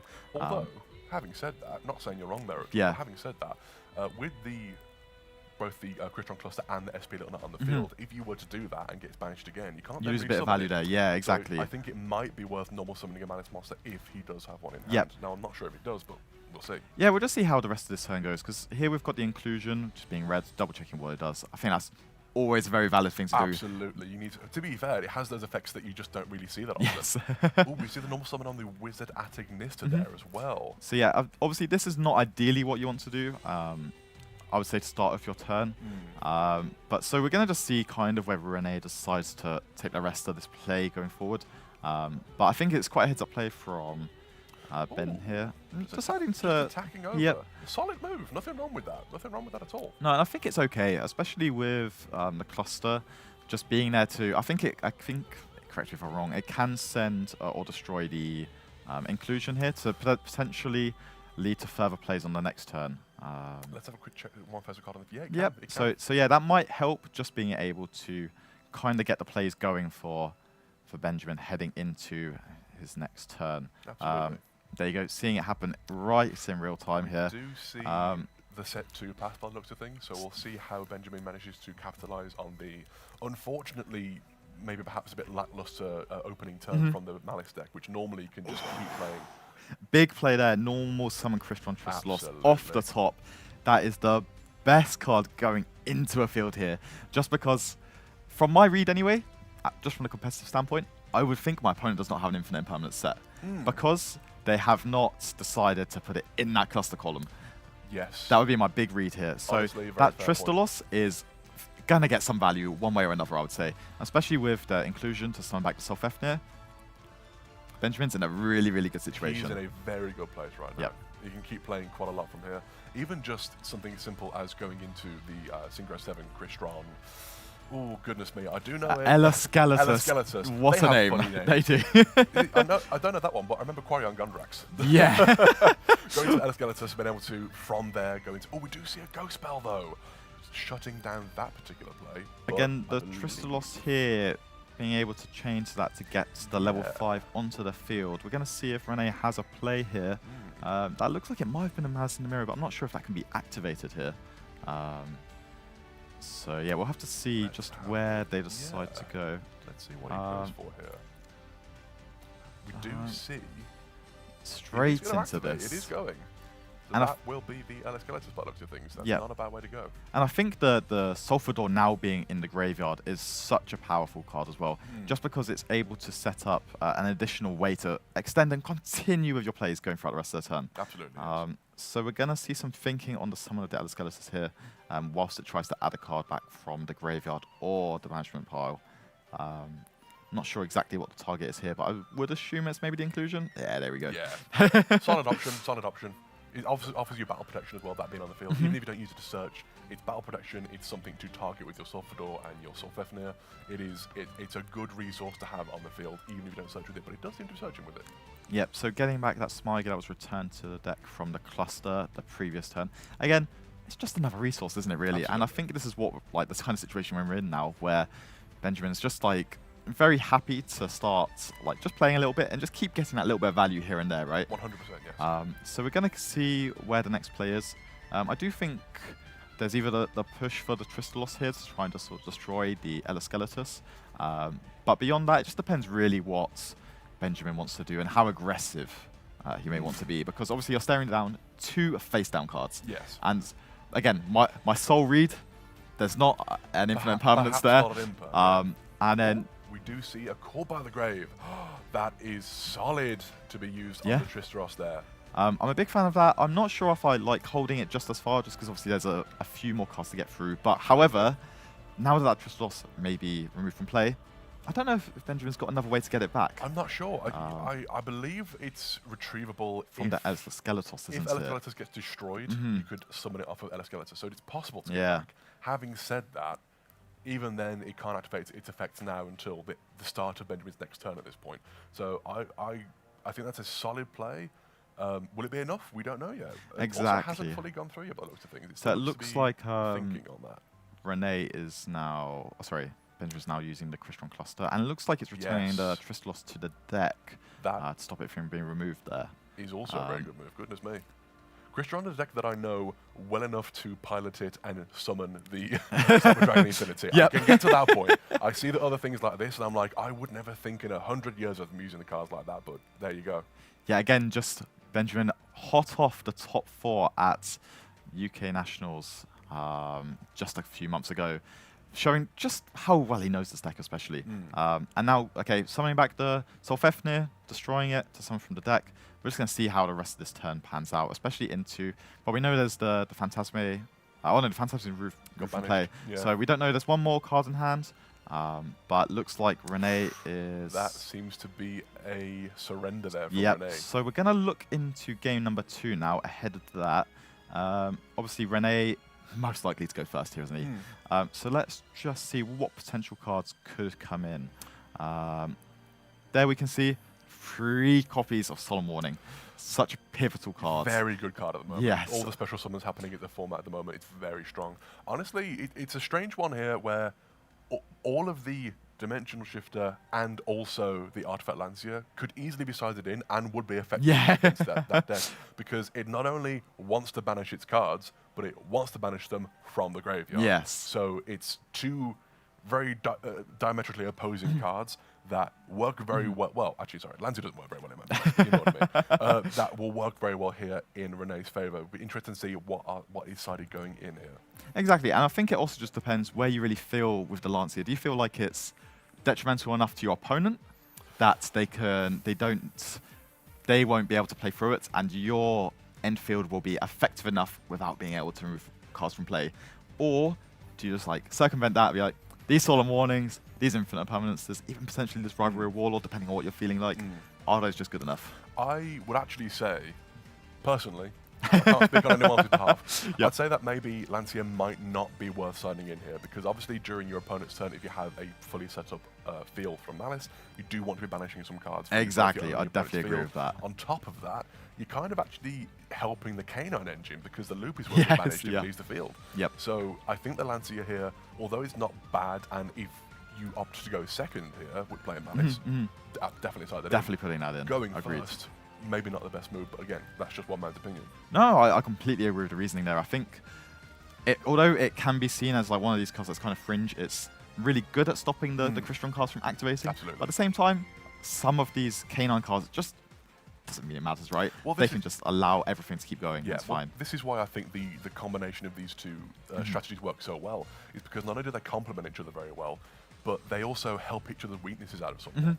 The Canine cards, sorry, the Crystron cards being weak to Lancia, the Canine cards kind of like Lancia. You know, you kind of want that, you want that being there. Yep. So although that is one side of the deck that is being stymied somewhat by that Lancia being activated, other side of the deck is still working perfectly fine. I'm moving into game 2 now, so I'm excited to see who's going first and what is going to be on the draw. So yeah, let's see from Benjamin's side if there is that almost shotgun off the Artifact Lancia coming down. Especially once you see your opponents playing cards like Allure of Darkness, I think I definitely just want to get that You simply have to. You activated. simply have to. But from the looks of it, maybe it hasn't happened just yet. Don't think there is But one. No. looks like there's an Ash Blossom, which is very, very strong here into the Chessy Cat. It is. Unless We they have have the the starters, we extenders have there. the extenders. We're carrying on from Renee's side of things here. Yep, so going Mazin on the ground gets the Dormouse into play. And I think it's just one of those things here where if Benjamin just doesn't have enough plays here, or interruptions even, then this Malice turn is just going to run away with it, really. Absolutely. This is, as I mentioned before, this is the thing with Malice. You either can stop it early on, and then it's just kind of sitting there floating, doing nothing, or it just keeps going and snowballing. Once it gets those like link 3s out on the field, it's very hard to stop it at that point. Yeah, and it's very hard to come back from, I would say, as well. It's just like the Infinite Impermanence here on the Dormouse, it's going to be strong, but again, we're already at the point where there's 2 Cyberburst monsters, which at this should point, be more than enough, right? At this point, Splash Mage or what have you to summon something. It's not as if it's, you know, it's not completely a one over game yet. Yes, but it's an interesting. It's looking very strong for Renee here. It's very strong start for Renee, absolutely. So again, let's see if they decide to go into potentially the Hagalitos. We do see the Splash Mage coming out here as well. Do we have anything from Benjamin's side of things? I did think I saw this. I think I spied the Lupus in hand yet again. Yes. I've been here for 4 games today. Every game has bad Lupus Really? in hand. Every game. Well, I feel like this might go to a game 3, so let's see if it's there again. Hey, we never know. Let's have a quick look. But what else do we have in hand? It does just seem to be Engine at this point. But in all honesty, I think the Sulfador, Sulfefnir, it's a pretty good start, I would say. It's by no means a bad start, by no means at all. So we're just going to have to see how Renee decides to proceed with the rest of the turn. And I guess just, do they want to respect cards like Nibiru at this point? What's the best way that they can efficiently play through those types of interrupts? It truly depends. From my understanding, it truly is hand dependent on Renee's side of things.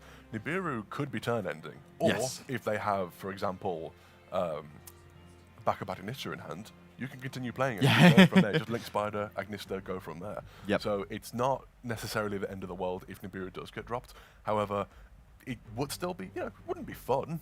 You don't enjoy that happening, Yeah. Yeah, so we're just going to see, I believe it's GWC coming out of the deck here. Indeed. And just as we proceed through the rest of what will be this turn, there seems like there's a Dominus Impulse, which I think is going to be really, really vital against the play that Benjamin has. There are so many, in general in the current metagame, but especially in that deck, there's so many effects to summon, and if you can just shut a couple of those down, it's going to be tricky. Yeah, I think the deck really relies on Jokul, Canine Jokul, to kind of start some of these initial plays off. So just being able to interrupt some of those cards is pivotal, absolutely pivotal. So we're going to see the GWC activated here. Summoning back the Dormouse and Whitebinder's effect able to summon itself back from banishment, paying life points, but also drawing a card. Yeah, and the draws in this deck are phenomenal. I do find it very funny how, in terms of how useful the cards are about stopping Malice, Droll doesn't necessarily stop Malice all that much. No. However, if you don't play Droll against Malice, it just gets like a 10-card hand at the end of the turn. So they're just able to get that little bit more advantage. And although it's, as you say, it's not the best card against the strategy, just being able to just deny them those extra couple of draws here and there, it can change the difference or mean the difference in if you're going to win or not, because they're always going to hit those non-engine type of cards, which are, they just make it so much harder to beat, right? They really do. They really do. We see the Cyberburst Wicked coming out here. I believe that was banishing the Chessy Cat, which has already used effects, so that won't be coming back at this time, but not really a big issue at the moment if you do add the Baccabat Agnista to hand, as I think he just did. Yes, exactly. And it's just, you're just going to keep on summoning, and just make it so if there is a Nibiru with a primal being that might come down, it's not going to matter. Absolutely. And that's what really matters here. At this point, it's going to be tricky. Having said that, if you have now used Baccabat Agnista's summon effect, Nibiru might hurt more. Yes, yeah. I'm just thinking, the more I think about it here, I'm just like, maybe some of these cards, like, because you've got the Wizard Agnista, like, do you just start disrespecting Nibiru? Well, maybe not. Perhaps not. Perhaps not. But, so it just depends what kind of end field we're trying to aim for here. I'm assuming it's going to build towards the Akko Talker. I assume so. It does seem to be a very... Although, having said that, it kind of depends. Malice has a very diverse and I don't know what the word would be. Yeah, let's go with diverse. That works. Diverse. A very diverse bevy of options you can go with for the end fields. Well, you can go with your Allied Talker, I think. You can go with your Topologic Bomber Dragon. You can go with your Firewall Dragon. You can go with Terra. There are a bunch of options you can go with on Malice, which I guess would be dependent on the hand that you start with. Yeah, exactly. The type of hand traps you're facing, the matchup you're into. Linking off here for what I believe seems to be the Link 5, I believe? Link 3, I apologise. That is the Heart's Crypta. But yeah, the other thing that's quite unique about Renee's deck is there's a Mech Knight Crusader Avramax, which... I didn't notice for me, I feel like I haven't seen that card in years. I need to actually read that at this point. I don't know what that does. For me, this is just one of those cards which... It feels like it always comes up in some of these formats where you've got a really popular deck, but it just might not be able to deal with like the kind of boss monster type effects it has. Yeah. It cannot be titled with card effects, and then it's just they have to attack into it. It gains attack when it leaves the field and hits the graveyard. It shuffles the card back into the deck. It's just so much in one card, and I think it's probably mainly here for the Yummy strategy. Yes, I'd imagine so. So by reading it here, I think just the Yummy strategy. Can it deal with something that's 3,000 and will gain? Maybe not. Especially if they lose access to the field spell, the minion. It'll be very hard for them to beat this. I do believe Benjamin did just surrender game 2, there, if I'm not mistaken, which honestly, not that his hand was terrible either, but against a full Malice field, it's a struggle. It's an uphill battle at that point. Definitely. And you got to think maybe you just go for game 3. Maybe you know what, I'll go first game 3, see how we go from here. You just accept it and you're just like, okay, my couple of interrupts, they weren't quite enough to stop the Malice strategy from doing exactly what it wants to do. Absolutely. So we're going to head into game 3 now. And I think one of the big strengths of this deck is through the engine, through the Clockwork Knight, you can reach Clockwork Knight. You can. And I think that card is so powerful first demand strategy. It's very good because they're no longer Cyburst monsters. Exactly. That's so strong. So like the fact that, as you said, they're not Cyburst monsters, how can they make their Cyburst links, which require the Cyburst monsters? I guess you got to get rid of the continuous spell, you know? You got to try and get rid of that thing. So I think this will be one of those really strong parts of Benjamin's turn, is just trying to, not tunnel vision, but just aim for that one card. I also really like that he's included the Artifact Durendal as the rank 5 option, which in combination with Droll Lockbird, it's very similar to the Trickstar Reincarnation Droll combo from back in the day, where you're just able to deny your opponent a hand, especially if they've gone for the Malchami cards, which sometimes when you see them, you're like, I can't play through that Malchami. I've actually just noticed something about this, the hand trap lineup in this deck, including some of the engine. There's only really a lot of hand traps, including Izuna. Only two Izuna. That's quite interesting. So it looks like, again, maybe just respecting the Yummy deck that they're not going to be playing into that Izuna as much, so maybe not wanting to play as many. I don't think it's a bad move at all. It's just I find it quite interesting because usually people who want to play, they put it at 3. Yeah, I 100% agree with that. But obviously, I think when you're playing through your turn as the Christian player, you're wanting to add at least one, maybe even get a second one in if you're doing some combos, so you can normal summon it or use it as an extender in some ways. But obviously, we're going to go back into game 3 here. Malchami Perulia dropped, which can be rather painful. Can be rough, but also there might be a combo, there might be another. There don't seem to be anything like that though. But it feels like as Benjamin, as the player here, you can kind of respect it. You can play it, give them one, maybe a second draw. Yeah, it doesn't matter too much. No, I'll do my thing, and it'll be more than enough. Well, this is an incredible start from Benjamin's side here. The Jokul and the Sulfador. Exactly. It's tough to do poorly when you start off with such a fantastic field there.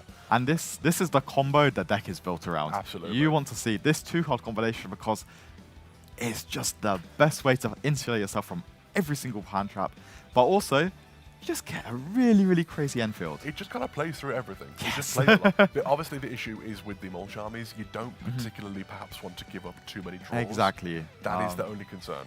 So like after this one, you've kind of traded a 1-for-1. That Malchami Perulia has kind of activated as like kind of a pseudo upstart goblin here. Yes. So we're gonna just see how Benjamin decides to navigate the rest of the turn. If I was him, I think I would definitely be aiming to go down the Scrap Recycler line down at some point, just because that Clockwork Knight, guessing the Clockwork Knight is so powerful for the strategy. Even if you do have to give up a few more draws for that from Perulia, it might be worth doing just for the sake of, if you get that card out and they have no way to out it, you might just win. Just you might just win at that point. Exactly. I'm just going to check Renee's deck and just see if we think there's an out. Looking at it, it doesn't look like there is. Don't think there doesn't actually seem to be any level of spell and trap card destruction in this deck. That's going to be a genuine struggle if he's able to go to Clockwork Knight. Yeah, so I think you can see going into Canine Ripper now, obviously getting an additional card, being able to search the Lantern, which, although, again, you're giving them a draw to Malchami Perulia, that's fine. If I'm getting to my end combo, I'm fine with that. They can have one more draw. I think much the same way. If I don't mind giving my opponent what is effectively perhaps a pot of greed to get my full combo out, I'll do it. It's not the end of the world in my mind, because sometimes the full combo is strong enough that, you know what, it'll play through 7 cards instead. Yeah, and I really like the heads up just adding the Crystron cluster ahead of time, because really, again, it's just that one interrupt it's safe. I've already got it. I've guaranteed got it, and I'm happy with that. It's also a very strong interrupt again. Malice does want to have a lot of monsters on the field to do his link combos and do his link summons with. If you can deny those monsters with your Ghost Ogres, with your Ghost Spell, stop them summoning something, with Ash, stop summoning from deck, as long as you can keep their field clear of monsters, they can't play. Yeah. So if you can just use a cluster to destroy one of your opponent's monsters, that you can't link with that, it's just off the field and it's done. Yeah. No, I completely agree with that sentiment, and we're just seeing that it seems like Benjamin's going for a little bit more of like a chilled approach. Yeah, absolutely. Let's go for a little bit something a little bit more quiet. We'll get like a little bit of a plus here and there. Might be banking on just getting some extra draws off of Perulia. Yeah, just like trying to deny those extra draws that like just may be the difference between winning and losing the game, right? Yeah. So Renee's obviously now at 6 cards in hand, I believe. After the draw for turn, there's really, really strong field here, I'd say. You've got the Ripper, which with the Unleashed will get you that additional destruction. Maybe you don't want to use the Werewolf effect, but... Perhaps not. But then we've got Cyber Dragon Infinity, being the Omni Negate that we love it for, the Crystron Cluster, and then we've got the Tristalos, which is also just going to get into another spell and trap Absolutely. negate. Does seem to be a solid hand here from Rene. Yeah. Like, you can. This hand, it's very playable. It's not as if it's a complete nothing star for him. Yeah, it almost looks like it's like 4 Malice names and 2 Underground. Yeah, that's not bad. Which I think it's okay. Maybe we're hoping there's a March Hare in there. Yeah. And we'll see how that goes. So it looks like just going straight away for the Tristalos here. Interesting. Again, not a terrible move. No, again, this is kind of fine because if they ever decide to use the trap that they're setting, in this instance GWC, you're able to negate it, right? Absolutely. Dawndrax is such an important part of the layered end board. And I think I'm fine with that because I just don't really want to respect the flipping up the cluster here. I think, again, that's fine. Again, just that extra layer of interruption, right? Absolutely. And now that we've got the Dawn Dragster here, it's just negating and trading without GWC feels very, very strong. Yeah. Obviously, you have to flip the cluster here just because if Rene goes straight for that Link Karibo, it might be over. Absolutely, 100% correct. I do think... Are we activating cluster targeting anything here, or no? I think we're just flipping it face up. That's not wrong. That's not a wrong, like you say. Yeah. Because you don't want that to happen with the link. Literally, as you just said, I'm repeating you here, but yeah. That's okay. So we're just going to see what Rene decides to proceed with the next steps here. I think. Do you proceed with the terraforming or the underground? Probably the underground, just in case there's a drawn lock bird. Oh. As I say, Droll doesn't really bother no, me it's just too much. If anything, you side it out against that. Yeah, it's just like, it depends how you want to navigate it, right? Yeah. Just in case like there's chances of losing to certain extra cards. Yeah.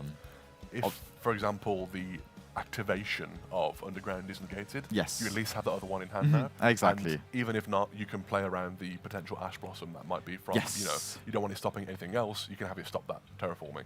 So I think using that terraforming as bait there has that dual purpose of, if it goes through, cool. If it doesn't, that's fine, I've got rid of the Ash Blossom. I do like that as well, just as you said. There you go. There is that Ghost Ball from hand negating the activation, and therefore you can use another Madison Underground from hand. Which is, again, as you said, although Benjamin might be feeling like pretty confident right now, seeing that second copy come down, might see a reaction out of him. We will see how that goes. Oh, so that might be March here activating here, getting negated by. Oh, there we go. Oh, there we go, straight away. A surrender from Rene there. What can you do? Sometimes you just don't have the right cards in hand. Exactly. It just seems like there was one too many Malice names. Maybe just needed one of those additional non-engine pieces to get non-engine, something to use. Maybe the Book of Eclipse, something. Yeah, something a little bit more creative like that. Maybe just being able to be in the hand there may have got him there. But Benjamin Wright, again, I'm really happy to see him following his top 4 performance at UK Nationals. Again, holding his own. He's, although now 5-1 with 1 loss, unfortunately, still in great condition to make top cut at this event. By no means out of the tournament. Exactly. By no means out. He's still got a long way to go. A couple of games to go. Got a few games to go. Yeah. But if you keep that record up, that's not going to be bad at all. Exactly. And just heading into those final few rounds, he's probably quite happy seeing some of these Malice decks, maybe some of the more ones he's like super familiar and well versed against, because he's probably had months of practice against them at this point. Of course, yeah. So yeah, we'll be back shortly with the interview with Ben, and yeah, then we'll be back with round 7 following that.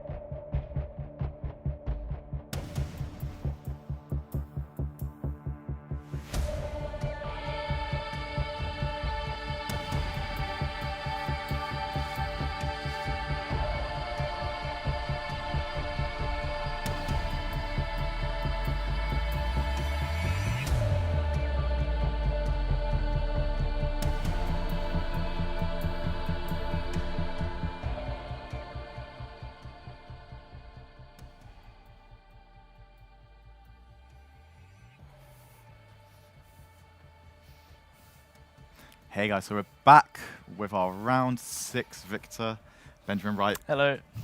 Like, very hot off your top 4 UK Nationals with a Christian variant. Not quite this deck. Yeah, a little bit different today. Exactly, but more importantly, you're our round 6 winner.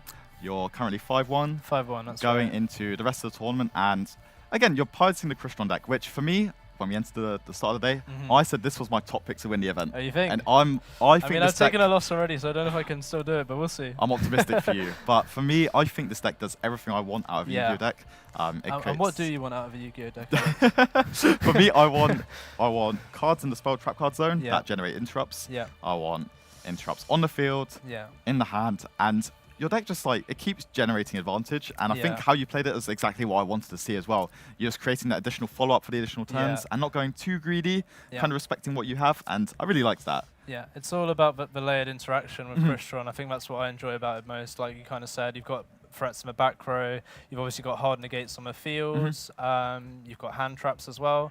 One of the main differences between this list now versus how it was at Nationals is there's a lot more Xyz monsters in the extra deck. We used to have something like, 3 Xyz, like 8, 9 synchros, and then a couple of links like in the back. A couple of links in the back, exactly. So it's a very different build, but it's incredibly strong. It's incredibly strong, and the K9 cards really kind of give it a way to push through boards that like it kind of struggled with in some ways a little bit before. I mean, you've still got a lot of very powerful cards. Obviously, Sulfador is incredible, and now the new consistency with Joker makes it even stronger. Cluster is a card which, like, once it gets established, you kind of win the game because those recursive disruption is just very strong. Yeah, I think just like going into the blanket of the format, I think this is the best deck to utilize the K9 cards. Just because I think so too. It's not just like they're like a supplementary engine. Yeah. They are starter cards. They are, They help you yeah. extend in every situation. Thanks to the good old Infinitrack Riverstormer, yes. he can get you into everything. So it's really fun to play with. I've got a lot of friends who've been playing the Vanquish Soul variant of the deck, which obviously is probably the more popular K9 variant. Lots of them I've heard, though, have been complaining about consistency issues, especially when you play cards like the Lantern or like the Force Release or Case, or I mean, in this deck you play Chaotic Elements too, just because Joker was the best card in the deck essentially. I think this is a deck where those cards can really kind of shine in their full kind of engine capacity with the Werewolf. Even the Hound, which is a kind of unsung hero, I think, of the strategy. I didn't even see that there. Yeah, it can be strong sometimes. It kind of comes up in some game states where you're up against a deck where they revolve around, mass kind of destruction effects like Mitsurugi, like Vanquish Soul. If you can kind of catch them by surprise with that sudden rank 5, I mean, you can't make it with Joker or Lantern, but if you can kind of catch them out with it, it can really kind of put you in it can put you in a good spot. So it's a great Zeus pilot. Yes. Zeus has been the best card in my extra deck so far today. It's been incredible. So let's go just run around through your rounds. Yeah. So obviously game 1, you started off, it's looking pretty okay. Yeah. Hand traps are here and there. And then I think you decide to take a bit more of a laid back approach, I would say. You kind of take a little bit of hold, you try and like save your cards for next turn. Talk us through it. So it's kind of an awkward combination of cards when you have Inclusion and Smyger, because Smyger gets you to your Inclusion. Yes. So if my Inclusion gets ashed there, I have to pass the turn because Smyger can get me to the trap, but it's not really it's not really enough. much. It's not doing enough, exactly. And the other alternative would have been to add the Sulfador with the Inclusion. Maybe it would have eaten an Ash the same way, so I think it would have ended up a similar way. The reason I went for the Solfefnir there is that it gives you the option to try and bridge into your K9 cards if it resolves, because Sulfador will lock you into machines after you summon it with its own effect. Solfefnir doesn't. It can allow Sulfador to send an Inclusion, get you into all your K9 stuff, so it's very, very strong. It was a bit of an unfortunate kind of spot that he had the Ash Blossom for it, but I figured my best plan of action is just to set up as much as I can, and unfortunately all that was an SP and the trap. I don't remember if I have a hand trap or not. I don't think so. There might have been an Ash Blossom. I can't remember. Oh, I used the Ash Blossom on his Phantasm. Yes, So I don't think it's a card you can allow to resolve a lot of the time. He kind of just didn't really have too much to go with, right? Yeah. Like, he kind of just like, he didn't really draw any of the Malice names. Yeah, when he went to the end phase after being over my SP, I was feeling quite confident. the reason I pop the inclusion in the end phase is even if I don't draw a playable card from my top deck, at that point the inclusion can banish Graves, Solfefnir. On the next turn, your trap can shuffle back the inclusion, pop the Solfefnir, summons into Solfador. So it's a really kind of fishbowl-y kind of combo deck, which really rewards you for kind of using the cards to their best. Yeah, definitely. And you're just trying to get as much value out of every card, right? That's right. And that's the point. And then you kind of like stole the show. You top decked the Tristan, right? And I was like, that felt like it was one of the best cards to hit there. It is a great hit there because even if he's got an extra interruption, it pushes for at least one more thing.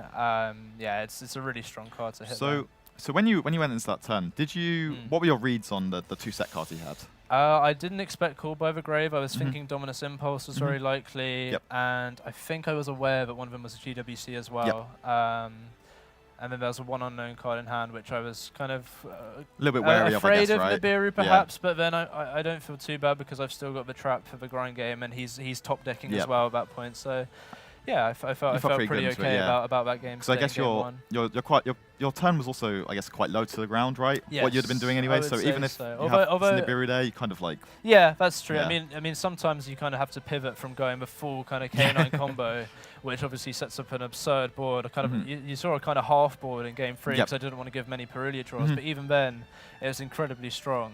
So yeah, it's quite a threatening combination of cards. So we'll skip over game 2 a little bit because I feel like it's kind of 8 2-hand traps. It's kind of Malice when it goes first. It's a very difficult deck to play against. You kind of need to see those blowouts like Valancia or the Fuelos to really stand a chance a lot of the time. At that point, my kind of best bet, maybe I used them incorrectly, I'm not sure. My best bet kind of felt like put him on Make a Mistake. Yes, He played very well to his credit, managed to bridge kind of seamlessly into the Red Ransom, and once I saw that he had Rabbit Access, I was like, it's just over at that point, right? Yeah. So then going into game 3, one of the things I saw, obviously the Perulia comes down right at the beginning, but you have Jokul, Solfador. Yeah, that's everything you want. That's the dream. And that's also one summon from Perulia because they're simultaneous. So it felt very good to have a start like that, as well as having a couple hand traps as well. I really didn't want to give many Perulia draws, and seeing that I had the Tristeros in my hand already, it can be a nice normal summon, but at that point there's the line where if you summon a Solfefnir, you can discard it and summon it from a graveyard that way, thereby evading the Perulia. So I really respected that. The only thing I was a bit unsure was if you were going to go for that Clockwork Knight into Clockwork Knight at all in the matchup. Obviously locking everything into machines only on their side of the field. I don't know how impactful it actually is versus Malice. I mean, it's one of those where if they're kind of already playing, like if they normal summon Dormouse, like it doesn't really do as much stop as you want. No, because there are some links like Lizardos, the Malice link frees themselves don't require Cyberse monsters. Really what you want to do there is find a combination of Clockwork Knight and Rivalry, which was like a kind of thought process I had going into this tournament. But the more I think about it, I'm thinking it's a situational case to draw Rivalry. It's a situational case to be able to get to Clockwork Knight. So in the end, I've not really used those cards too much, in fairness. Clockwork Knight is mostly there for Yummy. Because it can shut that down. It just shuts down the entire strategy, right? Bit more, that's really cool. So obviously game 3, you just kind of play around the Perulia, respect it almost entirely. You basically trades into an Upstart Goblin, right? Yeah, exactly. And as you play, I was really impressed with the play as well, so congrats. Thank you. But then as you play, you end on the Infinity, the Tristeros, the Ripper, the Cluster, the Released, and you say you had a Ghost Spell in hand, Azuna into Lupus. You just got everything you really want. And at that point, like, basically had 2 underground, 4 Malice names. You had it all at that point. There's nothing to really compare about. Quite good about that game. And so 5-1. 5-1 Very so far. confident Shout with the out deck. to Frankie who managed to take one off me, my friend from locals. But we got 3 more to go, so we'll try and take it as far as we can. Well, good luck for the rest of the rounds. Are there any other decks you want to face or don't want to face? I mean, honestly, like I hate Malice, playing against Malice so much, but I played against 3 of them today, and I've won all 3. So I mean, maybe more Malice. Maybe more Malice is the way. Would be good, yeah. Well, I'm not going to wish you see more, but we'll see how the rest of the tournament goes. So yeah, we'll be back with round number 7 ever so shortly. And yeah, good luck for the rest of the tournament. Thank you. Cheers.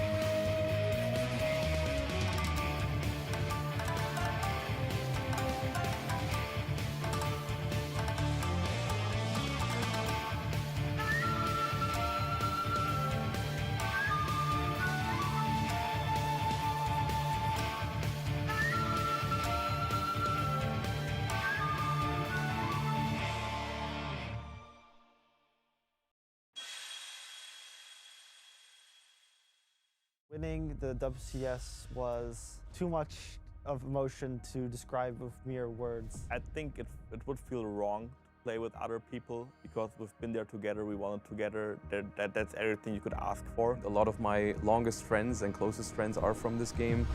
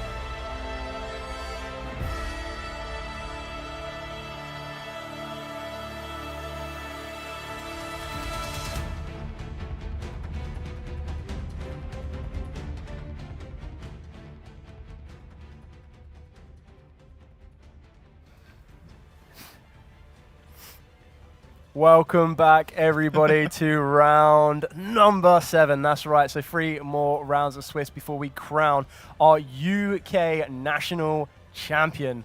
We have had so many duels coming up so far. Now, we're going to be looking at table number 2. So these are 2 of the duelists that are currently XO. They are undefeated into round 7. So it's kind of getting to the important part because now you're trying to just see over the finish line. You're trying to get to those next few rounds out of the way without losing your undefeated status. And we are going to be seeing Mitsurugi Pure up against Vanquish Soul K9.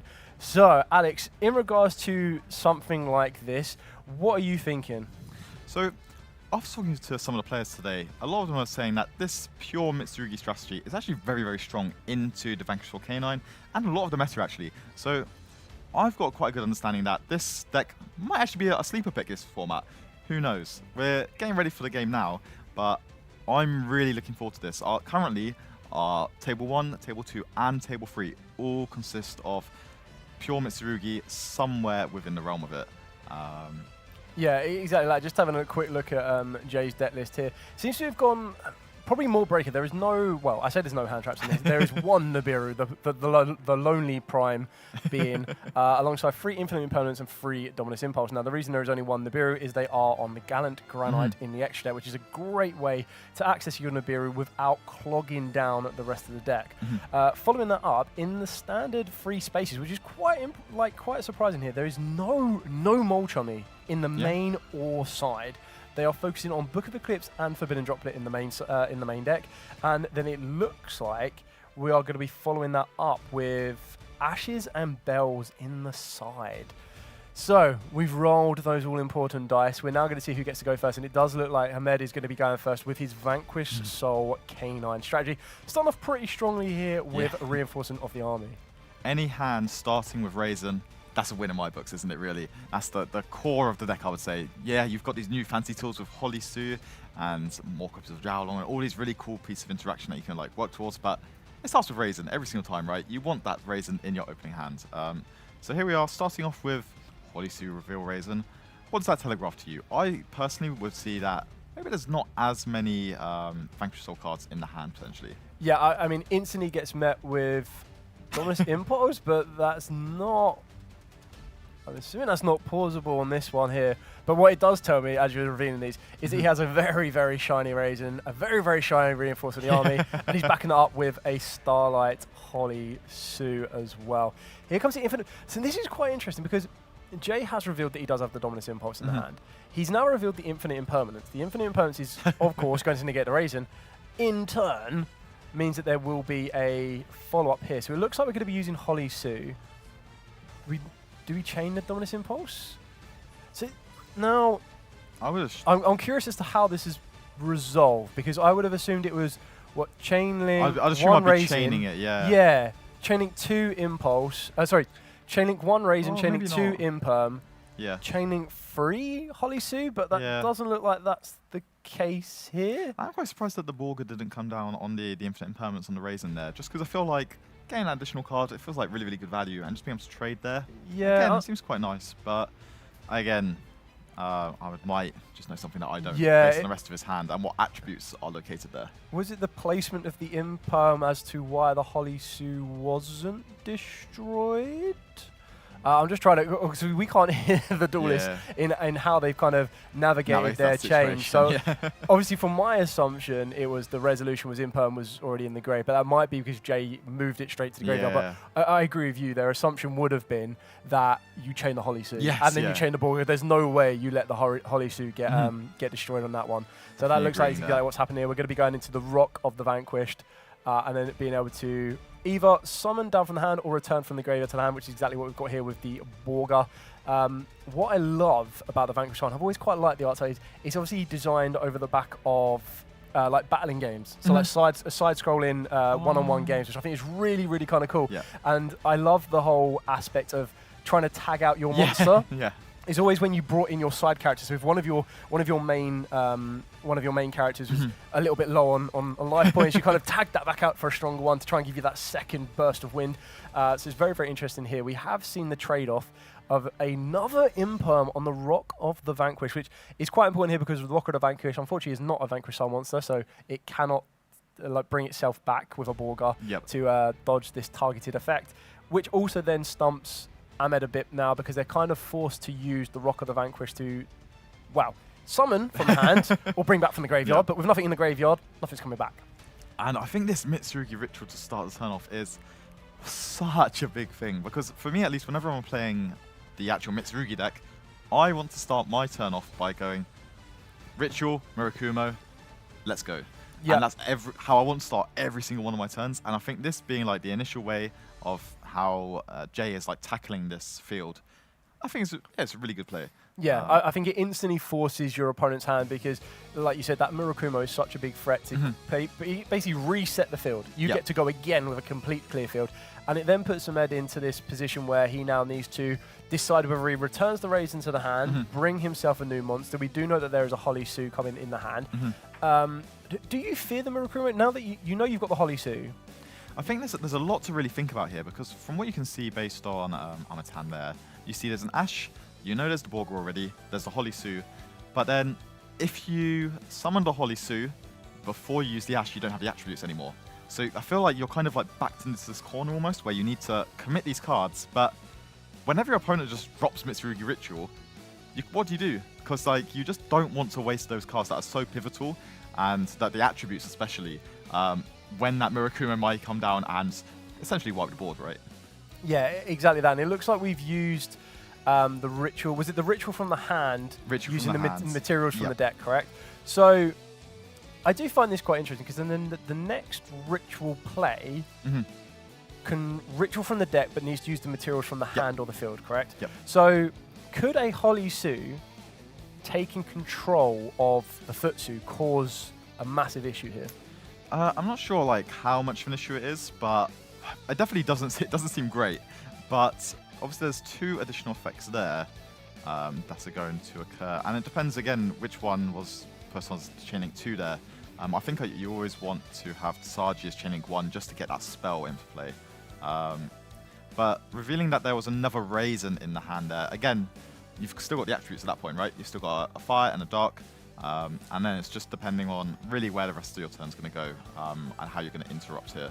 Yeah, I feel that the Holly Sue gives you... this is the really good thing about Holly Sue, is it gives you that ability, as long as you have the right attributes to reveal, to not only bring a Vanquish Sun monster from the deck to the field, but it also then gives you that capability to return that attribute you want back to the hand. It looks like we're going to be revealing that Fire and that Dark off of the back of the Holly Sue. It depends really, because I guess like the most influential card here would be maybe Mad Love, right? The only thing I'm surprised about here is that it didn't get a summon off of the Holly Sue, or maybe that trigger. Okay, there we go. It is coming back here, and then there will be an additional summon here, I would presume here. So yeah, I feel that the Raisin gives you an attribute of your choosing, depending on what you want to go for.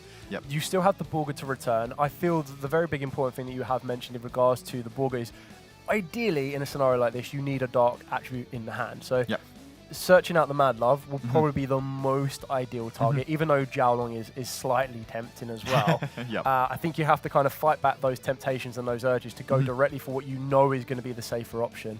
Working your way presumably into Mad Love, returning Mad Love to the hand. Ooh, go for a Caesar Valius instead. So now we've got Earth, Dark, and Fire. A little bit of everything there, right? And I think that's kind of just what you want to be aiming for here as well. I guess the other thing from Ahmed's point of view is there's now 2 level 4s. Not knowing maybe that this is a pure variant of Mitsurugi, right? There's now 2 level 4s on the field that could, in theory, just get you into that Rise Eagle combo, right? Yep, get you straight to duo. Here we are. We know that there's no Rise Eagle cards within Jay's deck, so it's not as scary from our perspective. But if you're looking at down as Ahmed, I'm terrified.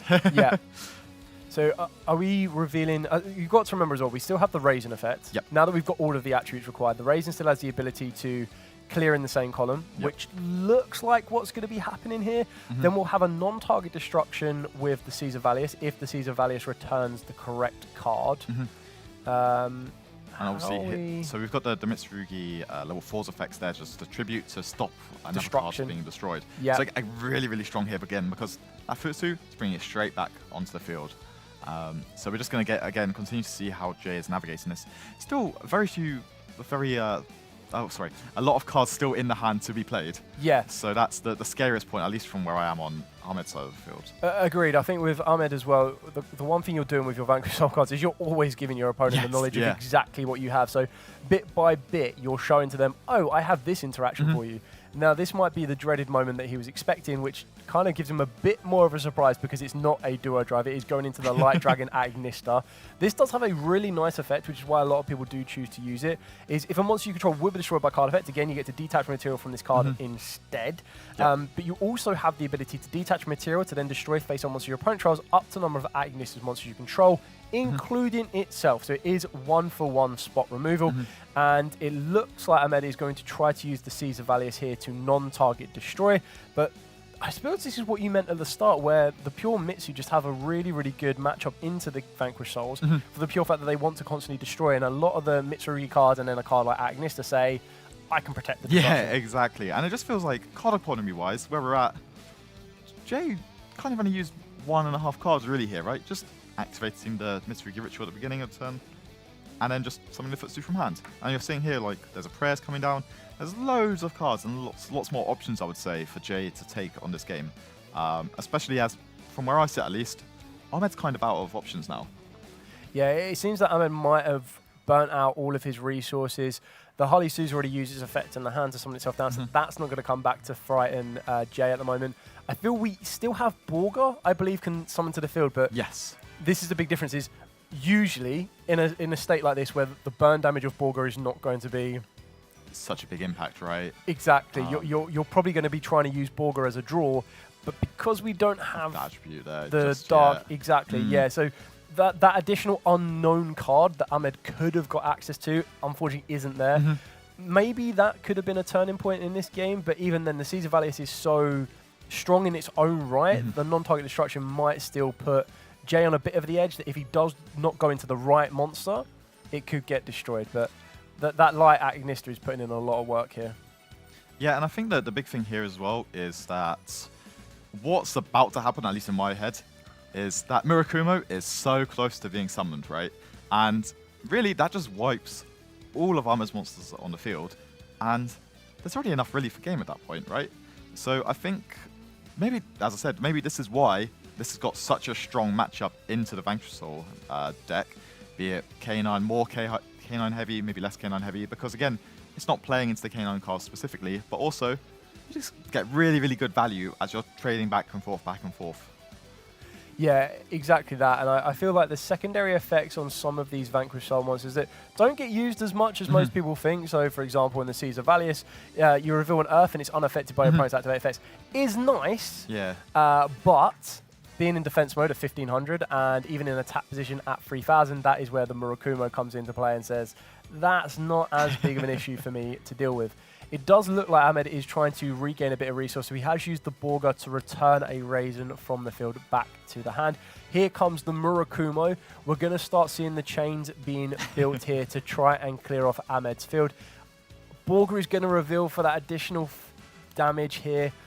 I don't think we're getting much more advantage from here, really. Just a little bit of extra chip damage, right? But if Murakumo is destroying the field, you probably just activate the effect to negate and take a card away from Ahmed as well, right? But at that point, everything's gone and it's just game. Yeah, I think for the amount of damage on this field here, unless Ahmed has any hidden tricks up his sleeve that we haven't seen, we are going to be going straight into game 2, which is exactly what is going to be happening here. So I guess the big thing is, right, after you see that from Ahmed's point of view, where do you go for game 2? Where do you go? Do you think maybe it's my choice, I go first? But then you just saw what happened. Very, very comfortably as well with basically Engine, right? Just able to pick apart there. I mean, there was a couple of non-Engine with the Infinite Permanence and the Dominus Impulse, but just what do you want to do, really? Especially as you know that some of these cards, maybe Azuna, if Jay has the chance to maybe not use some of the Mitsurugi cards in the hands or graveyard. Actually, I guess that's quite hard, isn't it? I feel that kind of what we're looking for is, again, at this exact moment in time, Jay does not know his opponent is on Vanquish Soul K9. You can take an educated guess, but we do know that there is pure Vanquish Soul running around as well. On the flip side to that, the one good thing about these Mole Chummies is that you can take out 3 Perulia, 3 Fuelos, which is in the main deck of Ahmed's here, and swap them in. The one thing that is very, very important when you're trying to side deck for your your Vanquish Soul strategy is you need to still maintain the ratio of attributes. So, in the benefit of the Molchemi, Perulia, and Fuelos, both the wind and water attributes are not really useful for you for your reveal effects. So when you'll be able to sub them out for something like a Ghost Bell that we can see here in his side deck and a Dimension Shifter, that's giving you 3 more attributes, or well, technically 2 more attributes in the Earth and the Dark that you can reveal. Off the back of that as well, it doesn't look like Jay was interacting much with his opponent, so the Triple Tactics Thrust probably isn't going to be seeing an inclusion here. You also get to see Call by the Grave and the Black Goat that lasts that may be worth bringing in here. The consistency of the Black Goat last is going to be at a low here without the access of Triple Tactics Thrust, and I feel you're probably going to lean more into just your general deck's ability to try and work its way into either the paired Dice Smasher or just trying to present your field with enough rank 5s to really stump down the Mitsurugi strategy. That being said, when we do take a look at Jay's side there, is there anything in Jay's side that you would be looking at putting in against this particular matchup? I think one of the things that's a really big standout here is there's evenly matched, which I would say we don't really see that much this format, right? A lot of decks are building towards like those hand trap stats, disruption to stop the opponent from getting to the field they want to, and Lightning Storms, Duster as well, kind of add into the same sort of theory there. But I think the evenly matched is the big one here because you can kind of get rid of a lot of the advantage, and it feels like the Vanquish Soul K9 end field doesn't really have anything to do about it, right? Correct, yeah. There's not really anything that the Vanquish Soul K9 strategy does in order to negate directly an evenly matched. And there's always that moment of fear and panic when your opponent goes, draw phase, standby, main, battle phase? With an empty field. That is such a terrifying thing to go through. And we have seen it multiple times as well where there has been bluff. And we're starting off with reinforcement with the army again. If you could cherry pick, I suppose the only thing that you would choose instead of reinforcement army is directly the Raisin so that you don't fall into draw and lockbird territory. Always ask on resolution. He did put in the Black Goat that last. I believe that is Black Goat that last. Really, really excited to see that. Again, just such a strong card to be able to hard open as well, especially as long as you've drawn a good enough complementary amount of engine cards. So obviously, the Raisin, the best card you want to see every single time, right? Just as we've been talking about. Getting that Holly Suit out of the deck. And then I guess maybe just a very similar line to Game 1, right? Very similar line, but maybe even better. When we're having a look at Ahmed's hand here, we know he's got the Holly Suit. I can also see that that looks like a K9 Jockle in the hand, plus the Black Goat that laughs. We're revealing a fire and an... we're revealing the Holly Suit, revealing the fire. We're going to be pushing on here. There comes the Jockle as the dark attribute required. This would then give Holly Sue the ability to summon from the deck, and you're either going to go for a level 5 or an attribute that you're missing, possibly Jiaolong or maybe even Mad Love. Yeah. And I think the one very important thing with the Mad Love is it now has the ability to gain you access to an incredible card in the Vanquish Soul start. You target a Vanquish Soul monster you control, you add a Vanquish Soul monster with a different attribute. Very important, different attribute. You don't want to be adding a Borga off the back of Mad Love when you have a Raisin sitting there saying, pick me, pick me. So if a Vanquish Soul monster or monsters you control would be destroyed by battle or card effect, you get to reveal a Vanquish Soul monster in your hand instead. So the benefit of something like that is when Murakumo is such an imposing threat to clear off your entire field, you're able to go, whoa, reveal, protect, and keep on going. I think the big thing here is, as we see that Starlight Xiaolong or Cross Century Ray even, I think the big thing here is just, does Ahmed respect Nibiru the Primal being here? Or do we just kind of say, they might have it, but let's just go and do the best possible turn I can do? I guess this is it. So this is where you go into the Ripper. So I think Ripper is definitely the cautious moment. So your 5th summon, you respect the Nibiru, you protect from it. And we already know they've got the Jockle in the hand. So all that is missing is another level 5 monster. That is very easily accessible thanks to the K9 Ripper, which I think you'd probably go for Azuna here, right? Because I think so as a well. leaf with the Azuna hits the field, you then send the Lupus from the deck to the grave. That then sets you up with another way. Even if your opponent is not activating cards in the hand, you're getting rid of a card that you probably don't want in the deck. Showing off that amazing Starlight Azuna as well. Ahmed is holding nothing back. He is making sure this deck is extra, extra shiny as we go. So yeah, we're just going to see Rocket the Vanquisher get summoned here. Again, the big thing here is you just always want to make sure you've got that plethora of attributes located within the hands just to ensure that you can do whatever kind of disruption you want throughout your opponent's turn, right? So we're going to see the Joker will come down here. Everything's going to happen. We're going to see another rank 5. What kind of rank 5 do you think we'll see next? Well, I'm not sure if you go. Do we go directly into a rank 5? Do you prioritize the pair dice smasher in this position? I'm not the biggest fan of pair dice smasher. I know what it can get and I know how it goes through, but again, it's one of the ones that you kind of put a lot of your eggs in one basket because if that pair dice does get stopped, or even if you make it with 2 materials and not 3, like 3 is a bit more of a guarantee. In here, I feel we're probably going to be seeing a rank 5 that is going to lead to either extension or more negation, and that's exactly what we see here with the Nash Knight. Yeah, I think this card is like really, really cool just with how it's so like unconventional when you think about Yu-Gi-Oh cards, right? This is the Nash Knight, which generally can just like attach a card to it as an XYZ material. We don't often see those types of effects, right?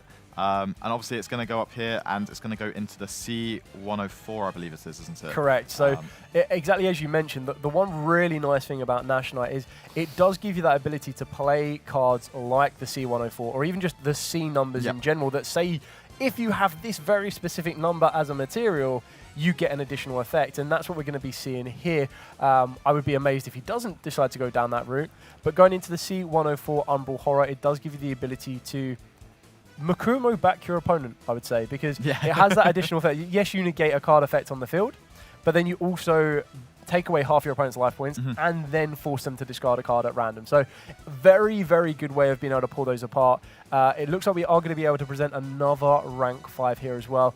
Do you go Valon? Valon's a really good card here. It might just be, you might just have to go for the Valon here, really, because you're kind of almost running out of XYZs. Yeah, running out of space. Definitely running out of XZs, rank 5s. So we're going to the C104. That's quite straightforward. Playing around what I would assume is Lightning Storm right now, because I can't imagine any other reason to put your monsters in defense position like that. The rank 5 to go into one, I feel Valon is probably the best one. It's a nice ability to book him in one of your opponent's monsters. Not that it's end all be all for Jay because he tributes his cards and you know that doesn't make the biggest of issues. Also going for the quick play K9, I love this as well. I love the way that the K9s depict this transformation from a hound into this incredible looking werewolf, and being able to utilize a card like K9 X Forced Release is going to turn a Ripper, which is nice and, you know, but not as intimidating, into a very scary, powerful rank 9 monster. So we're going to see a new kind of addition here in the extra deck of the rank 5 Imperial Princess Quinquiri, which I think this card is like really, really niche, if that makes sense. It just summons back a level 5 monster to your side of the field, which, again, is quite safe almost, right? It just does its thing, and it's okay with it. But I really like that in some of these like more fringe strategies, or not fringe strategies, but some of these like fringe scenarios, let's say, it can just bring what close to. It's another layer of interruption, right? And I think most importantly for this situation, it just means that the Vanquish Soul start can set the Snow Devil. Or Dust Devil. And that's the biggest point of interaction here, I think. And that's one of the best cards I ever think about whenever I'm both playing the Vanquish Soul strategy or going against it. Do they have that card? If they do, it just makes it so much more harder to crack the field. Yeah, it's going to be very, very tricky here. I feel that Jay can probably play around the C104 relatively easily. Ripper might be a little bit more. Is that a Book of Eclipse? Is he just? Has he got a Book of Eclipse for turn? Oh, is there an Ash Blossom for Ahmed? That is an amazing card to start your turn off with. Whether he just drew that or had that from the turn. That's probably why he looks so cool, calm, and collected. He's like, do whatever you want, mate. I've got a Book of Eclipse ready to go. So when you see it, there's what?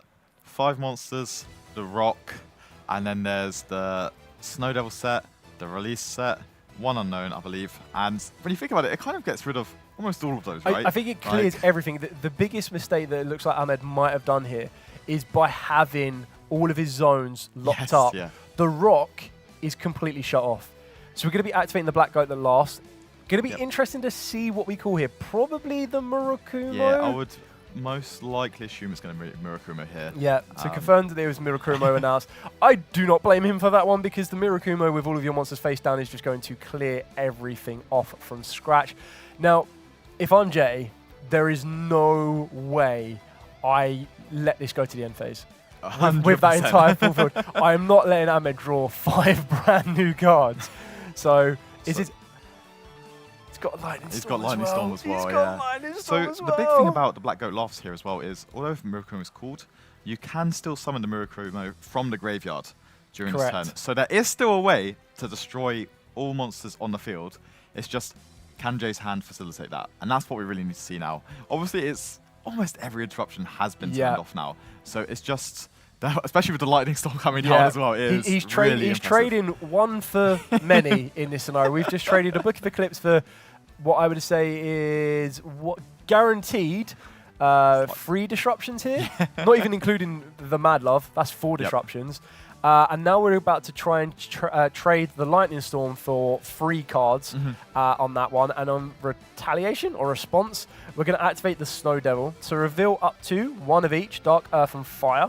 And then you apply the following effects in sequence. So we're going to reveal 1 of each attribute, correct. We're going to inflict 400 damage to our opponent, and then special on a Vanquish Soul Monster from the hand.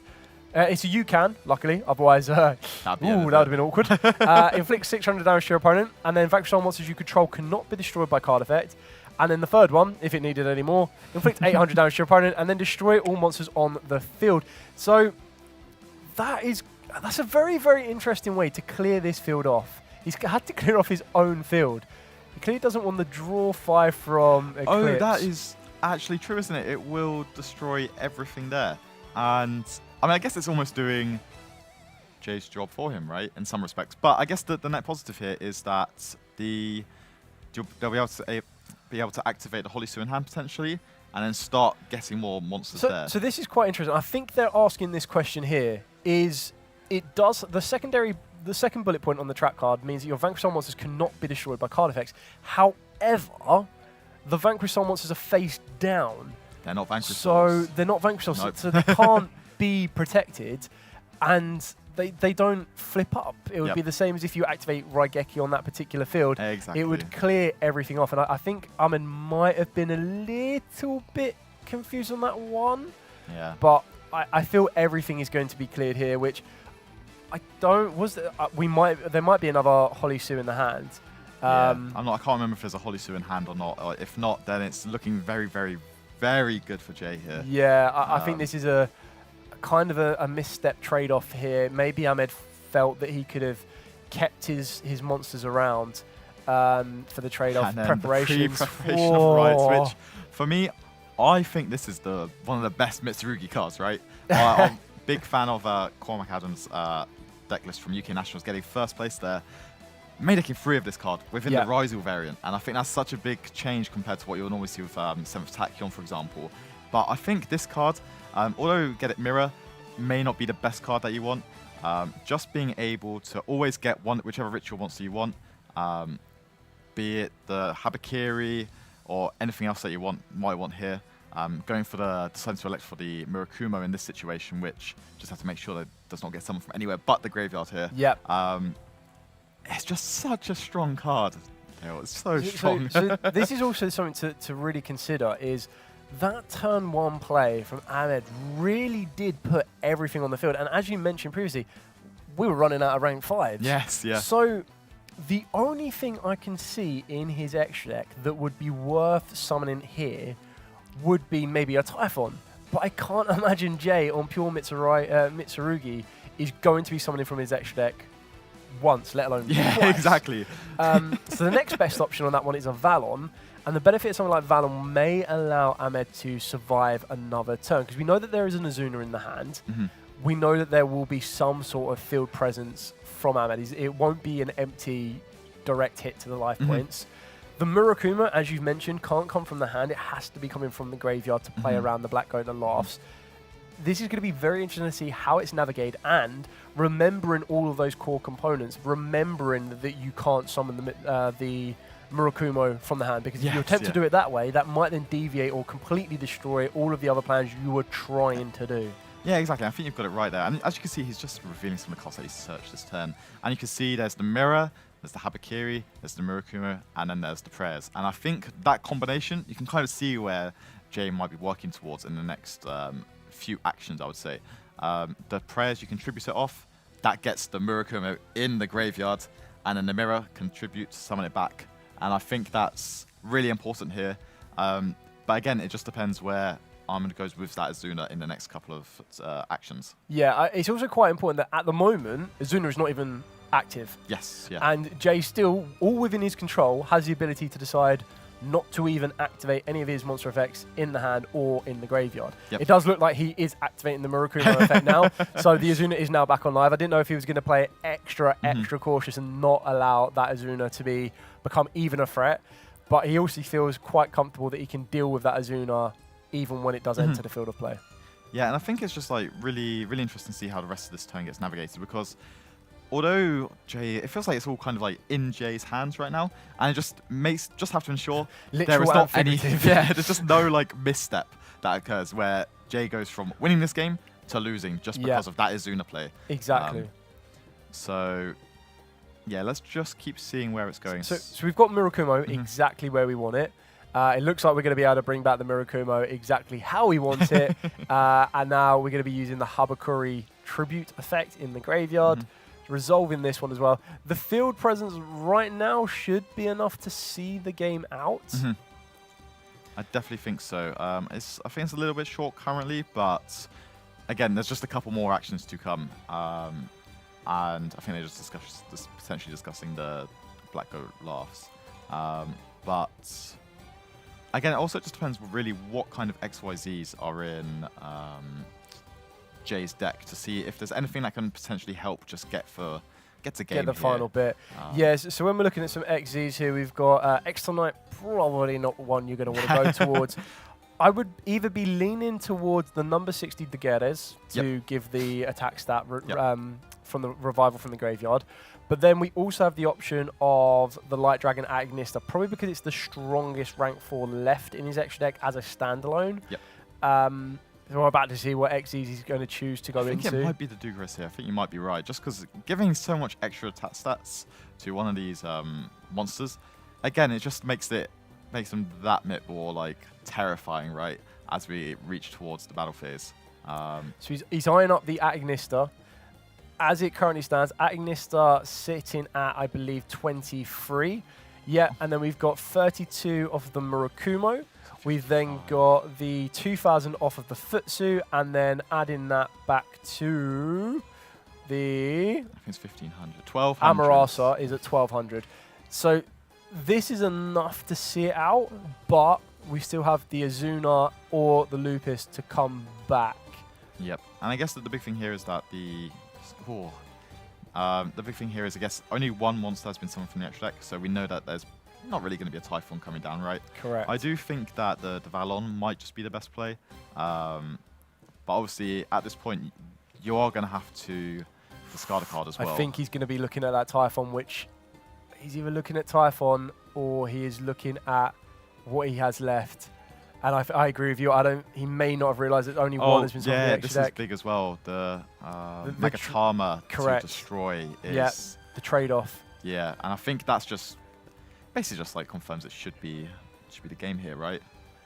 There's still I still believe I believe Ahmed has an Azuna in the hand, so there is still one line of defense, but I think we're in the battle phase now.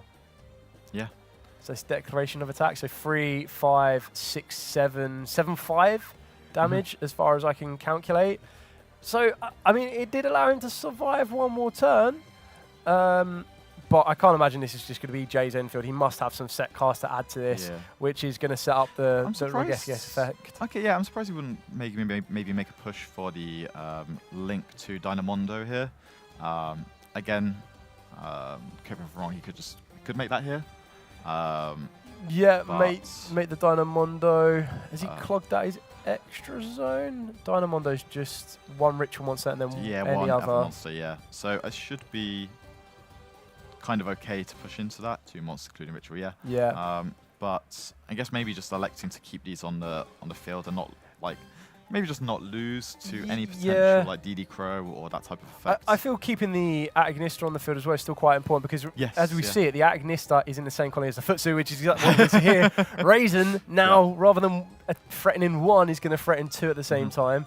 Now, the Agnista, it looks like a very, very good call from Jay to keep that card in rotation to be able to protect the destruction in the column. When do you choose? So as we look at this field, just on the face value of this, you can imagine that the set card is possibly going to be the Prez.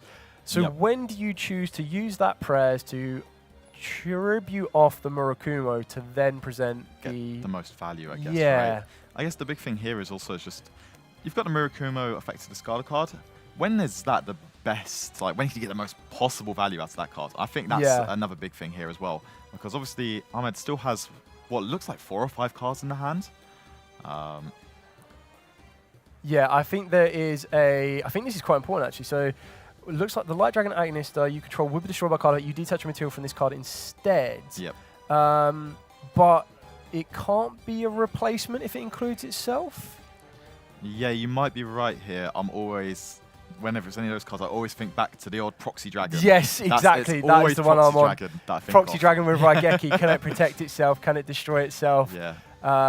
All of those in between. So, but as you said, Ahmed still has a very, very full hand here. So a full hand of 5. We know one of them is the Holly Sue. Trying to see a bit of a glimpse of what else could possibly be in there. We're going to see the Borga on this one. Yeah, I'm quite surprised made by the aggressive Borga here. Jay now deciding to use the Murakumo to discard. Why do you think you'd go for the Borga here? I guess just maybe trying to force another draw through just to see what your options are before like trying to push further into the field. Yeah, I feel going for the draw, the draw off of the Borga, it could be quite valuable. It's also trying to remember exactly what is left in the extra deck. I think the resources are so incredibly burnt right now. That's true. For Ahmed that we're really kind of skating thin. And what we mean by that is, so the Pair Dice Smasher, probably not going to be that effective for you. Valon may not do a lot. I feel the best thing you could possibly aim for here is the Zeus. Yep.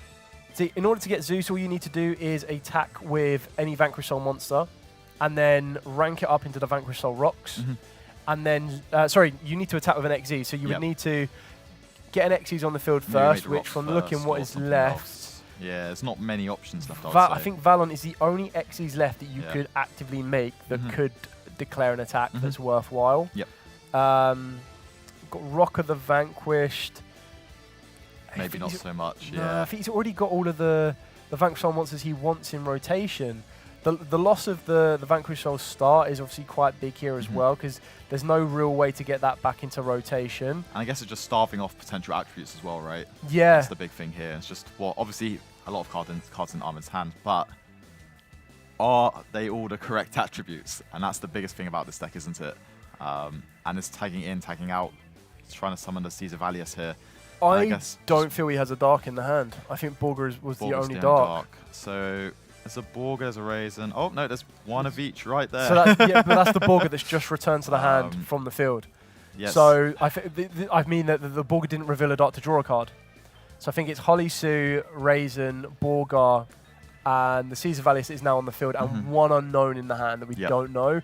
But I would have imagined if you had the Borga on the field, you would have revealed a dark to draw a card. And I think Borga was the only dark, I guess, then. Yeah. So I guess the thing is here, right, if you're Ahmed, you're kind of trying to push into the prayers and in the Spell Trap card zone, right? Try to get rid of that. Oh, it wasn't. It was Book of Eclipse. That's interesting. Yeah, really surprising that it wasn't a link summon. But I guess, I guess as you were saying, Oh, there was a dark. Is that Joku? That looks like Joku, yeah.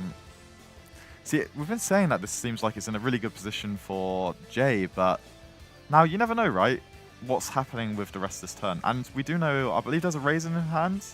There is and there's a Borga Raisin as well, right? Yeah, there's a Raisin and a Borga. The Borga's already entered the field of play. Yep. But we've got the Fire and the Dark attribute to reveal.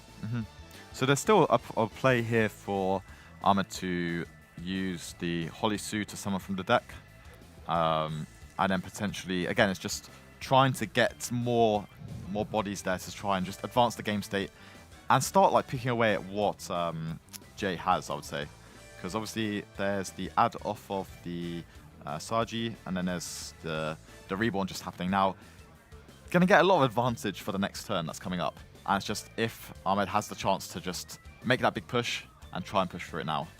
Yeah, I feel that Ahmed probably feels that pressure is that exact case, because you're in a good position right now against Jay that there isn't a way to tribute off the Murakumo.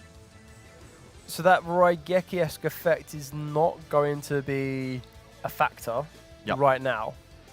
Yeah, now you just have to exactly. pick the field apart bit by bit and make sure that Jay can't return. But as you've already mentioned, we're seeing Jay recoup his resources for a scenario just like that. Exactly, and obviously there's a Ritual and a Murakumo in the hand now as well, which are going to be very, very impactful just for, again, just clearing the field on the follow-up turn, right? Those are some of the best ways to start the following turn. Just Ritual, Murakumo, it's really good.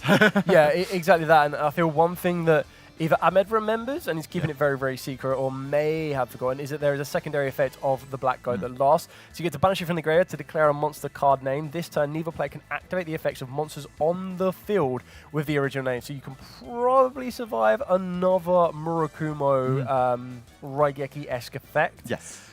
But even then, is that enough? Is that enough? Yeah, I think it's quite heads up as well, just from Ahmed, and just like how do they want to proceed with this, especially because I guess you could have been maybe a bit more proactive with the Black Goat's Laughs there and like calling it on the Futsu, just so that they can't keep getting these additional monsters on the field, getting that additional value, which is what Jay really needs to crack back in the following turn, right? Going to use Valon here, and then I think that maybe just pushing for that Zeus play potentially. Yeah, I think we have to push for the Zeus play here, because what we're trying to do, the reason that we're going to be putting the Agnista face down is that the monsters can now be destroyed by card effects. So I'm assuming Ahmed is going to try and pick cards off bit by bit via destruction effects to then be able to leave Jay with nothing left on the field, and then Ahmed stares down with a Zeus backed up with a Caesar Valius destruction and Holly Sue in the hand for a reveal and possible monster kind of take. But are we linking these off? Oh, I really like this. So we can use the secondary effect of Valon here, I believe. Yeah. And then really good play, actually. I'm a fan of this, actually. I was initially thinking maybe it's a Zeus line, but yeah, just being able to get some additional value here from the SP Little Knight. We've clogged up our own zones. Did we forget the Valon as well? I think so. The Valon is destroy a set card, correct? I believe so. Let's double check. I think he was initially going for that route of play. Yeah. Is it a mandatory? I'm just trying to figure. If only. If it's close integrator, you can target. Yeah, I think we're trying to. Yeah, Ahmed was trying to go back to that one to try and destroy the face down, but unfortunately missed the timing on that one. The SP currently looking at the extra deck zone is really important there. Yep. So I think there's a couple of missteps too many. Yeah. And I guess, was there a copy of Holly Sue back in the hand here? I cannot remember off the top of my head. So it looks like there's a Azuna or a Jockle. Going to start. It's an Azuna. We're destroying the Agnista, so it's Azuna, Raisin, and then would need to be an Earth. Is that talent straw for turn as well? But when was the Caesar activated? Was the Caesar activated? I assume it'll be long before then, yeah. I think it can be activated whenever, as far as I'm aware. Yeah, because it's tag out during the main phase, but the structures. This is interesting. There's only one Caesar Valius and one Borga, and 2 Jowlong. Yeah, you see that a little bit more often. I think we're very common to seeing the 3 Jowlong, right? Just because it adds that fire attribute, which you're somewhat starved of, I would say, within the deck. But it is your most key attribute for ensuring some of the most powerful effects go off. But I would say it makes a little bit of sense because it's not the best card to draw at the end of the day, is it? Same as the Caesar Valius and the Borga there. Exactly that. So we've seen Ahmed utilize the graveyard effect of Black Goat at last, assuming calling the Murakumo so that can't use its Raigeki-esque effect. We now have Borga on the field with a Dark Jockle, a Earth Caesar Valius, and an Earth Holly Sue in the hand. So we have the ability to use Borga to reveal a dart to draw a card. That will then lead Ahmed into what I assume he's trying to dig for, and maybe the fire attribute to get the maximum value out of the Holly Sue. Yep. So it looks like here what we're going to see is the Borga to burn for that additional 1,500 life points potentially. Or going to get a draw here. I'm not sure if there's a Dark Attribute, or is that a Jockle in hand still? No, it looks like it's still the Jockle in the hand. It looks like we decided to go for the burn. This is quite interesting because it now puts Jay on a bit of a clock. That if he does allow it to go back to Ahmed during the next turn, then Borga could just burn the final piece off. We're checking here on the resolution of Trill Tactics talents. Are we? Is Ahmed worried that we're looking at the hand? What is? So I'm going to assume it was to take control. Oh no, it was the hand. So the Duelist is going to. It goes back to the deck. Yeah, so the Caesar Vallis goes back to the deck. So he's looked at the hand. Okay, sorry. So we've chained the Azuna to the talents to summon, so that couldn't be put back to the deck. We've resolved the talents returning Caesar Vallis to the deck, and now we're going to continue to resolve. We've still got. This is quite interesting here because we've got SP Little Knight to remove some resource here. The Azuna's not really doing a huge amount because the Lupus has already been banished because it was brought back earlier and then left the field without it being an Xyz material. I'm not sure where we go. I'm not sure about the card added back there. I think it added back the Magatama, but I'm not actually sure if we started the turn with prayers, correct? Yes, so I don't actually think there's a way to. Oh, there we go. Typhon. That's your answer for everything. Borga back to the hand. Attack overwrite. Yeah. Yep. So now it's got. See, this is still the biggest downside though, because if Ahmed is how big is the Azuna there? 21. So it's just are we scooping up? Over. Oh, it looks like Ahmed's just only on 500 life right, points. Yeah. So I completely missed it. I was so like the Borg is coming back to hand and everything's out, but maybe the Azuna need to be in defense position. Mode, yes. But I think even then the Borg still probably could have got hit off. I suppose that's probably like the lack of concentration of kind of not keeping track of your own life points at that point. Going, maybe I should go defense mode on that one. I feel unfortunately for Ahmed, there was a couple of plays that kind of escaped him a little bit, and that might have derailed his thought process as he was trying to progress through that point there. But even then, Jay really did navigate incredibly well against that particular lineup of the Vanquish Souls that were trying to present themselves, and then just being able to kind of a decent back and forth duel, I believe that one was. Yeah, I really enjoyed that second, especially just like very back and forth. Even though there was such a big push on that first turn to lower the life points down so much, really.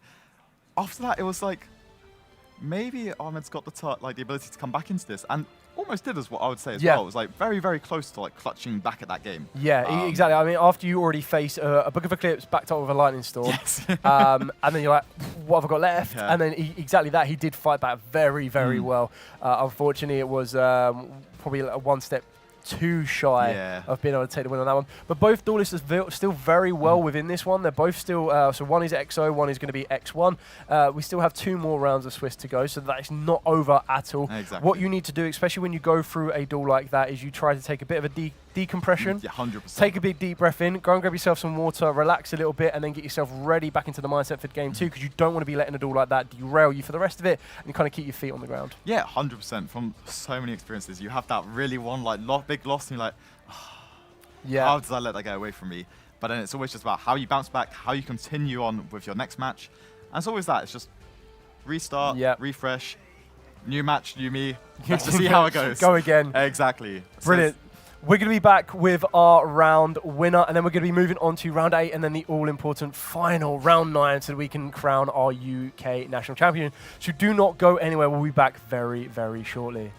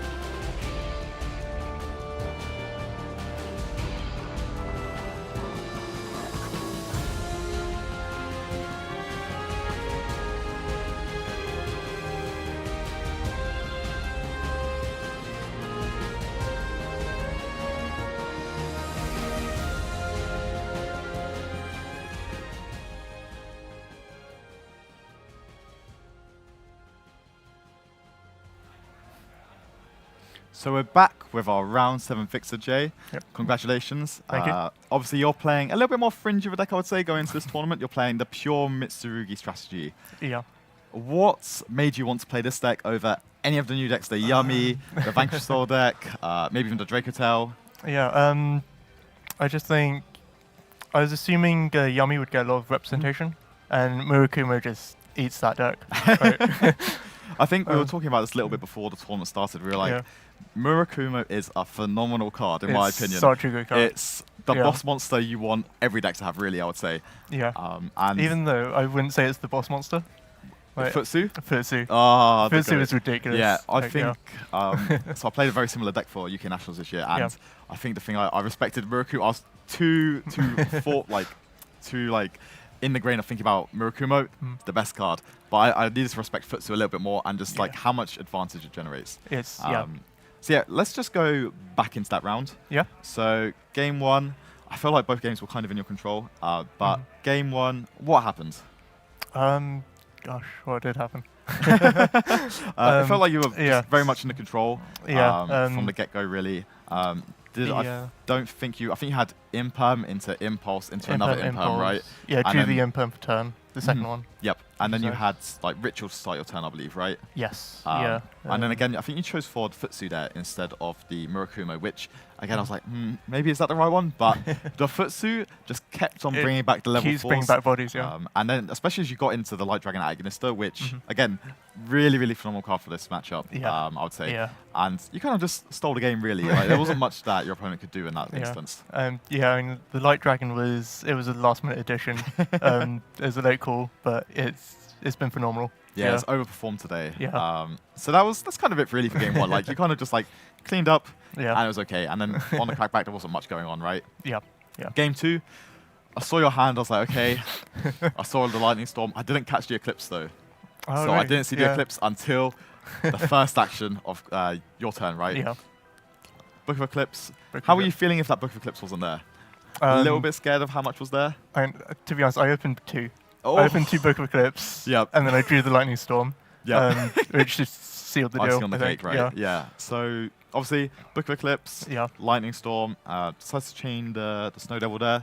Yeah. Gets rid of everything there. I assume there's a little bit of a miscommunication there with just what's happening. I think so, yeah. But it's okay. I was just like, after that happens, what do you think is going to happen? So obviously, you've been burnt for 1800. Yeah.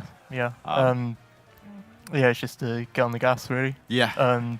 I had the pre-prep. I think I already had Habakiri. Yeah, you had one of the names, I think. So pre-prep Habakiri and Night Sword. Night Sword, yeah. So I wasn't too scared of like an Ash Blossom or anything.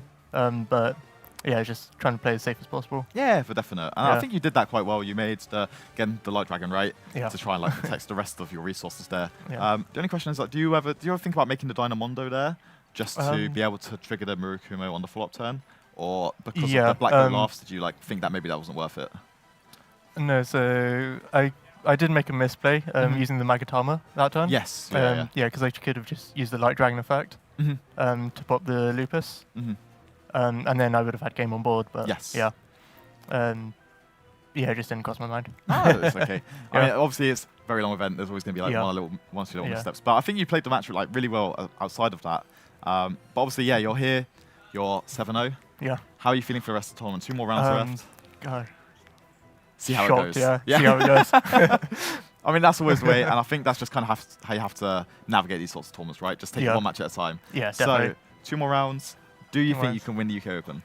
At this point, why not? There we go. That's the best answer today, so good on you. So yeah, we'll be back with round number 8. Almost done for the day, very shortly. And yeah, good luck in the next round. Thank you.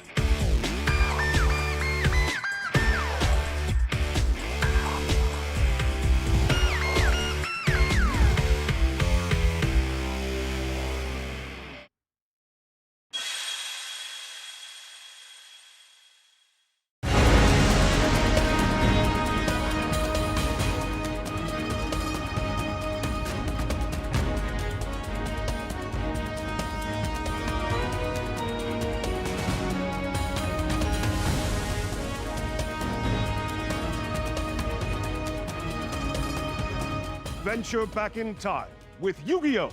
Early Days Collection. Available now.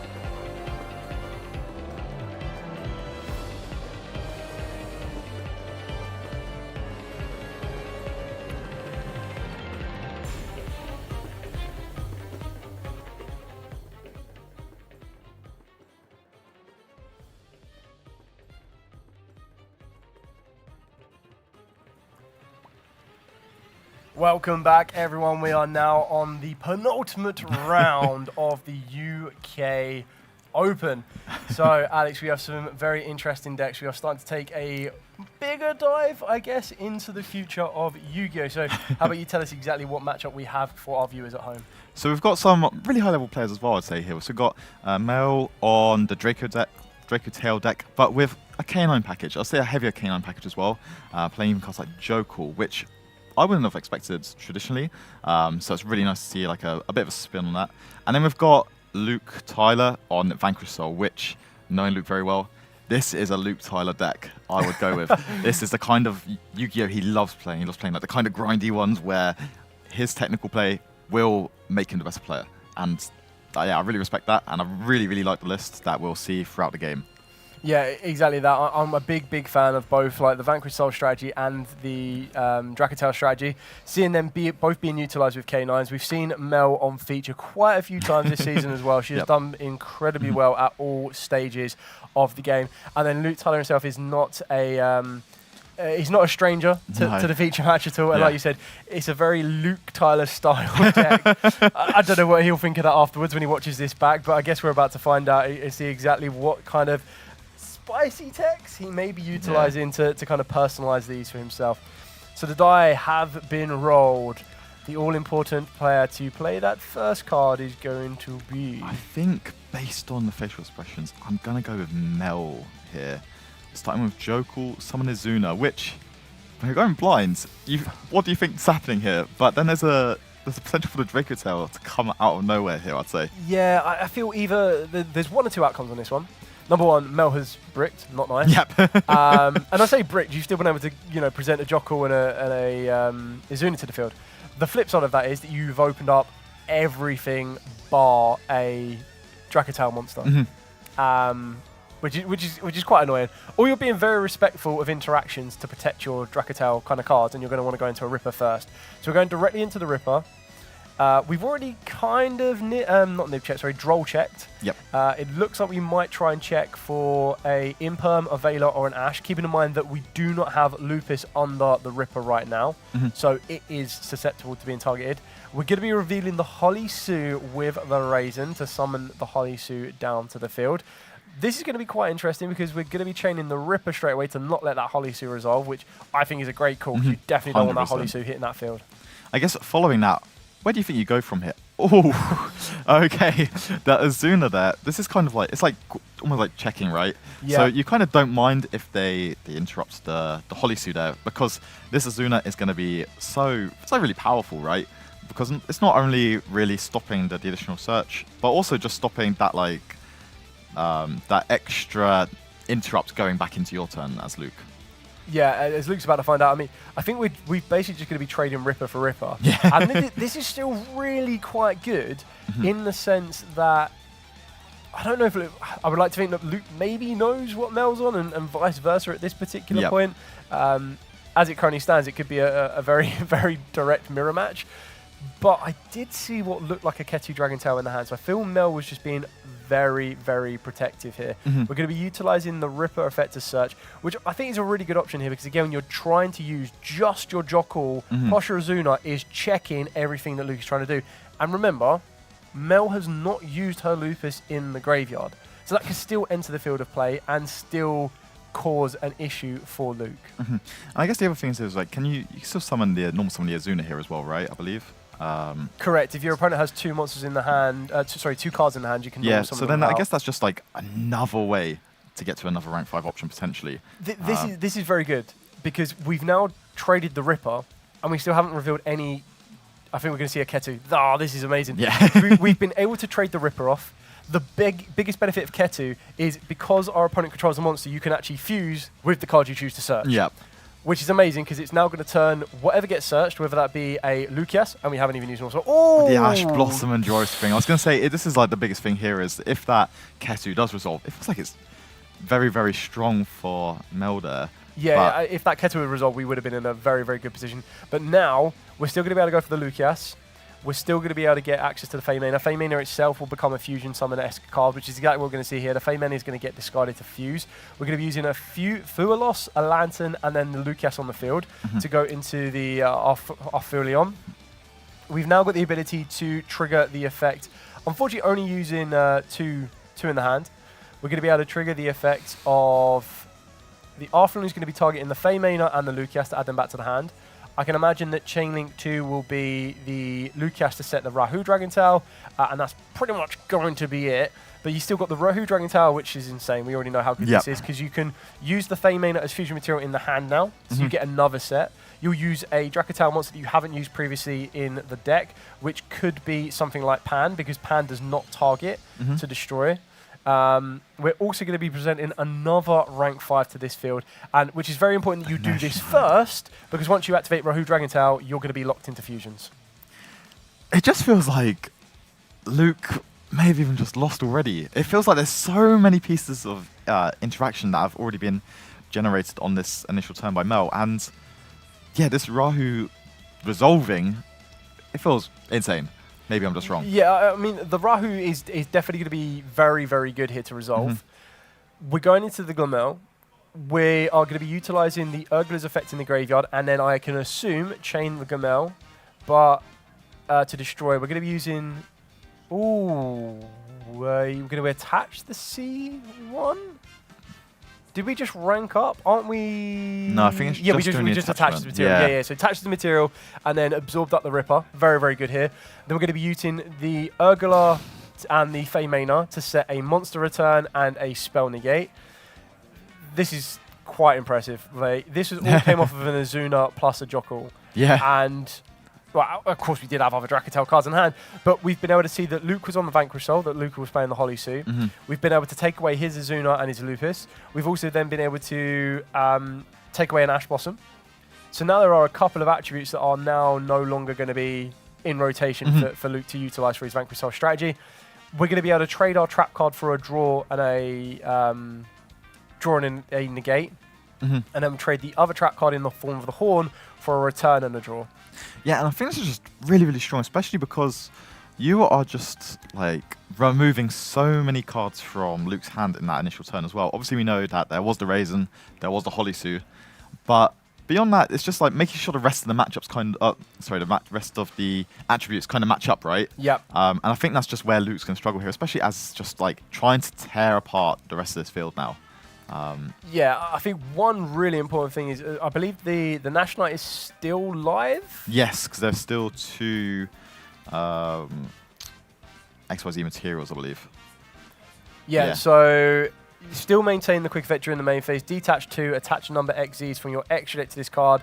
It has a number between 101 and 107, and then you get to attach a face up. Now, does Mel play any more numbers that she hasn't already used? No. But okay, so is it mandatory to the counter Nash Knight? So you're still going to need to attach the number, correct? Okay. Yeah. So if you don't attach the number, you can't attach the monster. So Nash Knight is currently going to be sitting there, but we're going to be returning the Ripper to the extra deck, chaining the Gomel to attempt to destroy the Raisin. That's a good little trade-off there. Putting the Ketu back to the deck, as well as putting the Ripper back to the extra deck to draw a card, which is very good now, because if Luke summons from the activates the card in the hand, which he has done, we now have direct access to bring the Lupus back from the graveyard and work it into a Ripper, and it looks like Luke is just going to scoop it up and move into the next. Yeah, I don't blame him on that one. No, I don't at all. I think, especially just after that, like incredible turn 0 almost, right? Just what occurred on Mel's first turn, and just Luke wasn't like, I don't think it was poor of him to like make those starts of initial plays, right? Especially with like the Azuna coming down and starting to interact, but it just kind of set Mel up for victory, right? Yeah, I think it's one of them early door moments that if you don't know your opponent is on the Dracotail variant, what you're trying to do as early as you possibly can is you're trying to get to your Ripper before they get to theirs, because then you're trying to trade back and forth with them. And one very important thing I do see in Luke's side deck is he's main decking the Phantasmes. They're 99% going to be coming out on that one. But he does also play the Retaliating Sea, which I still think is an incredibly good card, especially with Vanquish Souls. We knew Vanquish Soul played Dimension Shifter before Dimension Shifter got limited, and they still do, even with Dimension Shifter at 1 in the side deck. So Retaliating Sea, when all cards are getting banished, isn't that big of an issue, especially if you can resolve your canines first. Yep. So he definitely has the side deck option and the side deck edge over Mel in that regards, because straight away, free fluid loss out, free retaliancy in, pretty much job done. Yep. Then we're going to be moving and looking at Mel's side deck on this one. And we're going to be looking on the side deck on that. So Mel, you're probably going to still go second. So you still get your fluid loss, you still get your Perulia. There are 3 Bells, 3 Phantasmes, 3 Ashes, 3 Fenrir, and then 3 Nibiru. What would you bring in for this? So I think it's weird. You know, there's the Vanquish Soul cards there, and I think I always instinctively think Phantasme whenever I see Vanquish Soul, because I want to draw more cards still. And I think that's perfectly fine to think about. Bell, again, it's not so much, not so needed, I would say. Ash, I think Ash is all round a good card versus Vanquish Soul, because if you're just able to, again, starve them off of that one attribute, which they might be trying to add from the next hand, Ash Blossom covers that, right? Yep, exactly that. Nibiru and Fenrir, I'm not sure I would think so much about, but those first 6 options, being the Phantasme and the Ash Blossom, I'd definitely consider here. Yeah. I think the added benefit of targeted protection sometimes can be quite important for the protection against the Vanquish Soul. I can't imagine that Mel gets all the way to round 8 and not gets to round 8 and not have faced Vanquish Soul. On the other side of that, I would feel that Luke knows the K9s inside and out. I would also think that he's probably played a few Dracotals, but whether he's faced the hybrid prior to this could be quite interesting to see. Yeah, so I'm going to assume Luke's here starting, and with the Jockle himself now, paying homage to that game 1 here. And then obviously with the 2 attributes for the Holly Suit as well, very, very strong. And with the Raisin and the Mad Love to start this game. And I think this is just a very, very, very strong position for Luke to be in. Yeah, a very strong start from Luke. Again, this is what the K9s kind of provide with decks like this, is it provides you the ability, as mentioned in one of the previous rounds, to maintain that all-important normal summon. So when you're able to maintain that normal summon, you're then able to, again, kind of steamroll. We do look at the dreaded 3 level 5s on the field. Yeah. I would much rather see Luke go into a Ripper on this one, but I feel we may see a Dice Smasher. It is within the extra deck, so who knows exactly where we're going to go throughout the rest of this turn. Yeah, I still feel it's very risky, and I think a lot of people have learned from YCS Vancouver to not go straight to a Dice Smasher. Smasher, yeah. So going into the Ripper first, definitely applaud that one. I think some players do get a little bit overzealous, and when you see a card as powerful as Dice Smasher, which in turn its effect is very, very strong, a lot of players get drawn to that and go, cool, if I go straight there, that's all I should need.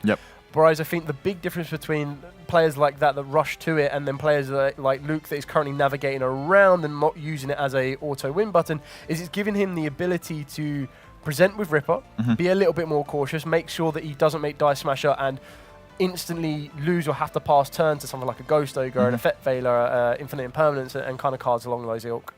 Yeah, no, I completely agree with that. And I think we're just going to see now if Luke tries to take the option of being a bit more reserved maybe, or based on the rest of the hand, really. I can't see that happening though. But based on, we'll just see how they want to really proceed through the turn. Luke is on the Pot of Extravagance, so playing multiple copies of different XYZs in the extra deck, as well as Rokov the Vanquisher. So just trying to decide where they kind of want to go really throughout the rest of the turn, and how much wants to be committed to the side of the field where, again, just wanting to respect cards like Nibiru very much, right? Yeah, I feel you probably want to get the Rock of the Vanquish in rotation. Yeah, I think that's quite important.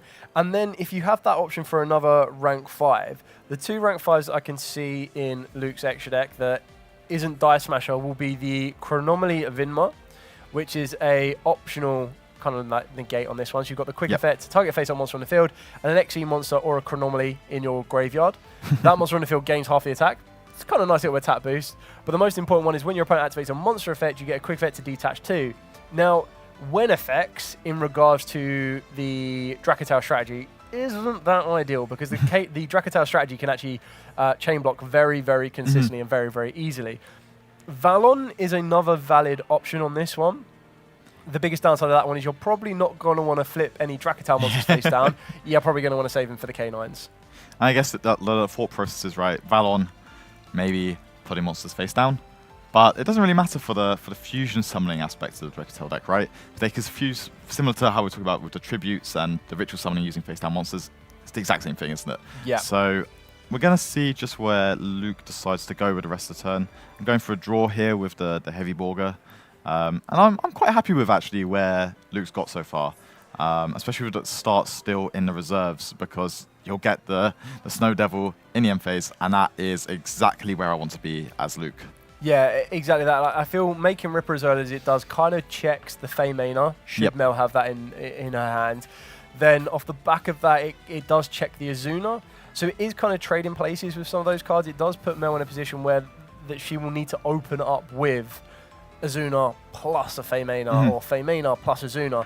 And then when we're looking at the side deck as well, the other cards I could think Mel may have access to that could cause Luke a little bit of an issue is, again, comboing off Nibiru with an Azuna or a Feymaner. I think we're way past the point of a Phantasmo, so that's definitely what happens. A Castria Fenrir could be an interesting choice here, because the Fenrir would at least attempt to trade with the Ripper, attempt to out the Ripper, or force a Holly Sue or a Raise in Destruction on that one. Ketu is still incredibly powerful, and it looks like Luke is going to be setting to and passing this field over to Mel. Yeah, I think either of the Dracotail spells are really, really powerful here, if unchecked. When we're looking through Luke's hand throughout the turn, there wasn't an Ash Blossom, or at least there wasn't a revealed Ash Blossom, right? So it means that both of those spell cards could be incredibly powerful to just ensure that you're kind of just like being able to pick apart the field, which is what Mel really needs to do into this turn. Yeah, so this is the one big thing as well. Is I feel that if Mel was to activate Ketu or Rahu, and Luke was to respond with a Retaliating Sea, we might see this go straight to game 3. Being able to resolve the Lucias here is going to be quite important. So this is going to get direct access to a Feymaner. So probably telegraphs that Mel didn't have the Feymaner starting off with. We're going to activate the Ketu. Is there going to be a response here from Luke? This is going to check Retaliating Sea and possibly Ash Blossom, because this is also going to allow Mel to fuse at this point as well. Okay, so there was no response there from Luke, which, if I'm in Luke's position, I'm quite terrified, I'd say. Like, just to see what exactly is about to happen and what effects are going to come down to try and disrupt my side of the field. Yeah, I think this Ketu resolving is going to trade quite a bit here. So we're going to use the Feymaner in the hand and a Shadol Beast alongside the Urgla. So what we're going to see is we're going to see Chainlink 1 Artheon. Artheon will now be able to target 3 cards amongst the field and the graveyard. I would be amazed if one of them isn't the Feymaner, but also remember the Urgla has the ability to put itself back to the deck and then put the Feymaner from the graveyard back to the hand. So we already have that kind of covered. Yep. Artheon can very easily trade with the Ripper here. It can also very easily trade with the Rock of the Vanquished. The Urgla is going to trade with one of the Spell and Traps and could possibly trade with the Vanquish Soul Start. And then we're going to be setting up these chains so that whatever Ripper could negate is going to be the least valuable to us. So we still have Beast to draw. If Beast is Chainlink 4 in this example, it means Chainlink 5 of Ripper will only be able to negate that randomized draw. And Mel will still get the ability to set 2 Dracotail spell or traps, one of them being Rahu that we haven't seen yet, and we already know how good that card is. So I think one of the really strong things here is just being able to use the Snow Devil here to... I'd assume that the Urgla is going to try and force that out here. That would be my main assumption. But the Snow Devil obviously being able to work towards destroying Mel's side of the field. Again, really key, right? It's just trying to starve some of the fusion materials, although obviously the spell cards are incredible in this deck. I think it's kind of what you need. And then also putting a little bit of pressure with the Mad Love there as well. So was that like Chainlink 6? Yeah, something like that. Artheon, Urgla, Feymaner, Beast, Ripper as 5, and then the Dust Devil was 6? That's going to be my assumption here, Dale. And I think that's just... I think, from my perspective as well, you kind of need to get rid of that randomized draw as well. Just because, although... it looks like Mel did draw. Oh, okay. So maybe the Ripper was not activated there. Yeah. We still got to set 2. The Urgla destroyed the Vanquish Soul Start, so we've traded that off. So if you're Luke here, if you've got the ability to seize a Valius, do you try and go after the spell which is activated? So maybe I'm a bit late on that. But, oh, maybe not. Nope. No. Okay. Yeah, I think the Rahu is definitely going to resolve here. Yep. I do agree with you. I think if you had the Caesar Valius, you probably act a little bit early just to get rid of it. But then Mel still has such incredible hand advantage right now. We added back all 3 of the materials we used for the fusion. So our Feymana is still live. Looks like we're going to be fusing the beast, in the hand. We're going to be fusing with 1 from the deck. So that's, Mululu. This is good. So I can imagine we're going to the Gamel. And the best thing is, I believe the Artheon is in the graveyard. So if Mel wants to, she can bring the Artheon back from the grave because 2 monsters have been sent to the graveyard at the same time. There we go. And by chaining these effects, as the next chain, if Luke does not have anything to do so, we can then utilize the Wen effect of the Gamel to destroy another card on the field. Yeah, and I really like these types of effects. It kind of pays homage to Thunder Dragon Titan. Yes. And that was my first thought whenever I saw this card. I was like, I really like Titan, so maybe I really like this card as well. But yeah, we're going to start seeing some of these cards come back. And I think, unfortunately for Luke, it actually looks like Mel's in quite a good spot here, I'd say. Yeah, I feel... So we still have access to the Feymana. We are fusion locked, which in turn will turn off any potential Azunas.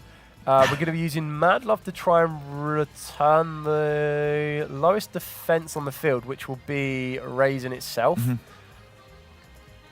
But I guess either way, you just kind of want to chain block that card here, right? Yeah, that's kind of what you're aiming for. You definitely want to stop that Gamel from destroying, because that set card is the one card that we don't know what it is. The fact that Luke has tried to protect it is still going to be very, very important here. It looks like we're resolving the Mululu, non-target negation of the Mad Love, bringing back the Artheon because 2 monsters were sent to the graveyard at the exact same time. We've used Ketu, we've used Rahu, we've used our normal summon. We have enough attack stats on the field, and yeah, that hand's crazy. 6 cards left in hand after all of that. I'm seeing the real appeal of this deck now throughout this tournament. I know we've had a couple of rough rounds with it, but maybe this is why Mel is doing just as well. So here comes the Caesar Valius. So Luke did have the Caesar Valius. Yeah. How big is the Arthulion? So Arthulion is a 3,000 attack. It will get banished when it leaves the field. Okay. The Gamel is a little bit weaker. The Gamel is only like 28. So the Caesar Valius has the ability to destroy a card here. Oh, Mel's just scooping up. We're going to be going into game 3. Very, very interesting here. Yeah, I'm a little bit unsure on that because it felt like Mel was in a pretty commanding position. Yeah, it felt like Drell was in the driving seat. I do kind of get it as well because Luke still had so many cards. Yeah. And especially because that Caesar Valius is also 3,000, right? Yep. So it's going to pose a threat going back into Luke's turn. Yep. Being able to remove maybe one of the spell and trap cards. Yeah. And it can be quite hard to go against, I'd say. Yeah, I feel if I was in Luke's position there, I probably would have been using the Caesar Valius to deal with the Dracotel Horn. Yep. Then you probably... I can't see Mel trading her Arthulion for the Caesar Valius.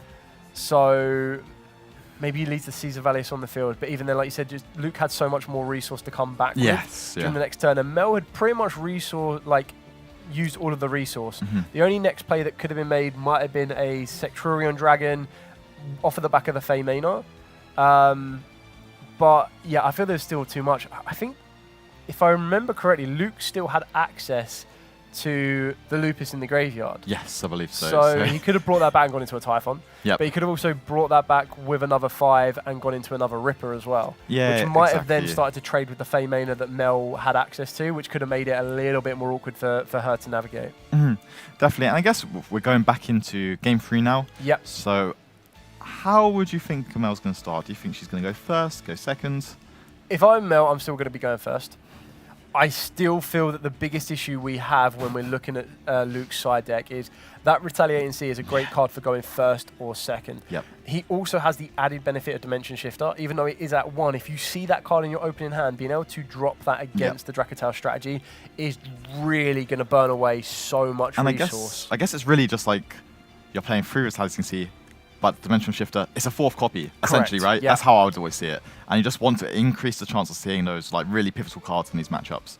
The Nibiru, I'd assume, is coming out of this. Although then again, there's there's more of this canine package, so you never know, right? Nibiru is a bit of an interesting one because the Dracotels themselves can be a little bit more respectful of Nibiru and play under it, but then the canine package just comes in and says you don't need to be that worried about it. You just go, cool, we'll make a Ripper and protect from it. Yeah. We're going to be seeing it in Game 3. I feel that Mel's going first. We're starting off with a Cache Fenrir. There's already a Fenrir right there. That's a great one to be starting off with.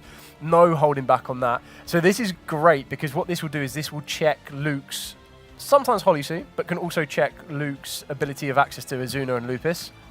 So that there is not going to be a very, very easy access to a rank 5 of Luke's choosing on this one. Oh, is that normal summon? That's a normal summon of Jockle, which you don't want to be doing. It means that there's probably no Moodaloo or access to a Lucas in the hand.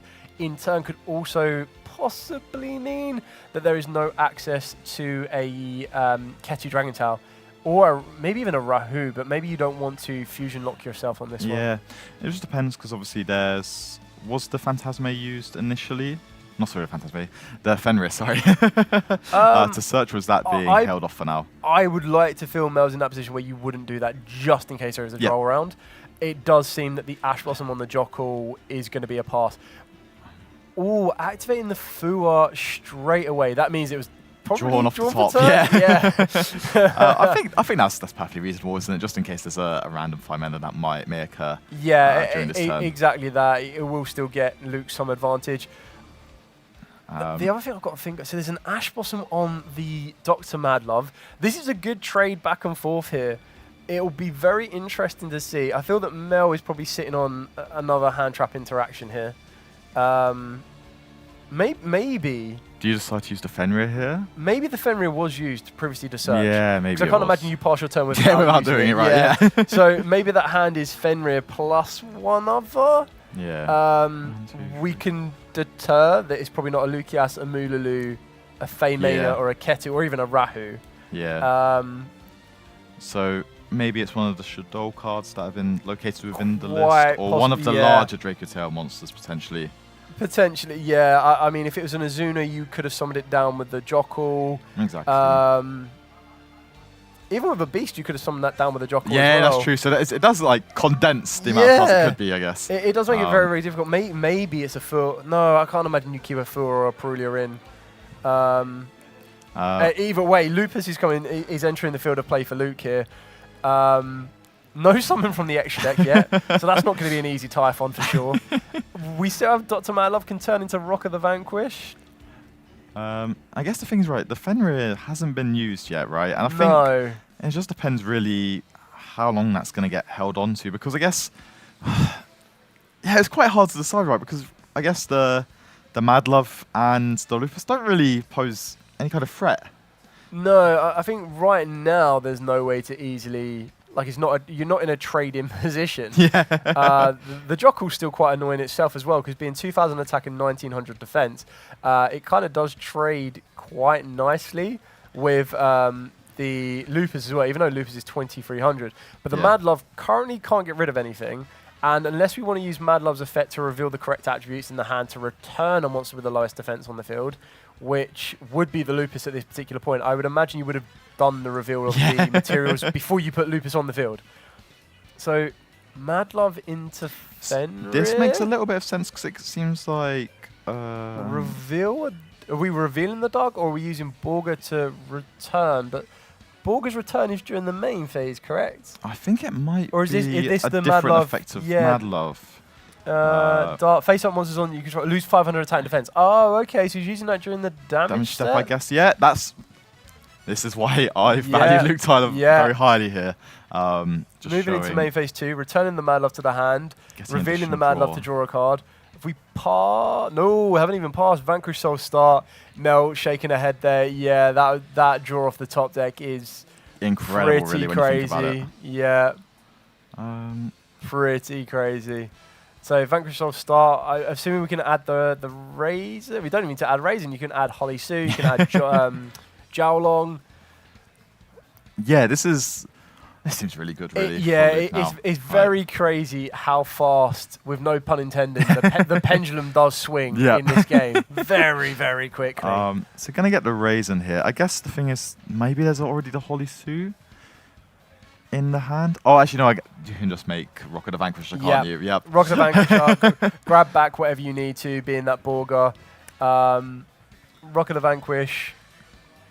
Summon down from the hand? Yeah, summon down the Raisin. Get the value from We're going to get there. double advantage off the back of this because we're going to use Raisin to get whatever missing attribute we might want. We then also have the ability to reveal the attributes, clear off the Jockle, pretty much leaving Mel with very little to fight back on this one, unfortunately. Yeah, and I think, again, this is just a little bit of more lower to ground, like, value you get from the Vanquish Soul engine, right? Yeah. Like, you're just getting these little +1s, and a little bit of interruption here, there, and everywhere. And I think that's just really, really important for how the deck functions, because when it first came out, it was kind of this more like mid-rangey sort of deck, right, wasn't it? It had like these really unique ways of interrupting compared to several other decks. So I think, again, just seeing it out, it's quite nice for me at least. But we're going to see Bestial Magnumut here on the Heavy Borger, which was linked away for the Rocket Vanquisher. I guess this is, again, quite a good start because it means that there will be a dragon on the next turn, right? Yeah, so this is really good because what the Magnum will do is it will grab you inferior start because it will grab you access to the Dracotel Moodaloo. Yep. So what benefit that's going to give you is you can normal summon down the Moodaloo, use its effect to fuse. That then gives you the ability to kind of go into whatever you want. I would like to say this. I know Mel is not going to do it because I don't believe she has it in her extra deck. But if she went into Borolo Furious Dragon, because you'd have the Magnamu plus the Moodaloo on the field, that'd be really, really cool. It's not going to happen because the Moodaloo only lets you go into Dracotels, but I just found that quite a funny option. There's also a Druid Swarm that could be searched off the back of this, and in theory, you could search out Pan or Urgler if you so choose. But I feel after seeing the starting hand, the chances of something like that is going to be a lot lower. I feel that we're going to be going for a Moodaloo. Or a Druid Swim if we want to maintain a bit more field presence. And again, we're just seeing like Luke kind of just continue with emotions, right? Gone to the Ripper now, got the Azuna, and I think it's definitely getting into the kind of game state that really suits the Vanquish Soul deck. Going for... Is it Vanquish Soul Rocks? Yep, going for the brand new Rocks. So because Dr. Mad Love was declared an attack previously, we get to go into Rocks. Rocks gets different effects depending on what attributes it has under it as a material. So now that it has fire, Vanquish Soul monsters that Luke controls gain 1,000 attack, which again is a little bit unorthodox because most people will turn their Rock of the Vanquish into Rocks, and then that means that there is the ability to detach to destroy a card your opponent controls. That's not going to be the case here. And we're linking it off to go into an SP Little Knight. We're going to be banishing the Magnamu from the field. This is going to go direct for the Moodaloo. This could be the card that unlocks Mel's entire hand, though. I guess that's kind of like a same situation with the SP Little Knight here, because Luke might be recognizing that that's the piece that Mel needs to get going with her turn, right? And I guess the SP Little Knight kind of trades with the Moodaloo a little bit, right? Yeah, it will trade with the Moodaloo quite well here because trying to remove that from, like, we already know that there wasn't possibly another Dracotel. So we know the Fenrir is here, which is a good start. Definitely added last turn then. Yeah. do we choose to use the Fenrir? Do we try and bait out another form of interaction?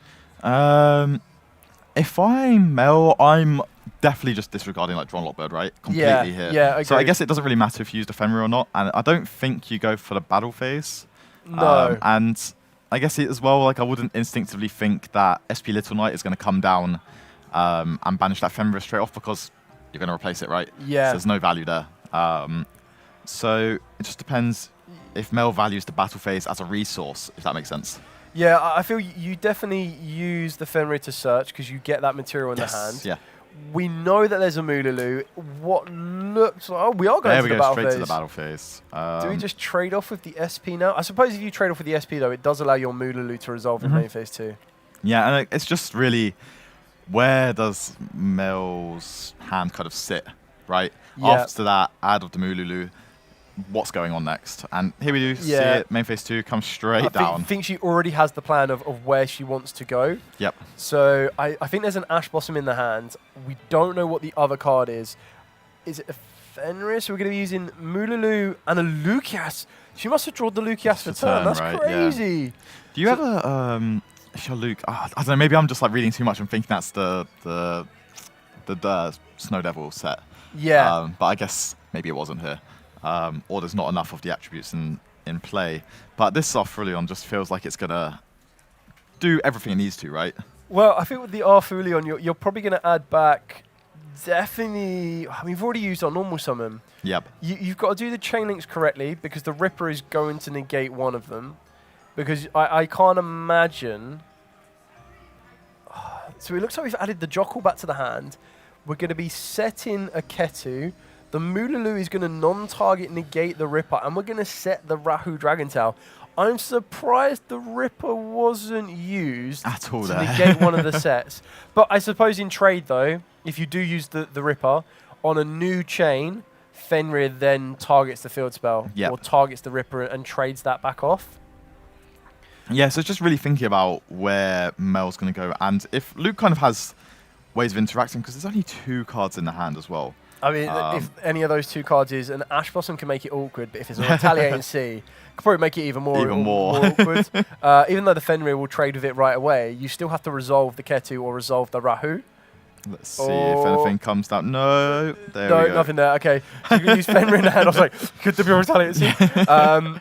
I would probably use I would use Urgala here, in my opinion, to deal with that unknown. It's about time to find out what the unknown is. Yep. You don't need to worry about your Vanquish Soul protections as of yet. We've also got the Urgala to deal with the field spell as well. The Gamel. So we're trading 2 for 1 here. Yeah, I'm not really sure what it could be, in all honesty. And maybe it's something like Call by the Grave from Luke's side. Or maybe... I think the Call by probably hits one of the Dracatail fusion materials. It could be a bluff of an Extrav or... I don't know. Why would you set or bluff those? Yeah, maybe it was drawn off of the Heavy Borger at some point throughout the turn, and just wanting to kind of like think that there's a Snow Devil in play. Yeah, either that or it is the Snow Devil. Yeah. We're not chaining it though, so the Gamel is going to resolve here. Yeah. Trading. So we're going to trade 2 for 1. So and even we if still have Ketu in rotation.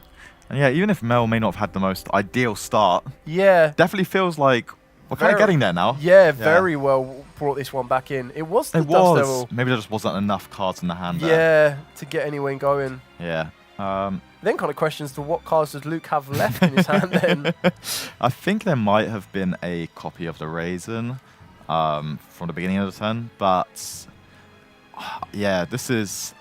It's kind of swings and roundabouts, isn't it? I definitely thought it was looking like it was going to be in Luke's favor after that really like that Magnum move seems to have just changed the scope of this completely. Yeah. And I guess it just like screams the power of the Bestial Magnum, right? We've seen it for several years now, right? Yeah, just how strong it is. And not in just these dragon type decks, but across the board, even in Luke's deck himself. So yeah, I mean, activating.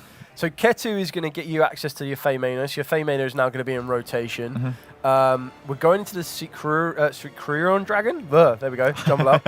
I really like this card right now, this format. I think it's so good. It's not so great into the Vanquish Soul because it's not going to be able to stop them using their dragons and spellcasters. But what it is going to give Mel the ability for is putting a spellcaster or a dragon back to the deck and then summoning back a spellcaster or a dragon. So in the scenario, we're going to be adding back the Moolulu to the field, which is great because it now sets up another quick fusion during Luke's turn. We're then going to be able to put the Lucias back to the deck or resolving the Ketu to grab hold of the Lucias as well. So we have so much more resource available to us now. Yeah, and it's definitely just feeling like, I'd say it just swings, like power swings, and looks like some of these players have just put Mel in a very commanding situation, I'd say, and position, just heading into what probably should be some of the final turns of this game. So I believe the turn is over now, and we're going back into Luke's turn. And it's just, what can be done here? Obviously, there is the Rocket of Vanquisher and the Ripper still available on Luke's side of the field, but what do they really mean?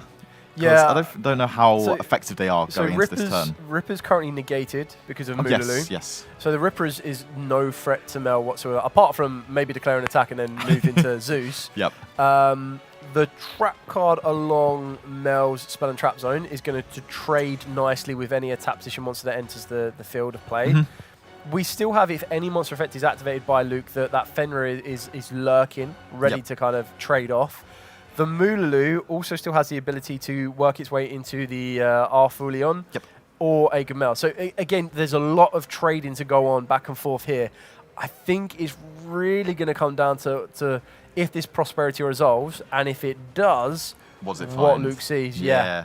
And it's not going to resolve. It's not there at all. So yeah, the Ash Blossom Joy Spring, quite devastating, I'd say. And I really like that this deck can just keep adding it back and adding it back, right?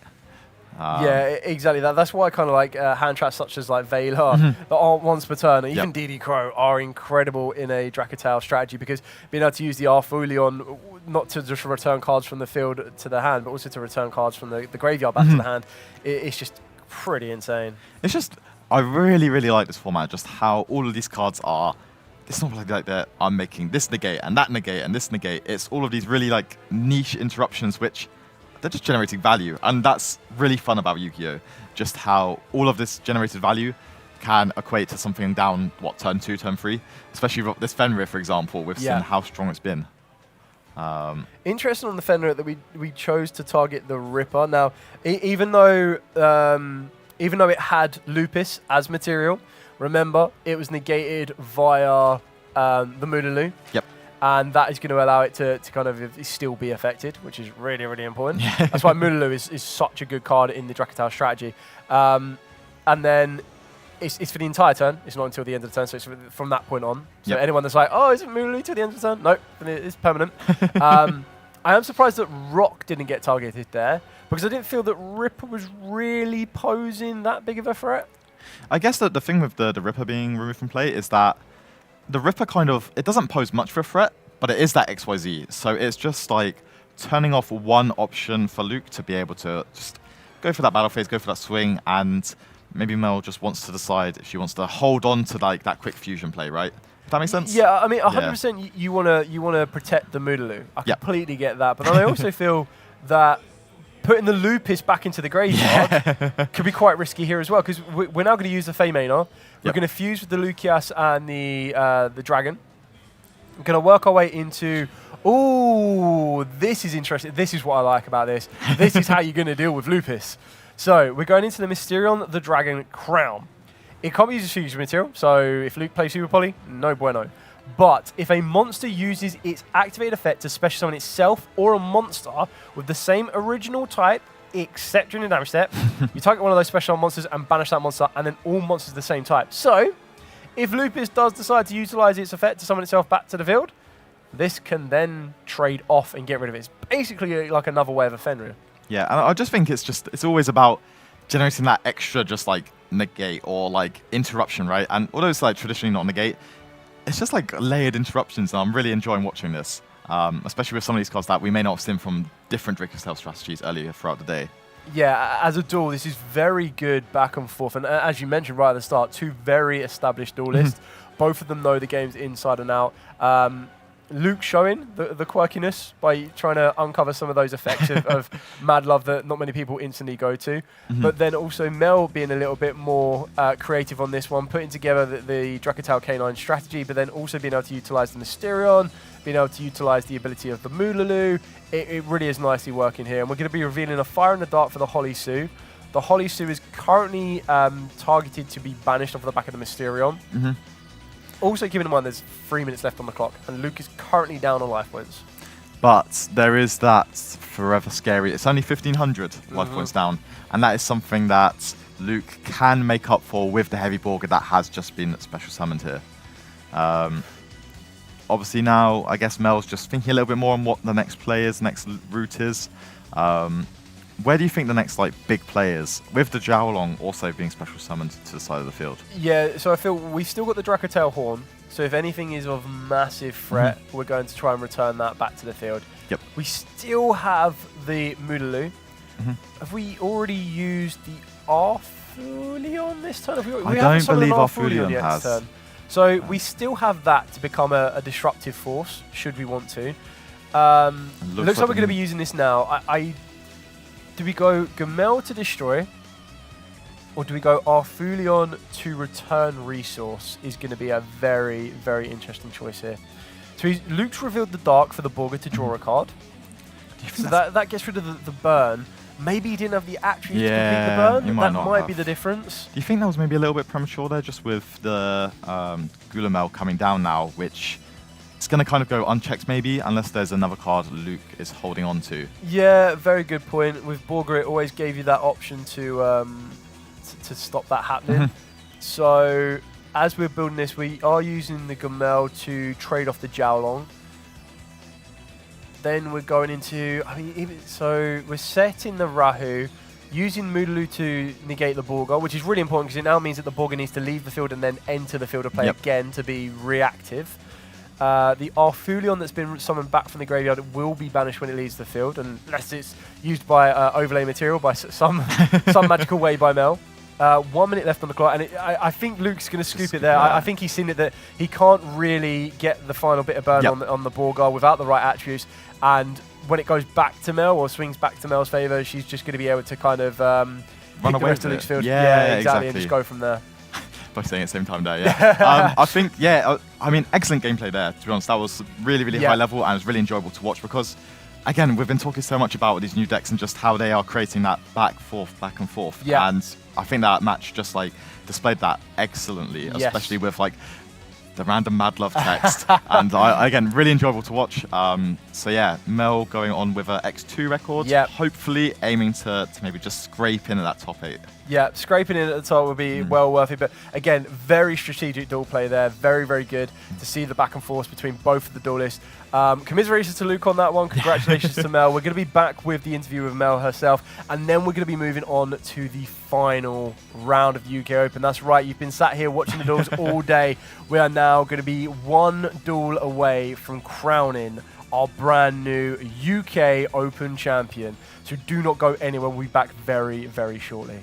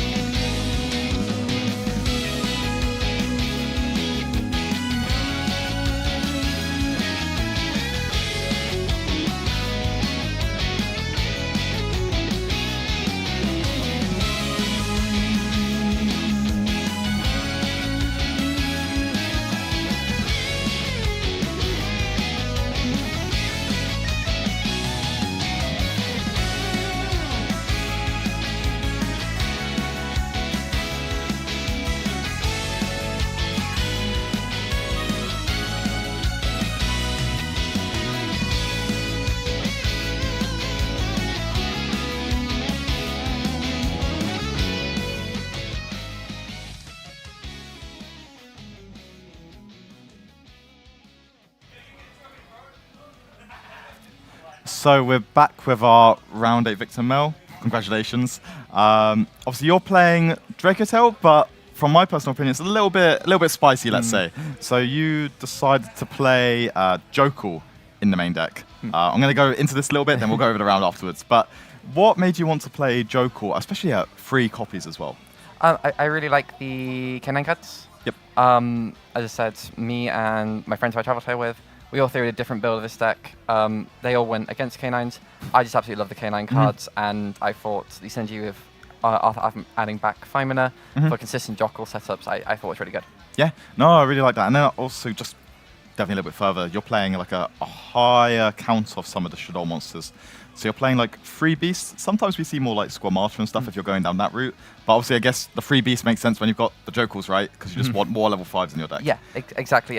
Again, we all threw different builds. A lot of my friends are playing 5 Shadows, 5. I think some maybe even tested 6. I went for 4, simply because Beast is a good level 5, and Hedgehog is just another copy of Beast in a lot of situations. Yeah, and I really like that, especially as more streamlined, 40 cards. You're trying to take advantage of the Jokul, for example. And I guess you're with your hand trap lineup as well, you're like playing more of like just Charmies and then just C5 mana, and we'll play from there, right? Yeah. Yeah, so I quite like that. Obviously, you beat Luke on stream just there. How did you feel going into that matchup? Because traditionally, Dracotel into Vanquish Soul, it's not always the best, but you seem to like kind of navigate it very well, especially that 3rd game where maybe not the best opener. So yeah, let's just talk straight about the match. So what really happened for you in game 1? Game 1, I can't even really remember this point. It's I know I set up. I didn't know what he was on, obviously. I set up the standard board, which is where you lead with K9s. K9s then protect your fusion spells. Yep. So set up the board of Nash Knight. I think there was a Ripper, both traps, and the fusions. Yep. Obviously, I think I remember correctly, he summoned down a Raisin. Yep. I just essentially launched everything at the Raisin to get it off the board. Yep. Eventually, it did connect, and I think that was the end of game 1. I think that's the key thing you're aiming for, and a lot of people are aiming for when they get against Vanquish Soul, right? You just kind of want to get them off of the stuff on field. Yeah. And then once it's off the field, you're kind of fine with it, right? Like, it's kind of okay from there onwards. Game 2, I feel like it was a lot more in Luke's favor that game, obviously starting off. I know his list is a little bit more like down to the ground. It's not so as explosive, but yeah, he kind of cleaned up. But I think the big one is game 3, really, right? Isn't it? So obviously, started the Fenrir, got the plus. Normal summon of the Jokul, we were like, oh no. And then obviously, that got hit with the Ash Blossom, you passed. Yeah. How did you feel in that moment? Did you have any sort of disruption in the hands, or was it all on that one Fenrir, really? I had a Fenrir, I had Mag, and I had... the Magnet as well, yeah. I had 2 Ash. Okay. If I'm honest, I think any stronger hand from Luke just played through that completely. Yeah. I was very fortunate that obviously he led with the Mad Love, which I ashed, and I said I wasn't going to Fenrir the Mad Love in case he had a tag out. Yep. And yeah, it's just a case of any stronger hand, or any, I think, even small playable hand from Luke, I would have lost on the spot with that hand. But obviously, you didn't. Yeah. And that's the key thing here, isn't it? So you had the Magnuma, and I think the Magnuma is really, really strong in decks like this, where it's not really just getting another dragon monster, maybe like the Druid's Worm or Phantasma, for example, but you're getting your engine, right? Yeah. And I think that's like the biggest thing here, because then we saw you hit an engine card, and it almost felt like it was game over the second you got the engine there. So if you want to talk about that a little bit. Yes, as soon as he put the Bogger Engrave, I knew there was a dark target for my Mag, which meant I got Lulu and end phase. So I got the Lulu, I drew Lucas for turn, so I kind of just had to put the set card not being Impum, which I don't think a lot of Vanquish Soul builds are playing anyway. So no on a Lulu, it resolved, and at that point I'm very confident the game is... You're just kind of in control at that point, and then you just kind of start picking away at all the different cards that Luke has to offer, and it just feels like once you started playing, he didn't really have a chance to play, win. It almost felt like no matter what happened, even on the crackback from his turn, there wasn't a chance, if that makes sense. And then obviously going back into his turn, you had the Fenrir, you had a couple of the back row. And again, it just felt like no matter what he did, he didn't have the strongest hand there. But he made a couple of plays here, there. You negated the Ripper the turn before, then the Borger on that final turn afterwards, just to stop getting that 1500, I believe, right? Yeah, absolutely. Just in case. But again, you just stole the show there. So, congratulations on that win there. Obviously, going X2 into the final rounds, but Still got a chance at that top 8 placement there. We're trying, yeah. So how are you feeling going to the last round? I'm extremely tired, and I started off 5-0, and I lost to Josh Kelly and then to Malice. So my confidence was extremely knocked going into this round, especially seeing I was paired into Luke Tyler on feature. So against once I found out was Vanquish, I thought this is not going to go well. My confidence has been restored a little bit. So yeah, I'm confident. Good, that's exactly what I want to hear. So yeah, good luck in the final round. And yeah, we'll be back shortly with round number 9, the final round of the UK Open here in London.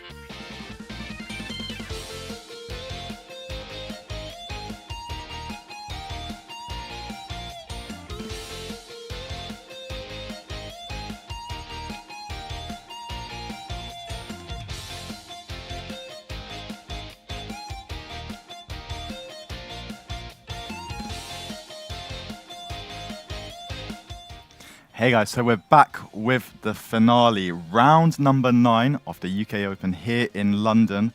We've got a star player here, from my personal opinion anyway. Been talking about him today all day. Josh Kelly, he's currently the only undefeated player within the tournament, still standing on his Mitsurugi strategy. And we've got an opponent over here with Dave Vex from the Netherlands, travelled over for the event maybe, playing Malice. A little bit of a unique build as well, I'd say.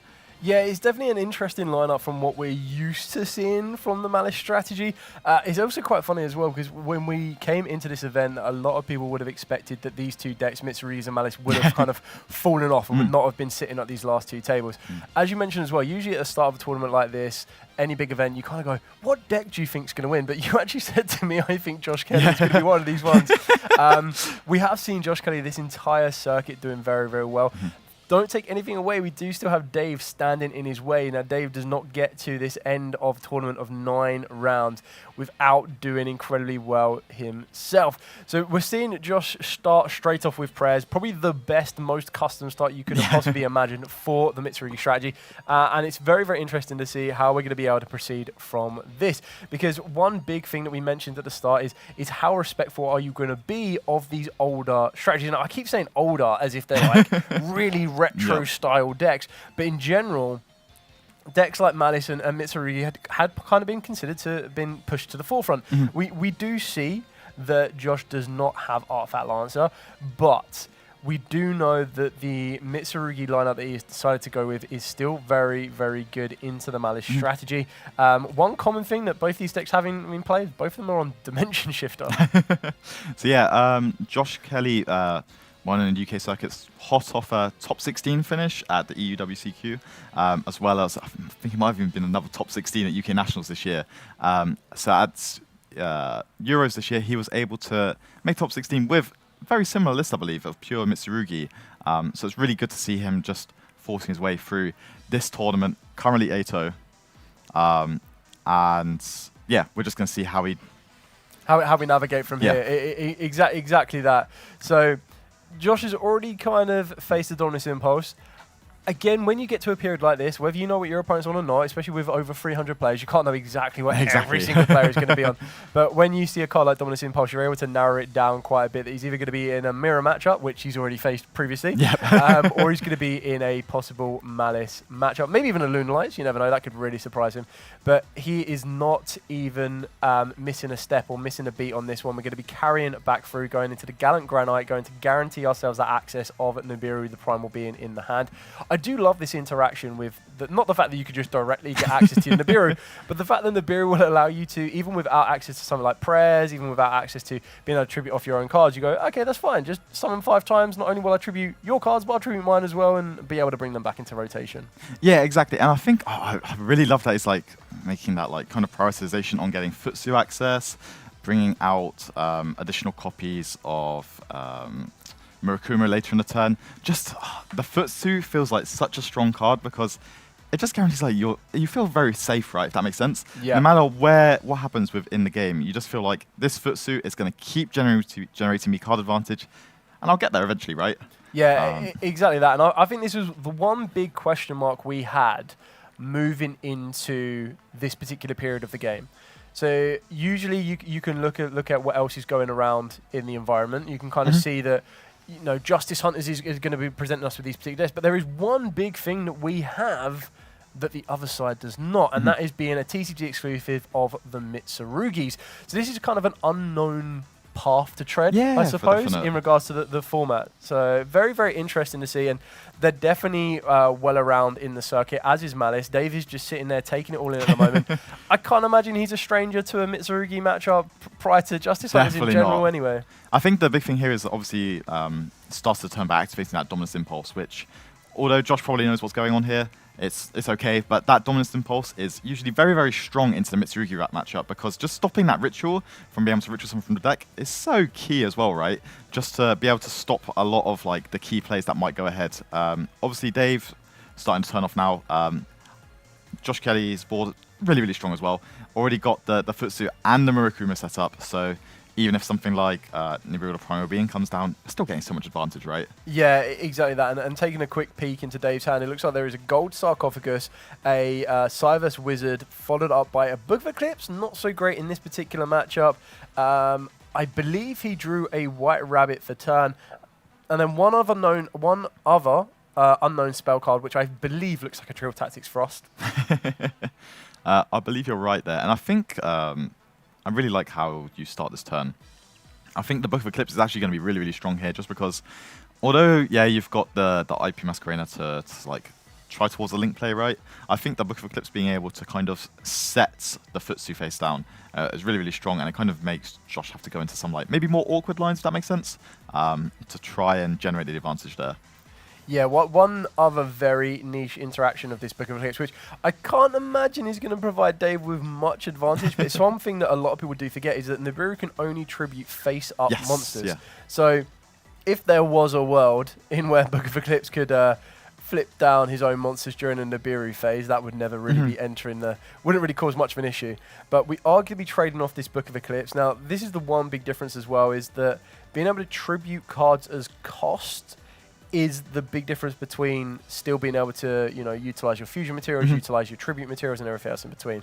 Being able to back this up with a Trill Tactics Frost, what we've traded here is we have traded the ability with the Book of Eclipse for the ability of being able to use IP Masquerena at this exact moment in time. Because if that changes and Josh is able to provide another monster to the field, then IP is back online. As it stands right now, IP isn't that fretful to Dave's ability. No, for definite. It's just really, what does Dave decide to take off of this Thrust? Is it going to be the talents? Is it going to be maybe another engine type card? Obviously, having not committed the normal summon to the turn yet, we'll see how it's going to go. Obviously, the talents here, most likely look at hand, I'm going to guess. Maybe take control. If it's taking control, that's pretty big for Josh, in all fairness. But, okay, going to take the Murakumo here. Interesting, we take control of a face-down monster here. Yep. Because Dave's not really going to be able to get rid of that. Ooh, okay, we'll flip up our own Makumo. I mean, taking the IP would have been quite interesting, because then you IP, and then all you need to do is get one monster to the field, and you jump straight into one of your link-free Malice monsters. So normal down the White Rabbit, probably the best one you could ask for a normal summon, next to Dormouse. But I do like the fact of the White Rabbit is it gives you access to one of your track cards straight away. I think if there was like an imperm, definitely that's going to come down here. I would be assuming that one of the set cards is maybe Mitsurugi Prayers. But I guess Josh maybe not expecting the Murakumo to be taking control of there from the Triple Tactics talent. And I guess that the Murakumo also like poses a threat, right? Because it's going to also force Josh to discard one of his cards from his hand, which maybe he doesn't want to do. Yeah, it is a very kind of interesting position to be in, because number one, I can't imagine Dave is going to want to link off that Murakumo anytime soon. We do have one zone locked down with our own Chessy Cat. We're working our way through. We're kind of limiting ourselves to the amount of extends. We do know, I believe there's still a Wizard in Dave's hand as well, so that's going to allow him to extend that bit more. But how much can you hold off of not using that Murakumo? The other big thing here is that is summon number 5. Yes. As well, so we cannot forget. And then obviously the Murakumo will be tributed. Which such a good card. I love Murakumo so much, and just how it can make some of these matchups just kind of scary, right, to play into. So the Magatama here, is it going to be used to ritual summon, or is it going to be used to tribute? That's what we've got to see from Josh here. Looks like we're going for the tribute, which is good, because we're going to get the ritual summon. Okay, he's his second Murakumo. So yeah, this just feels very, very strong with the ritual as just the scooping third, it up. Especially when you see the ritual as chaining 3 there. It's very, very strong for Josh. And the position. I think that was definitely going to be a much trickier one for Dave to navigate. Having a quick look at Josh's one, more times than not, I can probably guarantee Josh is going to be going into go second. We've got Lightning Storms and Harpy's Feather Duster. Interesting choices to come in against Malice. I'm not too sure how much of like a turn ender they would be. They're still quite useful. Nibiru can play a decent role in into the Malice Enfield, Yep. but switching over to Dave's side, now how prepared is Dave going to be for Malice? Because there's no Lancer to face, Yep. but Dave might not even know that. Fluilos is in the side. I can't imagine that's coming in. No. We do have 2 Bestials, 1 Magnemute and Druiswim. I would be putting those Yep. those in. I think they're very good. I think I'd be putting the backup at Agnistra as well as one additional copy in the side deck for Dave here. That I think you just want to strengthen your going first, right? Yes. You just want to ensure that you get to play the game and you get to play the game you want to play. And I think there's a few cards here and there where you probably just don't really need them as much, right? He's main decking 1 copy of Widow Anchor, which in my opinion, I think that's probably coming out right. Yes. And then for go first options, the only other card really here, there's a copy of Monster Reborn, again, maybe just extending the plays here, and then different Dimension Ground, which I'm not really sure. Would you put this in this matchup? I'm not too sure if it matters too much or not. I personally would, because any monster sent to the grave is banished instead.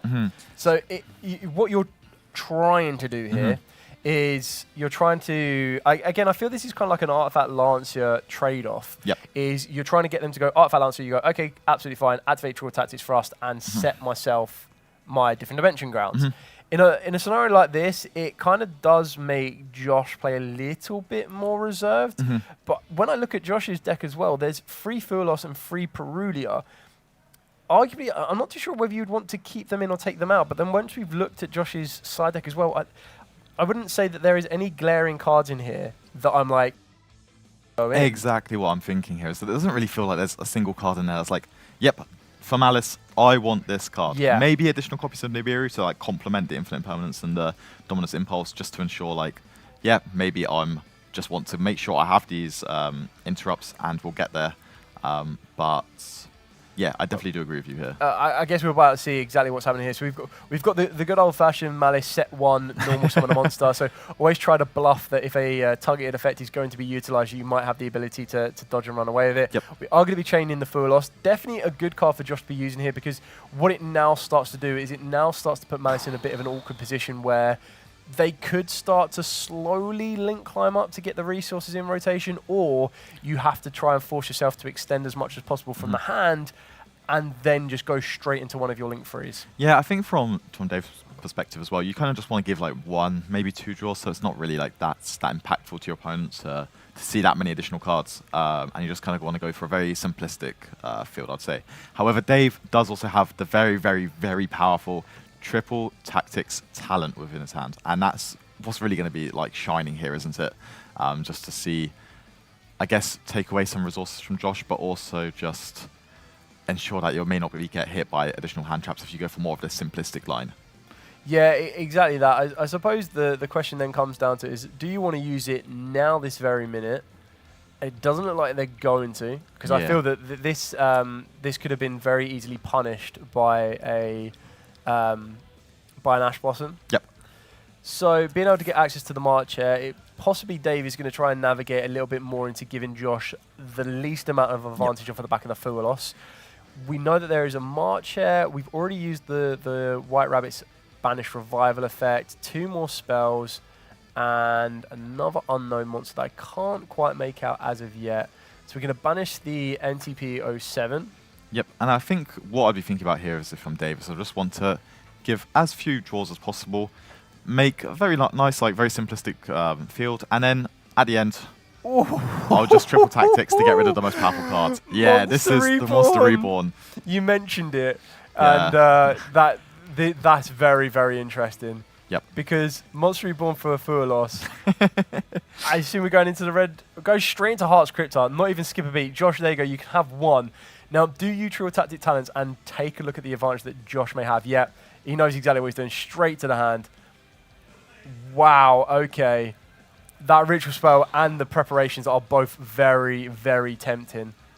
Yeah, I'm not really sure what you take here. I think it's very hard to say depending on what the last card in Dave's hand is, but if it's not Ash Blossom Joy Spring, I think you just have to take that ritual straight away, because ritual, Murakumo, it's what I've been talking about all day. It's just such a stellar way to start your turn if you're Josh and the Mitsurugi strategy, that even if you the pre-preparation rights, it does a very similar sort of course of action, but it's not the exact same, right? That's what I'd be thinking about here. Yeah, exactly that. I think a little bit more room to interrupt, isn't there? Dave's having a very big think about this because there are those 2 cards in combination you don't want to see in the hand. Yeah. It really does provide you with a bit of dilemma, and even trying to navigate through the next turn on this one for Dave. So we've got the GWC. Yep. If he decides to activate the GWC now, you're not really going to get a huge amount of advantage. It looks like we've gone for the preparation. If you save the GWC for the next turn, you bring back the white rabbit, and you're going to want to reset or try and get access to the MTP07. That's ideally what you're trying to do here. So you're going to need to trade your Heart's Cryptor first to get the MTP07 back into the deck, to then trade your GWC to get your white rabbit to get you access to your GWC. And it looks like it's past the turnover, and this, I don't know, this just feels devastating if you're Dave here. Obviously, you can't commit too many cards into that fuel loss, and I think the play was correct there from Dave's side as well, just with what you're working with there. Yeah, but I Ritual Murakumo, it's just too powerful. Yeah, exactly that. I think we're going to be seeing a lot of resource being recouped here from Josh. The Murakumo is going to try and threaten that threaten the white binder, and you can kind of see Josh very clearly declaring all of his chains, pointing at the cards of what's going to be using here. We're going to be chaining the Heart's Cryptor to try and banish the Murakumo. We've already seen that Josh has a second Murakumo ready to go in rotation. We drew the prayers at the top. Yeah, that is very, very painful for Dave now. So GWC going to get access to the white rabbit. Oh, go for the March Hare instead. Okay, I think that kind of changes. Yeah, this is that prayers off of the top of the deck has been a massive, massive game changer here. There's still one unknown card in Dave's hand. I'm not too sure what you could arguably count it as, because I feel that if it was a Bestial, you might have gambled to utilize it to extend. Yeah, I think this is quite an interesting predicament to be in right now. Yeah, I think I just love the Ritual Spell plus Murakumo Dale, and I think this is really just going to shine away with this. And again, Josh just looks like he's very, very leading position here, confidently going through the plays now. And it's just unfortunate for Dave that it's now basically down to 1 card, right? Yeah. Although the March Hare, I guess, will be coming back or returning to the hand.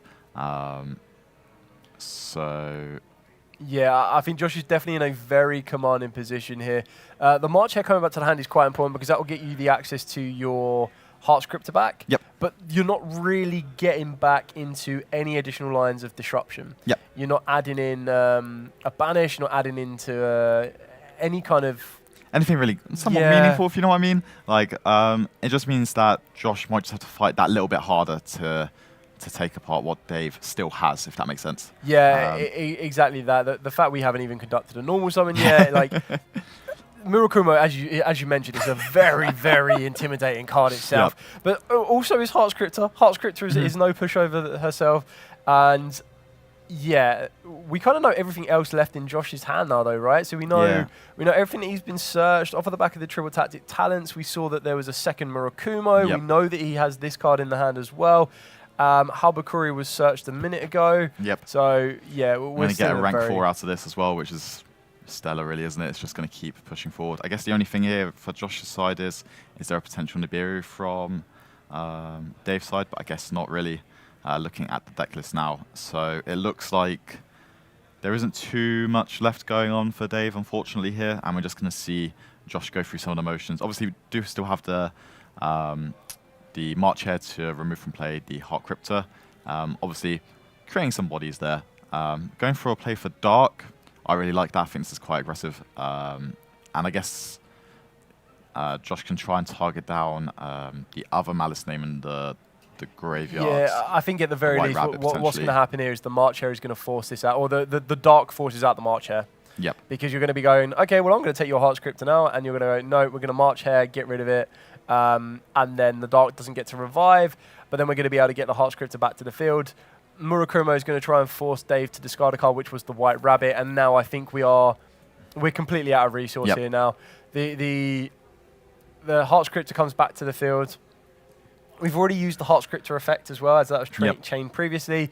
Now it is just a moment of time of, can Josh loop the Murakumo again one more time, which will clear this field back off? And sitting at a baseline of 3,200 attack, plus the Dart Charmer, he's not far off of becoming an undefeated UK national champion. Exactly, and I think it's really strong here is just, I guess if Josh has the ability to, it's just, you've got to deal with that Heart Crypto, because it is at 5,000, I believe, now, right? So it's 5,000 when it comes back from being banished, So again, but it has no built-in protection. So a loop of the Murakumo kind of does the job there. Trying to see if there's anything else in Josh's extra deck that may be required to be called upon, but I feel that there's enough there to kind of deal with it. I guess maybe Josh can go for an aggressive Dynamondo to maybe shuffle it back potentially and return it to that extra deck. But we'll see. Obviously, there's a lot of ritual monsters coming down now here, Dale. Yeah, he's got the whole family. He's got the Habakura, he's got the Murakumo and the Futsu. He is showing them all off. Exactly, and I think Dave is just kind of just expecting here, just wait and see exactly what happens and how this game ends up going. So. Yeah, I mean, at least he's having a good old chuckle about it. Both Duelists having a bit of a laugh on this one. Both of them know that the reveal of the talents just made it so difficult, and you pretty much called it here. Yes. The Dynamundo being able to deal with that Heart's Crypta takes away that resource so that should Dave manage to survive another turn, being able to bring it back or banishing it. We're going to be trading off 1-for-1 here. Murakumo, Dynamondo. Dynamondo is going to work its way back during the to Dave's turn. Passing to Dave here, I can't imagine there's a top deck that's going to be anything too I can't imagine, especially like into the Murakumo, which will basically negate anything, right? Yeah, it's very, very hard.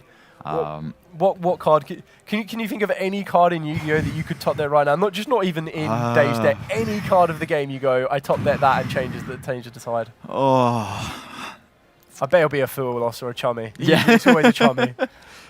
Oh no, it's the soul card, the Engage, which unfortunately is nothing here. That, to be fair, of all the cards, it could be. That is it. That is it. Josh Kelly. Look at that. Looked at the camera right there. Josh Kelly has become the UK Open champion, going undefeated of 9 rounds of Swiss. I'm actually quite happy. We keep the camera here, just looking at Josh's reactions on this one here. He is like, he just absolutely chuffed. Giant grin on his face. It's quite interesting to see, because even knowing about his journey throughout this one, as you mentioned, so I think it was like either last round or the round before that, he faced Jay Patel, who was previously on feature, and Jay Patel was playing relative the same list, and the reason for that is Josh taught Jay the deck. Part of the deck, and I think it's just so incredible just knowing that. I called it at the beginning, and I'm chuffed with that. You're going to go and buy a lottery ticket now. Honestly, I'm thinking about it. I'm thinking about it. So yeah, we've got Josh Kelly undefeated with Mitsurugi. I think going into this tournament, what did we say at the beginning? We were like, yummy. I was quite vocal about my thoughts on the Crystron K9 deck, for example. But obviously, the Mitsurugi deck, solo show. Yes, we saw last round, I believe it was, the top 3, the round before even, round 7. Table 1, 2, and 3 all had a pure Mitsurugi player on them. And I think that's just really testament to see how strong this strategy is going into the current format, and just how will the rest of the new decks kind of like take action into that heading into the next big event. Exactly that, and we've already got it. So Alex has already put a mark to watch of a player to watch being Josh Kelly. Mitsurugis are far from over in this current format, so if you do still have your Mitsurugi core, do not be putting them down just yet. There's still more to come. We are going to be back very, very shortly with Josh. We're going to talk to him about his entire adventure and, of course, becoming the brand new UK Open champion. And if that was enough, we're also going to be bringing you the award ceremony for the top 8 duelists as well. So if you want to see exactly which duelists were able to walk away with that coveted prizes of those deck boxes, those mats, and all of the additional prizes that we mentioned earlier on today, then you want to be staying here. So do not go anywhere. We'll be back very, very shortly.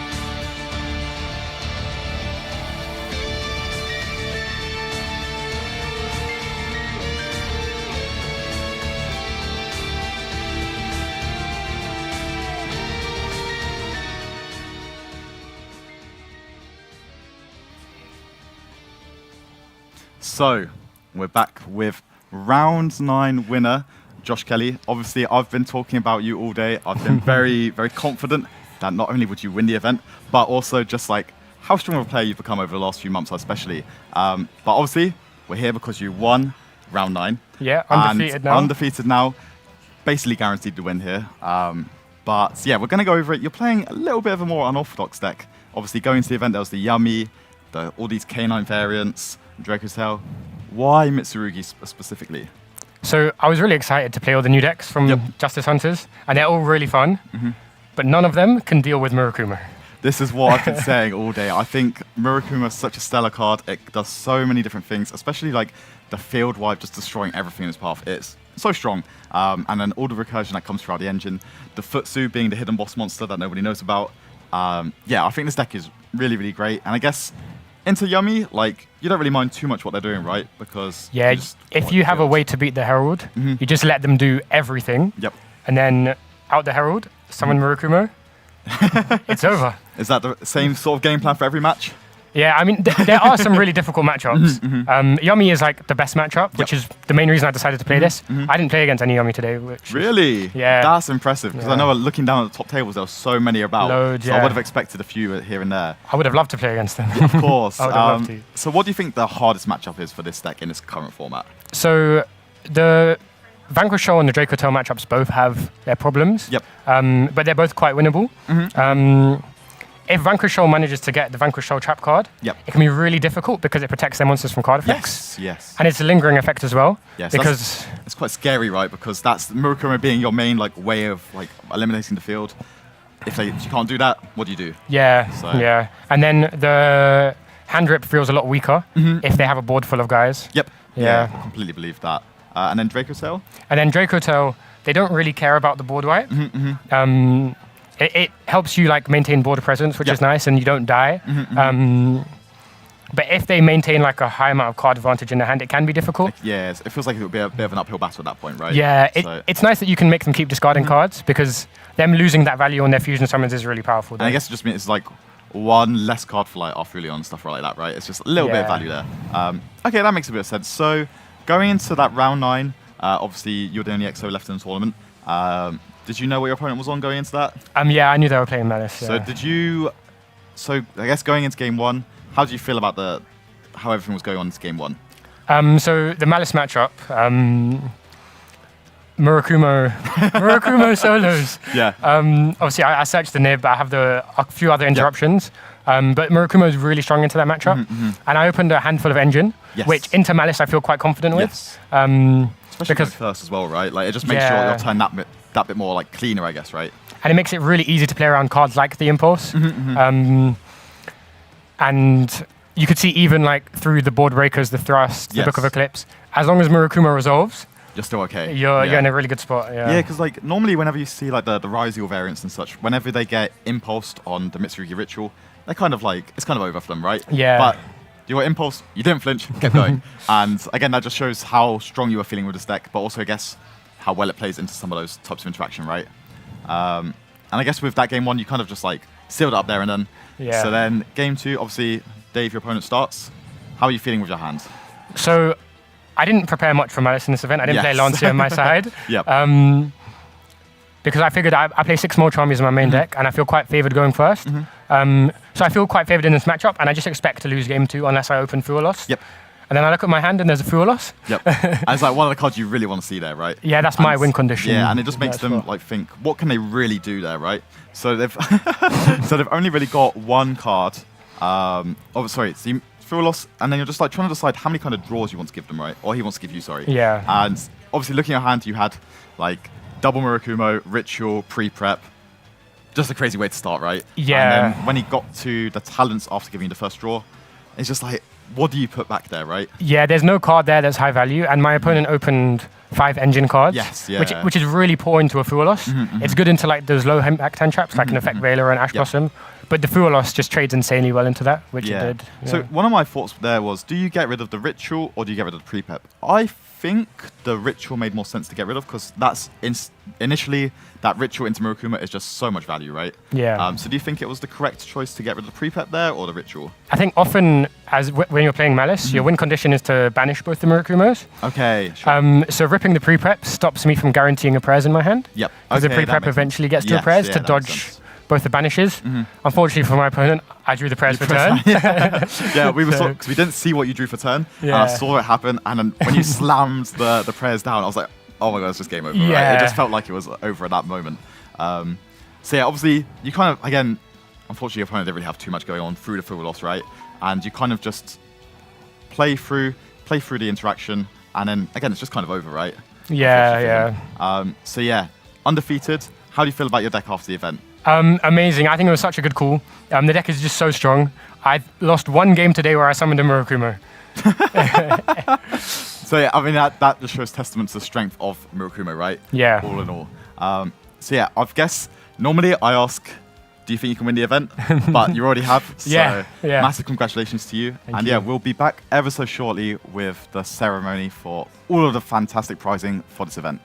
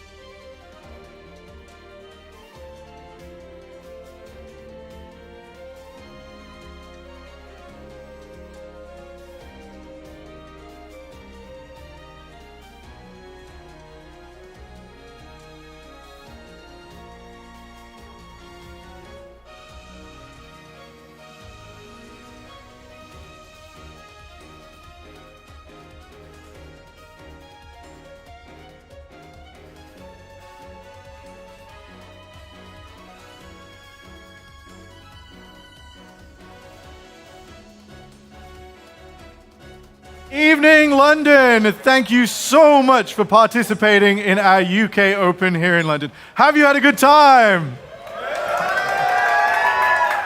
Okay, we're going to reel through our top 16. We're going to hand out some prizes, and then we're going to get on to Nick with some of the more snazzy stuff. I'm going to read out 16th through 9th all at once. I want you to come around here by the door. We're going to throw you some booster packs. Nick, do you know what we're giving away? You ready? You feel ready? I'm ready. All right. A big hand for our 16th place, Ben Challoner.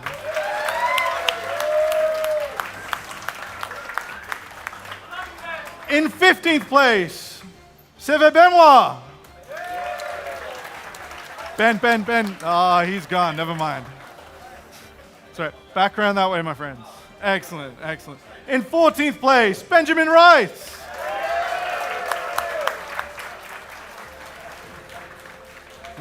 That's right. Gentlemen, just stay over there. That's all cool. It's fantastic. Come grab your booster packs. In 13th place, Leonardo Cicchetti. He's not here right now. Well done, Leonardo. You'll see this later, maybe. I can count, I promise. In 12th place, Melissa Davies. In 11th place, Usman Manan.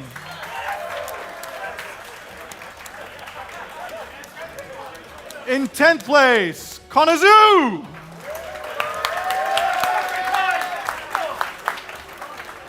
And in 9th, Rocco Di Rienzo. Come on in and grab your prize. Okay, a huge round of applause for our top 16.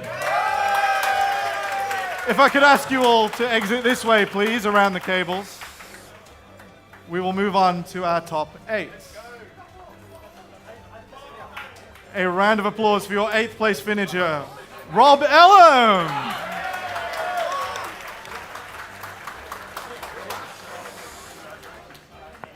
Thank you very much. If you want to hang around, we'll do a photograph. Excellent. In 7th place, Dave Vecht.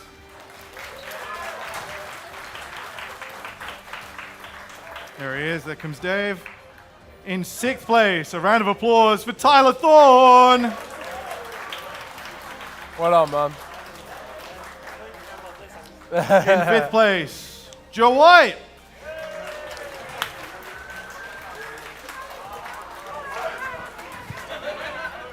Yeah. In 4th place, as we move on to our top 4, a huge round of applause for Khaled Kibis. Well done. In 3rd place, Jay Patel. Congratulations, Jay. Our final was a close one between 2 decks that didn't come out in Justice Hunters, to everyone's surprise. Your runner-up in 2nd place, a huge hand, winning lots of prizes, which Nick is currently picking up. Frankie Ewan!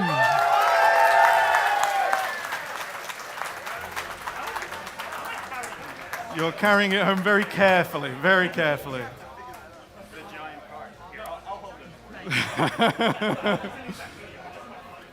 And that means there's only one left. The winner of the UK Open 2026, none other than Josh Kelly! Yeah! Woo!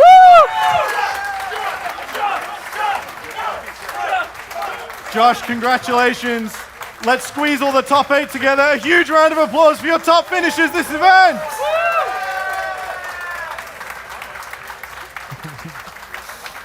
Congratulations all. If I could have the rest of the top 8 move away.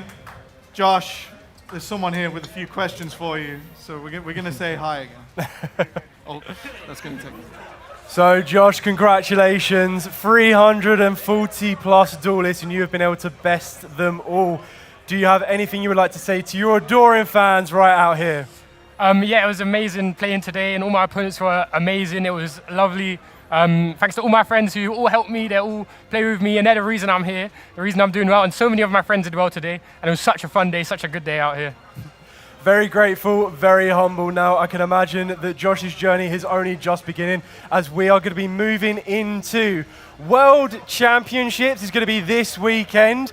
Next month in September will be YCS Lille, and I can imagine you're going to be in there. And then following that in November will be YCS Bologna. Thank you very much for every single one of you joining us here in person and at home. One more time, your UK Open champion, Josh Kelly!